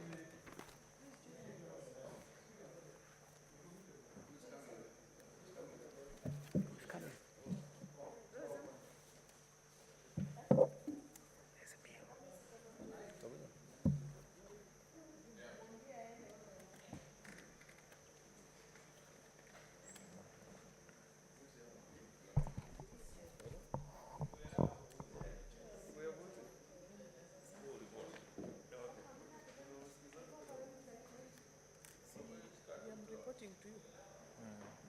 Ama ukae hapa. Speaker. Wanakuja. Sawa.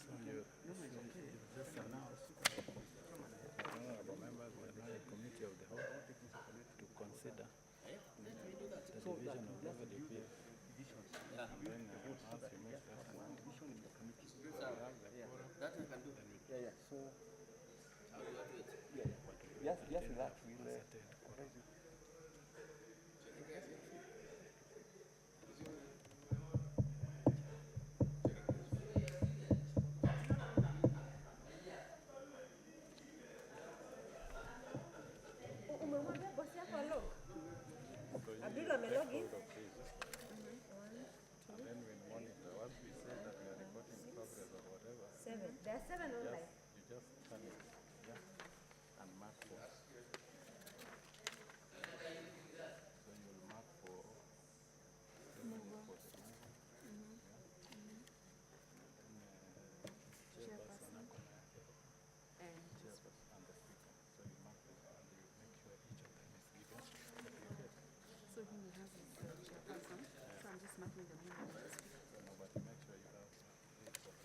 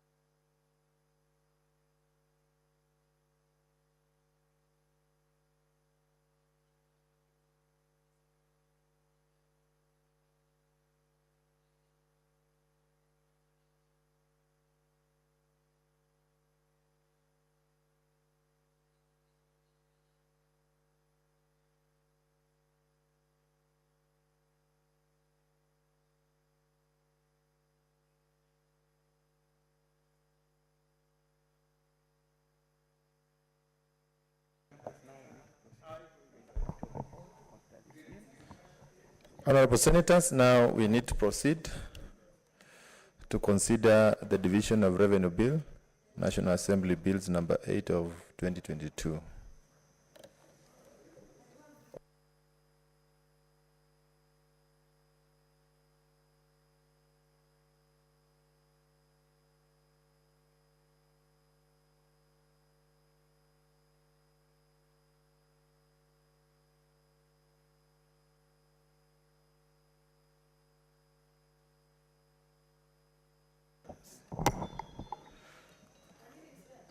Clauses 3 to 5.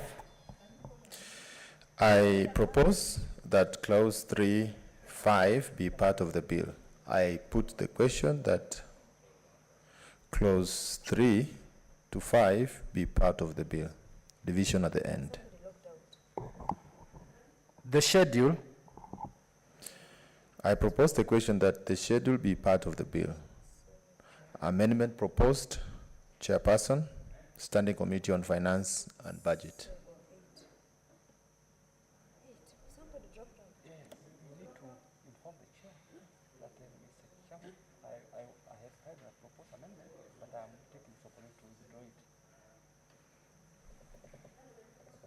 The chairman had filed amendments to the clauses, but I take this opportunity to withdraw.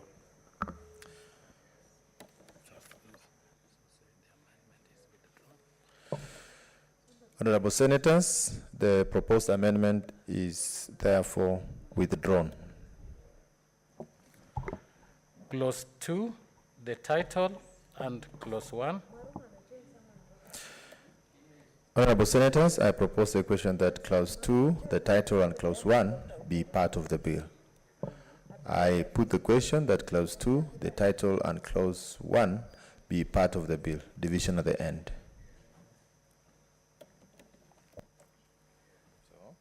Now this is the time for divisions. So we wait now. So we wait. So because the division has been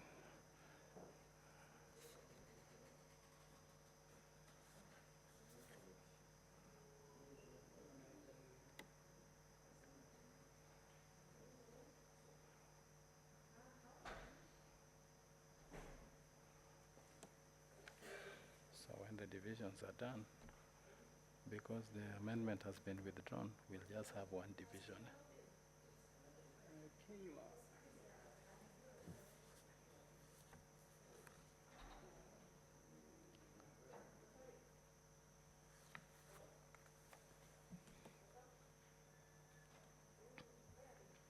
Kenya has logged in.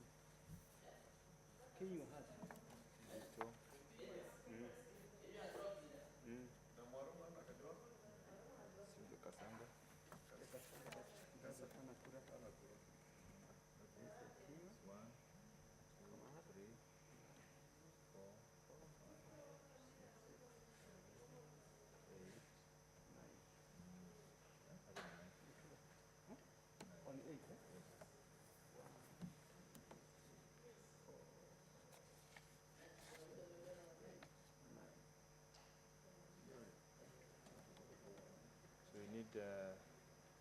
We need 25.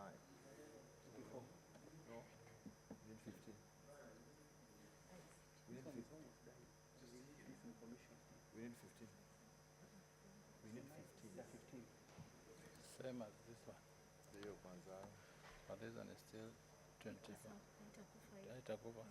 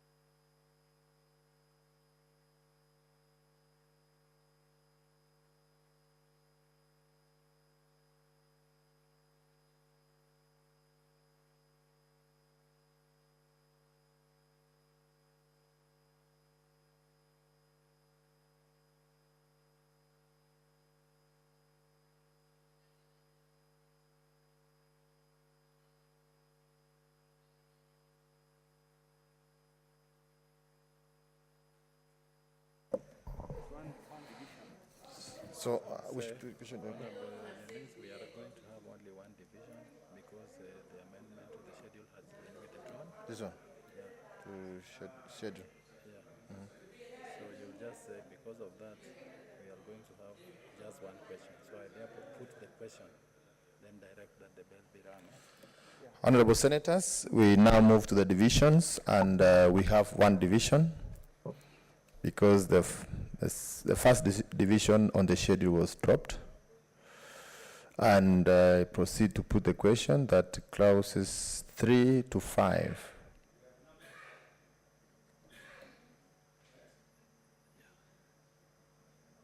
the schedule, clause 2, the title and clause 1 be part of the bill. I order that the bell be rung for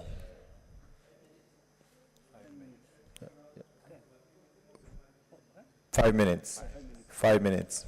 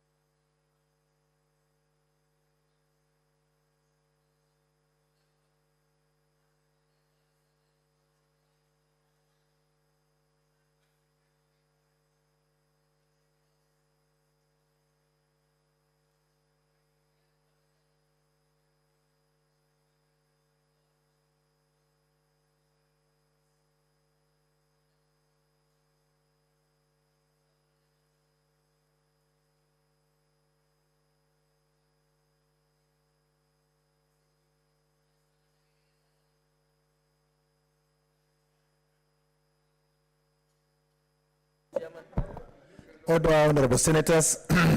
Honorable senators, we are now beginning to vote.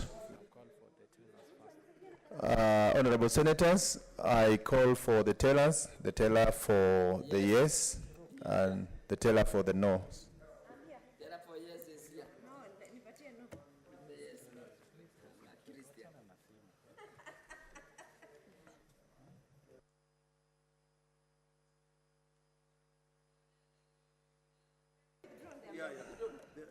They have votes too. Committee, One vote in committee and then the one for third reading. Yeah, third reading. 2 votes. Order, honorable senators. Now we are proceeding to vote. And I call upon the clerk to read out the names.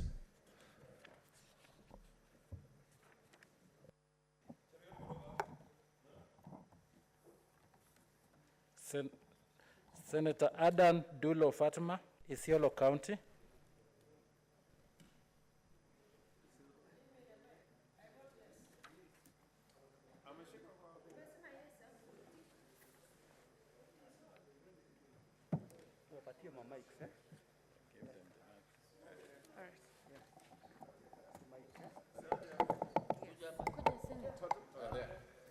I vote yes. Senator Ali Abdullahi Ibrahim, Wajir County. Achana mimi. I vote yes. Senator Boy Isa Juma, Kwale County.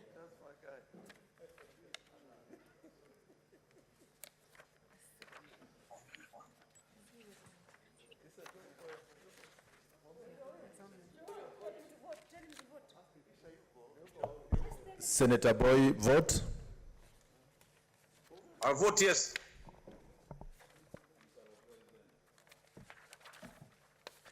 Senator Cherar K. Samson Kiprotich, Nandi County.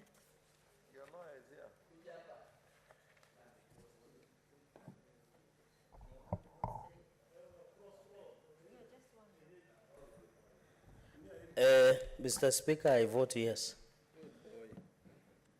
Senator Cheruyot Aaron Kipkirui, Kericho County. Give him the mic. Give him the mic.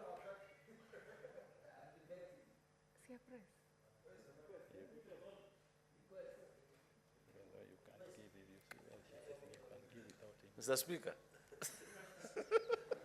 I vote yes. Senator Haji Abdul Mohammed, Garissa County.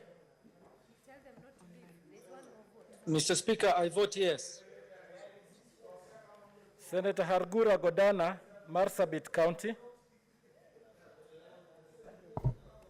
I vote yes.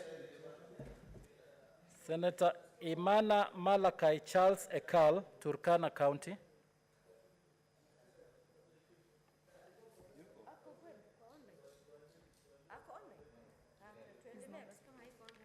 Senator Kajuang Moses Otieno, Homa Bay County.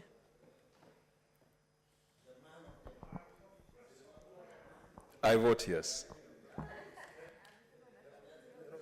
Senator Kamar Margaret Chepkoech, Uasin Gishu County. I vote yes. Wipe your mouth until you don't look at it.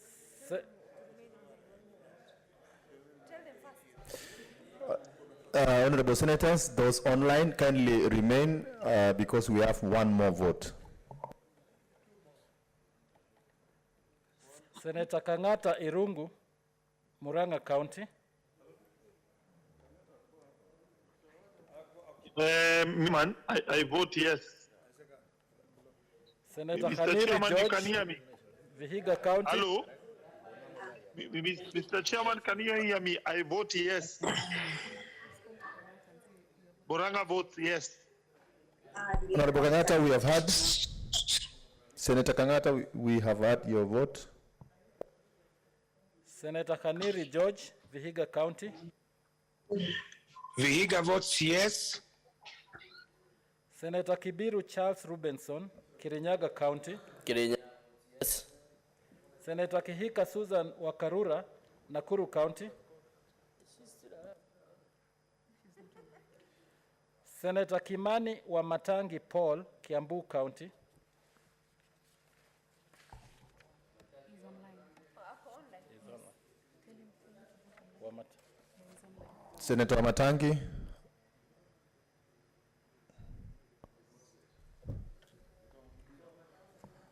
Senator Matangi.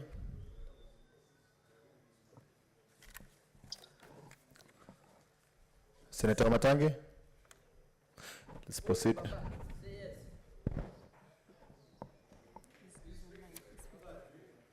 are online. Tell him to increase his volume. He says he has voted yes. Zoom. Yes. He is on Zoom, but he has voted Yeah, you.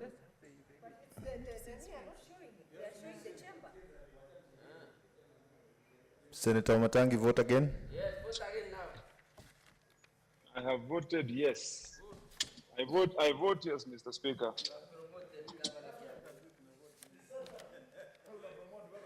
Senator Kindiki Kithure, Tharaka Nithi County. Senator Kirinyaga Ephraim Mwangi Maina, Nyeri County.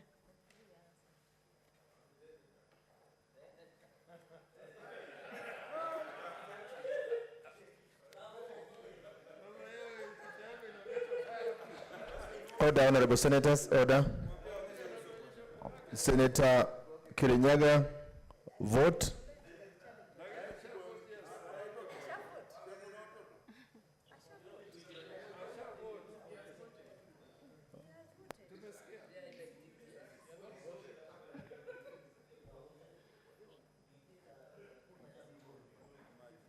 He has not voted. Senator Kirinyaga.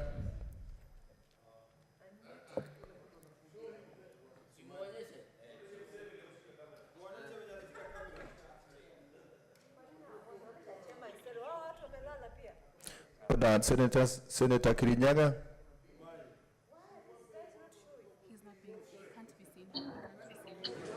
Hello? Hello? Yes. Proceed. Vote.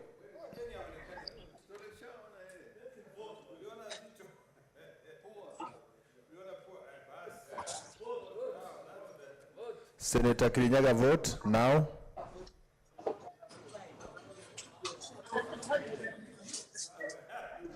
Hello? Senator Kirinyaga, I vote vote. yes. Proceed to vote. I vote yes. Senator Langat Christopher Andrew, Bomet County.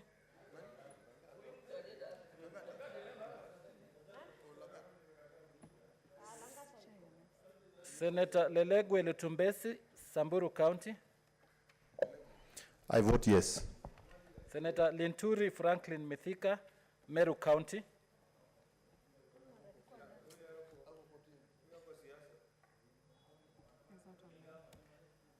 Senator Loitip Anwar, Lamu County. Yes.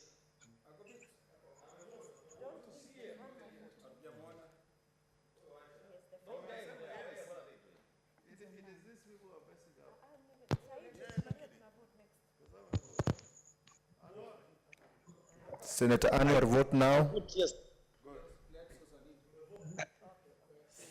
Senator Mazayo Stewart Mwachiru, Kilifi County.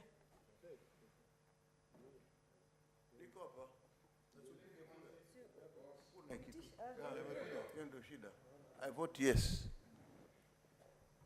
Senator Mahamud Mohamed Maalim, Mandera County. Chair, I vote yes. Senator Malala Cleophas Wahungu, Kakamega County.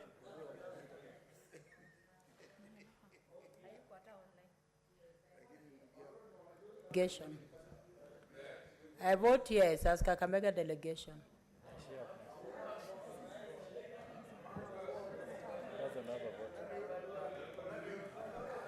Order, Senator. You don't have a vote. Senator Mbito Michael Malinga, Trans Nzoia County.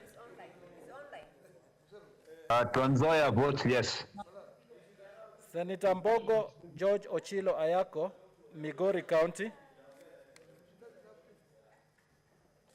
Mr. Speaker, I vote yes. Senator Mogeni Eric Okongo, Nyamira County.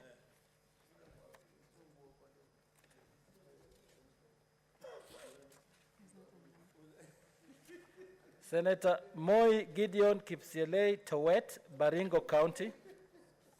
I vote yes. Senator Mpayei Philip Salau, Kajiado County.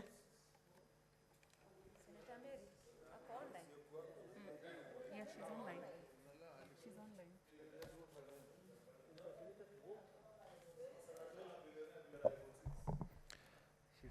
Mary Senator, vote.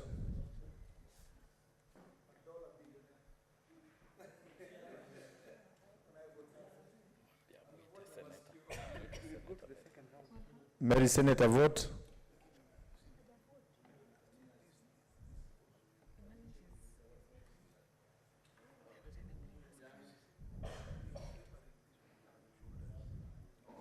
Let's proceed. Vote, Senator.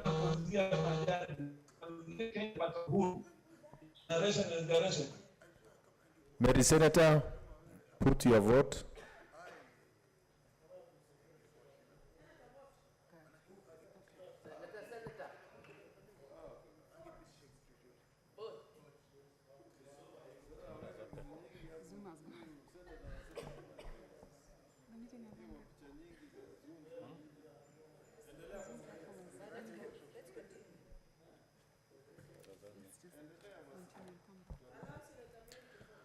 No, the system has everyone offline now.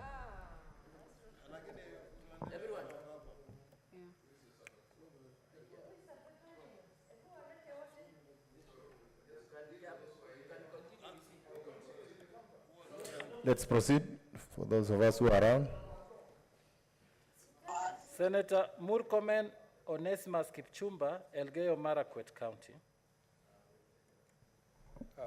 Mr. Speaker, after very deep soul searching, and since I have a great commitment for devolution and resources to go to counties, I vote yes, Mr. Speaker.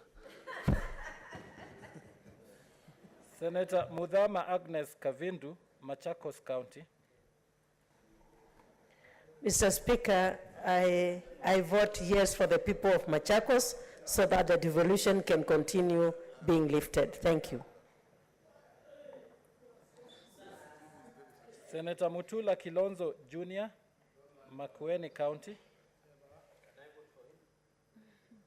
Of Revenue Bill 2021-2022. Thank you. Senator Mwangi Paul Githiomi, Nyandarua County.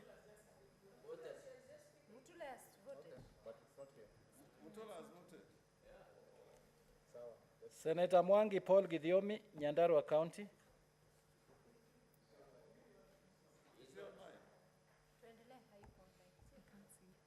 We can't see, we don't know either. Senator Mwaruma Jones Mwashushe, Taita Taveta County. On behalf of Taita Taveta, Mr. Speaker, I vote yes. Senator Mwenyehaji Mohamed Faki, Mombasa County.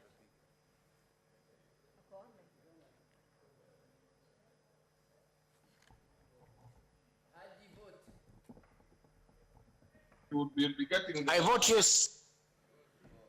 Senator Ndiritu John Kinyua, Laikipia County.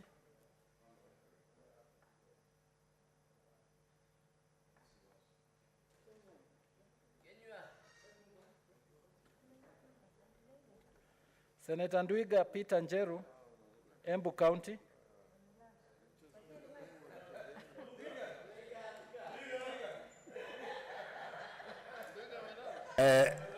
Embu votes yes.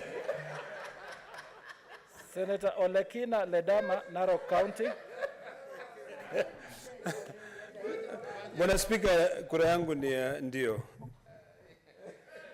Senator Ongeri Samson Kegengo, Kisii County. On behalf of Kisii County, I vote yes. Senator Orengo James, Siaya County.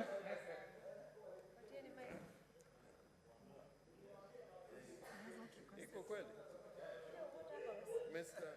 Speaker, I vote yes. Mr. Speaker, I vote yes. Senator Outa Frederick Otieno, Kisumu County. Kisumu County vote yes. Senator Pogisho Samuel Losuron, West Pokot County. Yes, Chairman. West Pokot votes yes. Senator Sakaja Johnson Arthur, Nairobi County. I vote yes. Senator Wako Sitswila Amos, Busia County.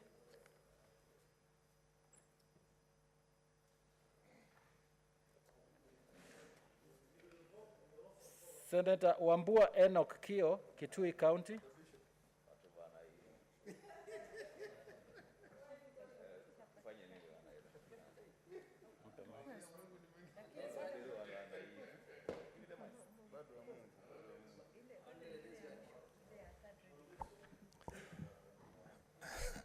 Mr. Speaker, after lengthy consultations with the leadership of this House, and hanging on the hope that the National Assembly will pass the mediated version of the County Government's Grants Bill, Senate Bill number 35 of 2021,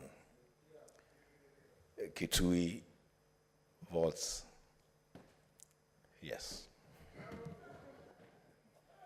Senator Wario Golich Juma, Tana River County.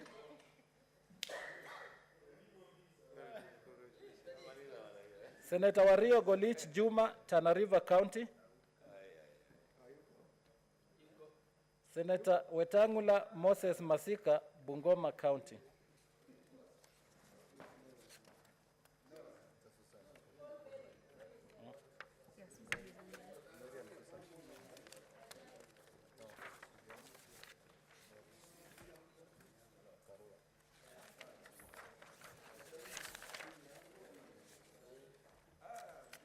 Senator Imana Malakai Charles Ekal, Turkana County.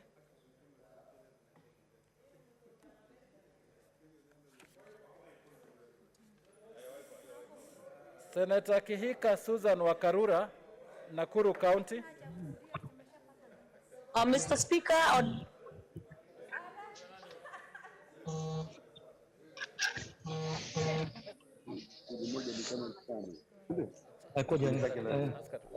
Senator Susan Kihika vote.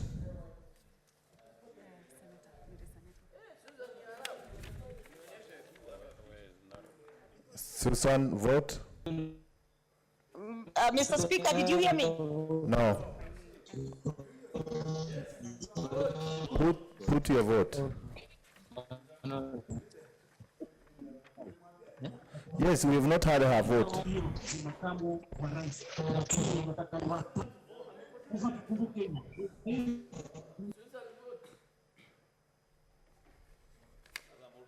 Senator Susan Kihika vote.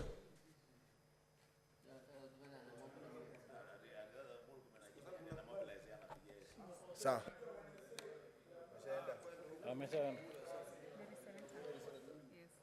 Senator Mpaye Philip Salau, Kajiado County.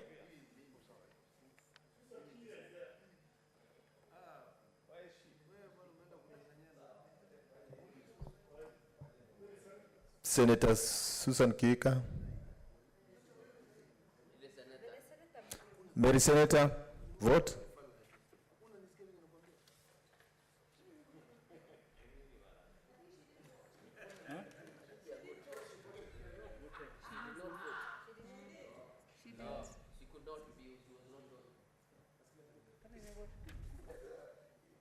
Mary Senator, is she online? Mary Senator. Ask her to vote. So we can proceed. That's it.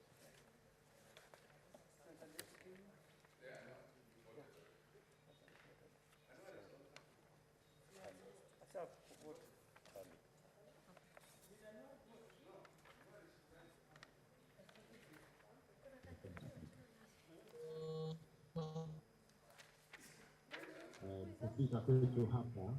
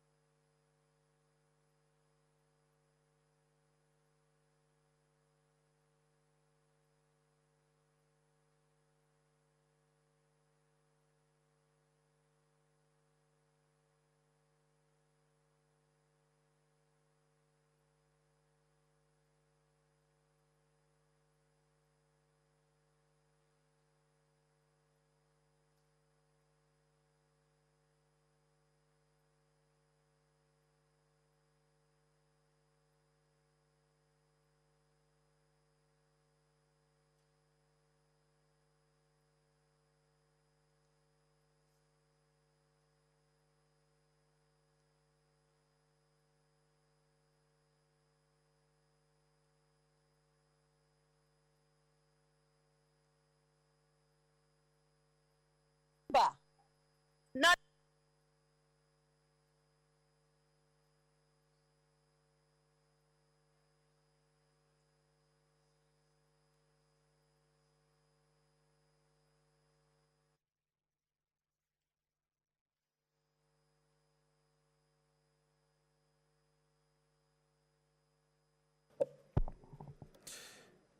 Honorable Senators, these are the results of the division. Ayes 34, nays 0, abstentions 0. Therefore, the ayes have it.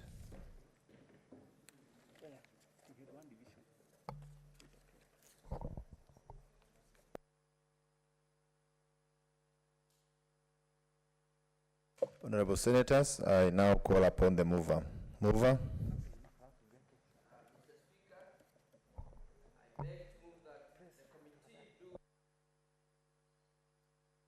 Oh. I beg to move, Mr. Speaker, Mr. Chairman, or the chairperson, I beg to move that the committee do report to the Senate its consideration of the Division of Revenue Bill, National Assembly Bill number 8 of 2022, and its approval thereof without amendments. Yeah.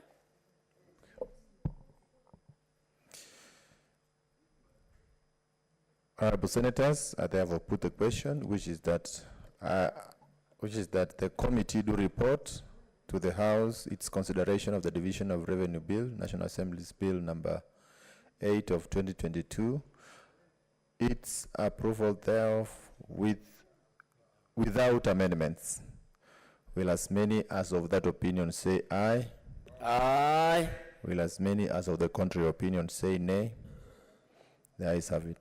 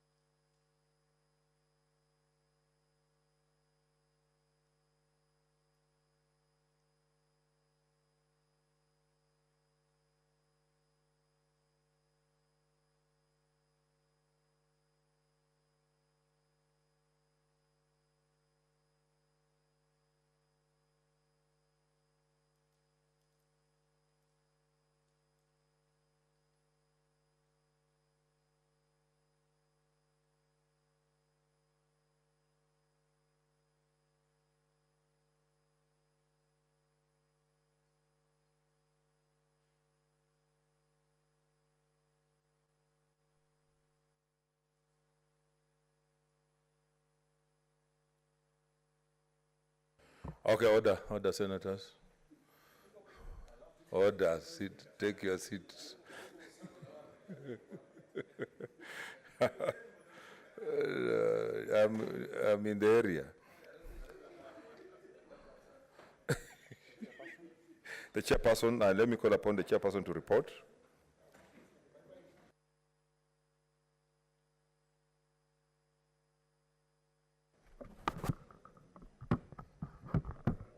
Honorable Speaker, I beg to report that the Committee of the Whole has considered the Division of Revenue Bill, National Assembly Bill number 8 of 2022, and its approval thereof without amendments.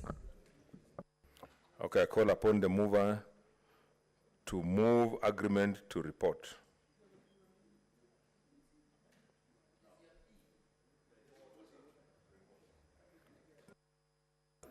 To report. Yes.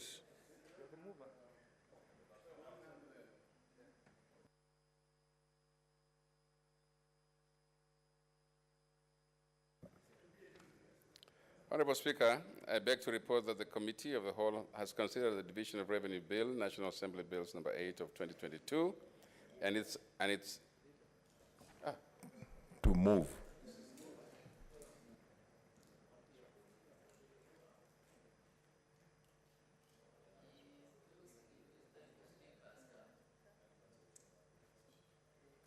Honorable Speaker, I beg to move that the House does agree with the committee in the said report, and ask Honorable Mazzayo to second.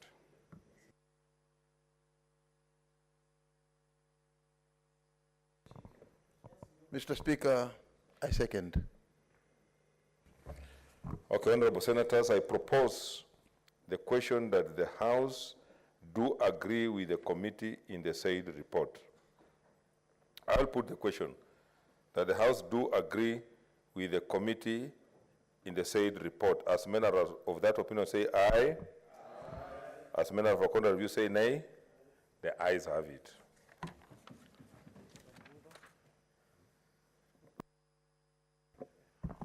So the mover.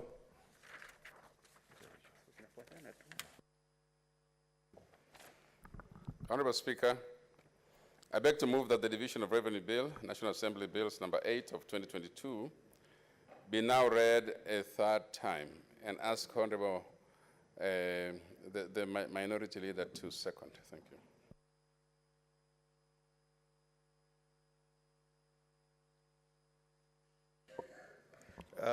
Mr. Speaker, I beg to second. This is phenomenal. This is great, and is in defense of the Senate.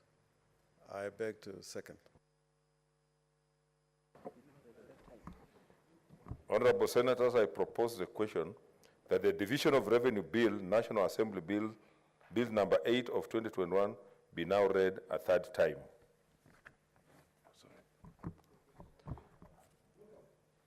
I put the question that the Division of Revenue Bill, National Assembly Bills number 8 of 2022, be now read a third time. We go to the division now.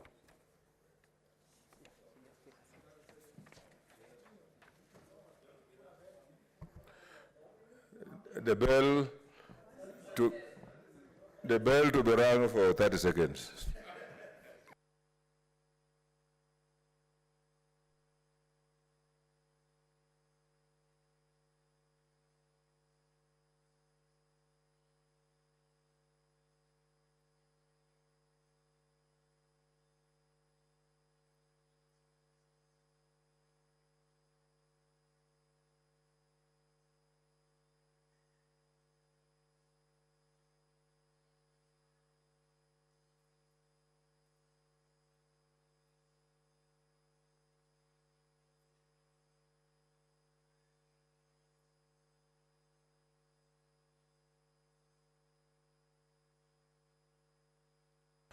Okay, those online, please remain online because now this is the last voting. Eh? Okay.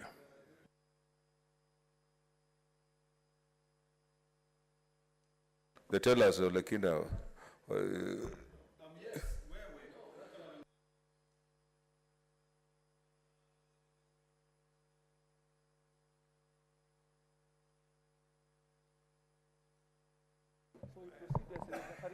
Okay, we proceed. The doors are, they look locked.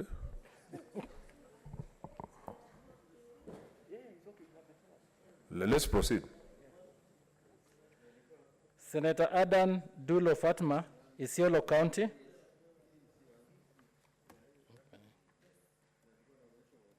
I vote yes. Senator Ali Abdullahi Ibrahim, Wajir County. I vote yes. Senator Boy Isa Juma, Kwale County.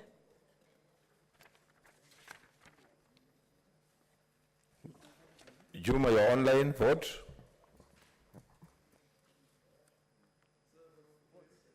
Vote.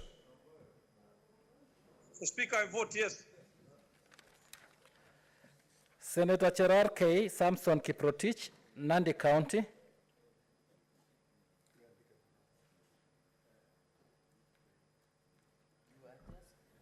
Mr. Speaker, on behalf of Nandi County, I vote yes. Senator Cheruyot Aaron Kipkirui, Kericho County. Mr. Speaker, Kericho votes yes. Senator Haji Abdul Mohammed, Garissa County.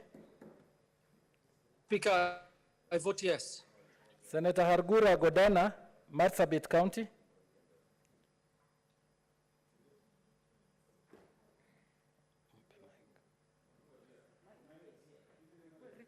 Request for the mic.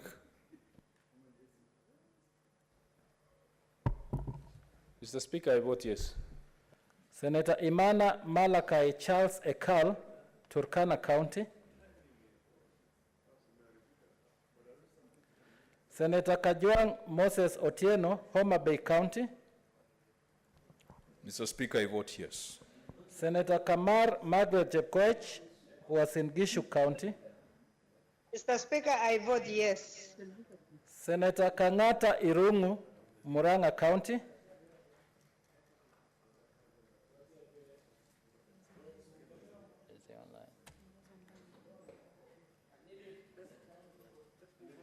Senator Kangata Irungu, Muranga County.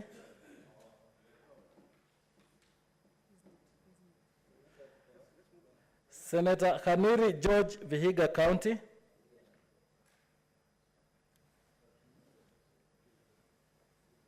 People of Vihiga, I vote yes. Senator Kibiru Charles Rubenson, Kirinyaga County. Kibiru Charles votes yes. Senator Kihika Susan Wakarura, Nakuru County.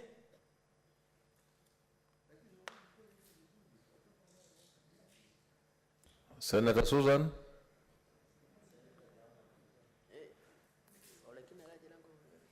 Senator Kimani Wamatangi Paul. Susan Kihika vote. Susan Kihika. Yes, Mr. Speaker, I have voted yes. Okay. Mr. Speaker, Yes, I hear you. Anita. Okay, we hear you. Senator Kimani Wamatangi Paul, Kiambu County. Mr. Speaker, I vote yes. Senator Kindiki Kithure, Tharaka-Nithi County. Senator Kirinyaga Ephraim Mwangi Maina, Nyeri County.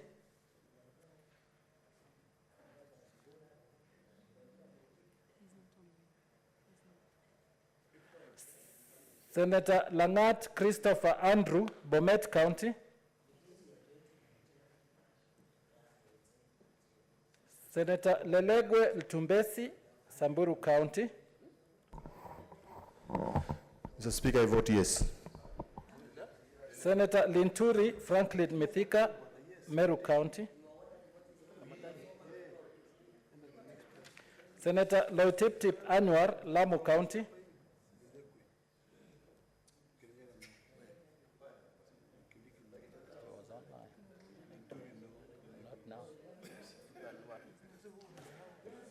Senator Mazaya Stewart Mwachiru, Kilifi County. Mr. Speaker, I vote yes.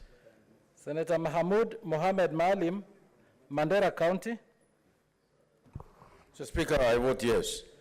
Senator Malala Cleophas Wahungu, Kakamega County.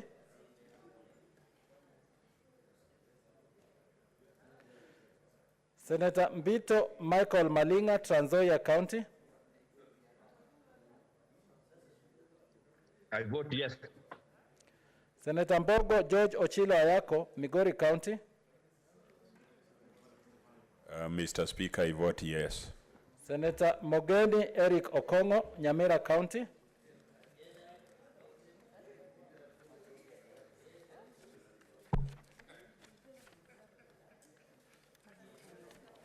Senator Moi Gideon Kipsielei Towet, Baringo County. Senator Moi.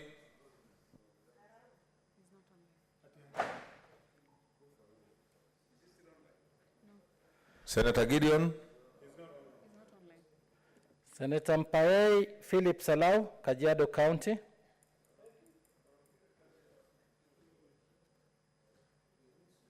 Of Kajiado delegation. Mr. Speaker, I vote yes. Senator Murkomen Onesmus Kipchumba, Elgeyo Marakwet County.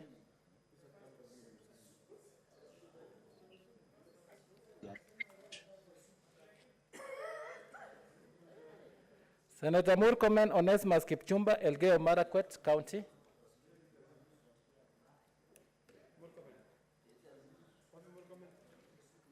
Senator Mudama Agnes Kavindu, Machakos County.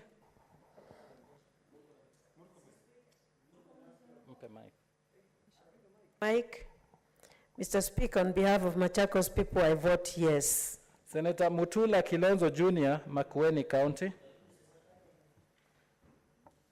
Mr. Speaker, sir, on behalf of Makueni, I vote yes for the Division of Revenue 2022-2023. Thank you. Senator Mwangi Paul Githiomi, Nyandarua County.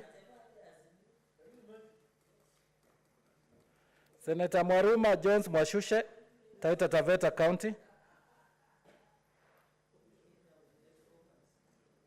Of Taita Taveta, I vote yes. Senator Mwinyi Haji Mohamed Faki, Mombasa County.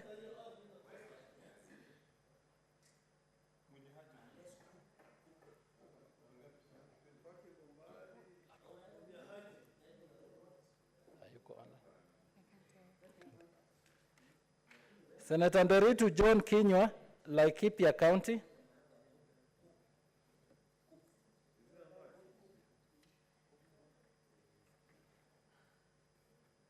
Senator Ndwiga Njeru Peter, Embu County. Mr. Speaker, Embu votes yes. Senator Olekina Ledama, Narok County. Speaker, on behalf of the people of Narok County, I vote yes to send money to Narok County. Senator Ongeri Samson Kegengo, Kisii County. Mr. Speaker, on behalf of Kisii County, I vote yes. Senator Orengo James, Siaya County. Okay. Mr. Speaker, I vote yes. Senator Outa Frederick Otieno, Kisumu County. Kisumu vote yes. All right. Senator Pogisho Samuel Losuron, West Pokot County. Mr. Chairman, West Pokot votes yes. Yes, Speaker. Mr. Speaker, I'm sorry. Senator Sakaja Johnson Arthur, Nairobi County. Mr. Speaker, the people of Nairobi have told me to vote yes on this one. Therefore, I vote yes on this one. Where did you meet them? Senator Wako Siswila I'm with them Amos, every day. Busia County. Senator Wambua Enoch Kio, Kitui County. Another one. I'll give him the mic. The Speaker, for and on behalf of the great people of Kitui County, I vote yes. Senator Wario Golich Juma, Tana River County. Senator Wetangula Moses Masika, Bungoma County.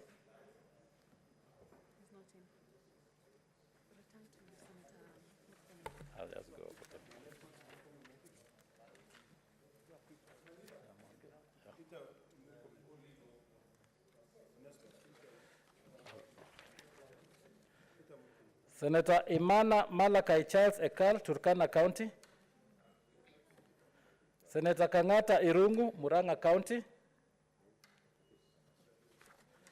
Senator Mr. Kindiki. Speaker, Murang'a votes yes. Murang'a votes yes. Can I be heard? Senator Kindiki Kithure, Tharaka-Nithi County. Senator Kirinyaga Ephraim Mwangi Maina, Nyeri County. Mr. Speaker, I vote yes. Senator Langat Christopher Andrew, Bomet County.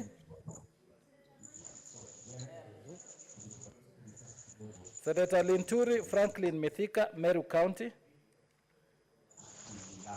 Senator Malala Cleophas Wahungu, Kakamega County. Senator Mogeni Eric Okongo, Nyamira County. Senator Moi Gideon Kipsielei, Baringo County. Senator Murkomen Onesimus Kipchumba, Elgeyo Marakwet County. I vote yes. Senator Mwangi Paul Githiomi, Nyandarua County. Senator Mwinyihaji Mohamed Faki, Mombasa County. Senator Nderitu John Kinywa, Laikipia County. Senator Wako Siswila Amos, Busia County. Senator Wario Golich Juma, Tana River County. Senator Wetangula Moses Masika, Bungoma County.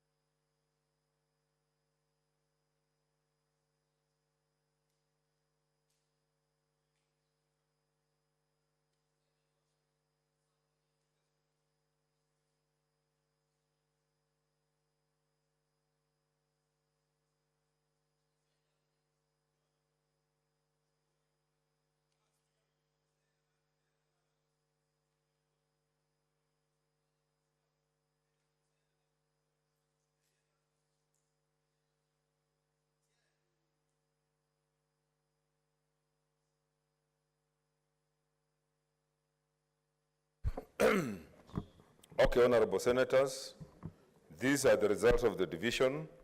Abstentions 0, nays 0, ayes at 3. The ayes have it.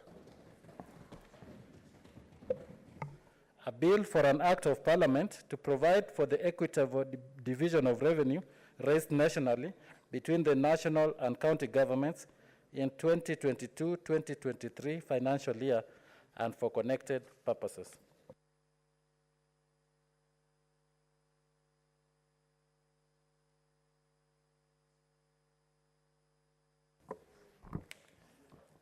Okay, honorable senators, having concluded the business appearing as order number 21 as earlier resolved, the House now stands adjourned till Tuesday, 5th April 2022 at 2:30 p.m.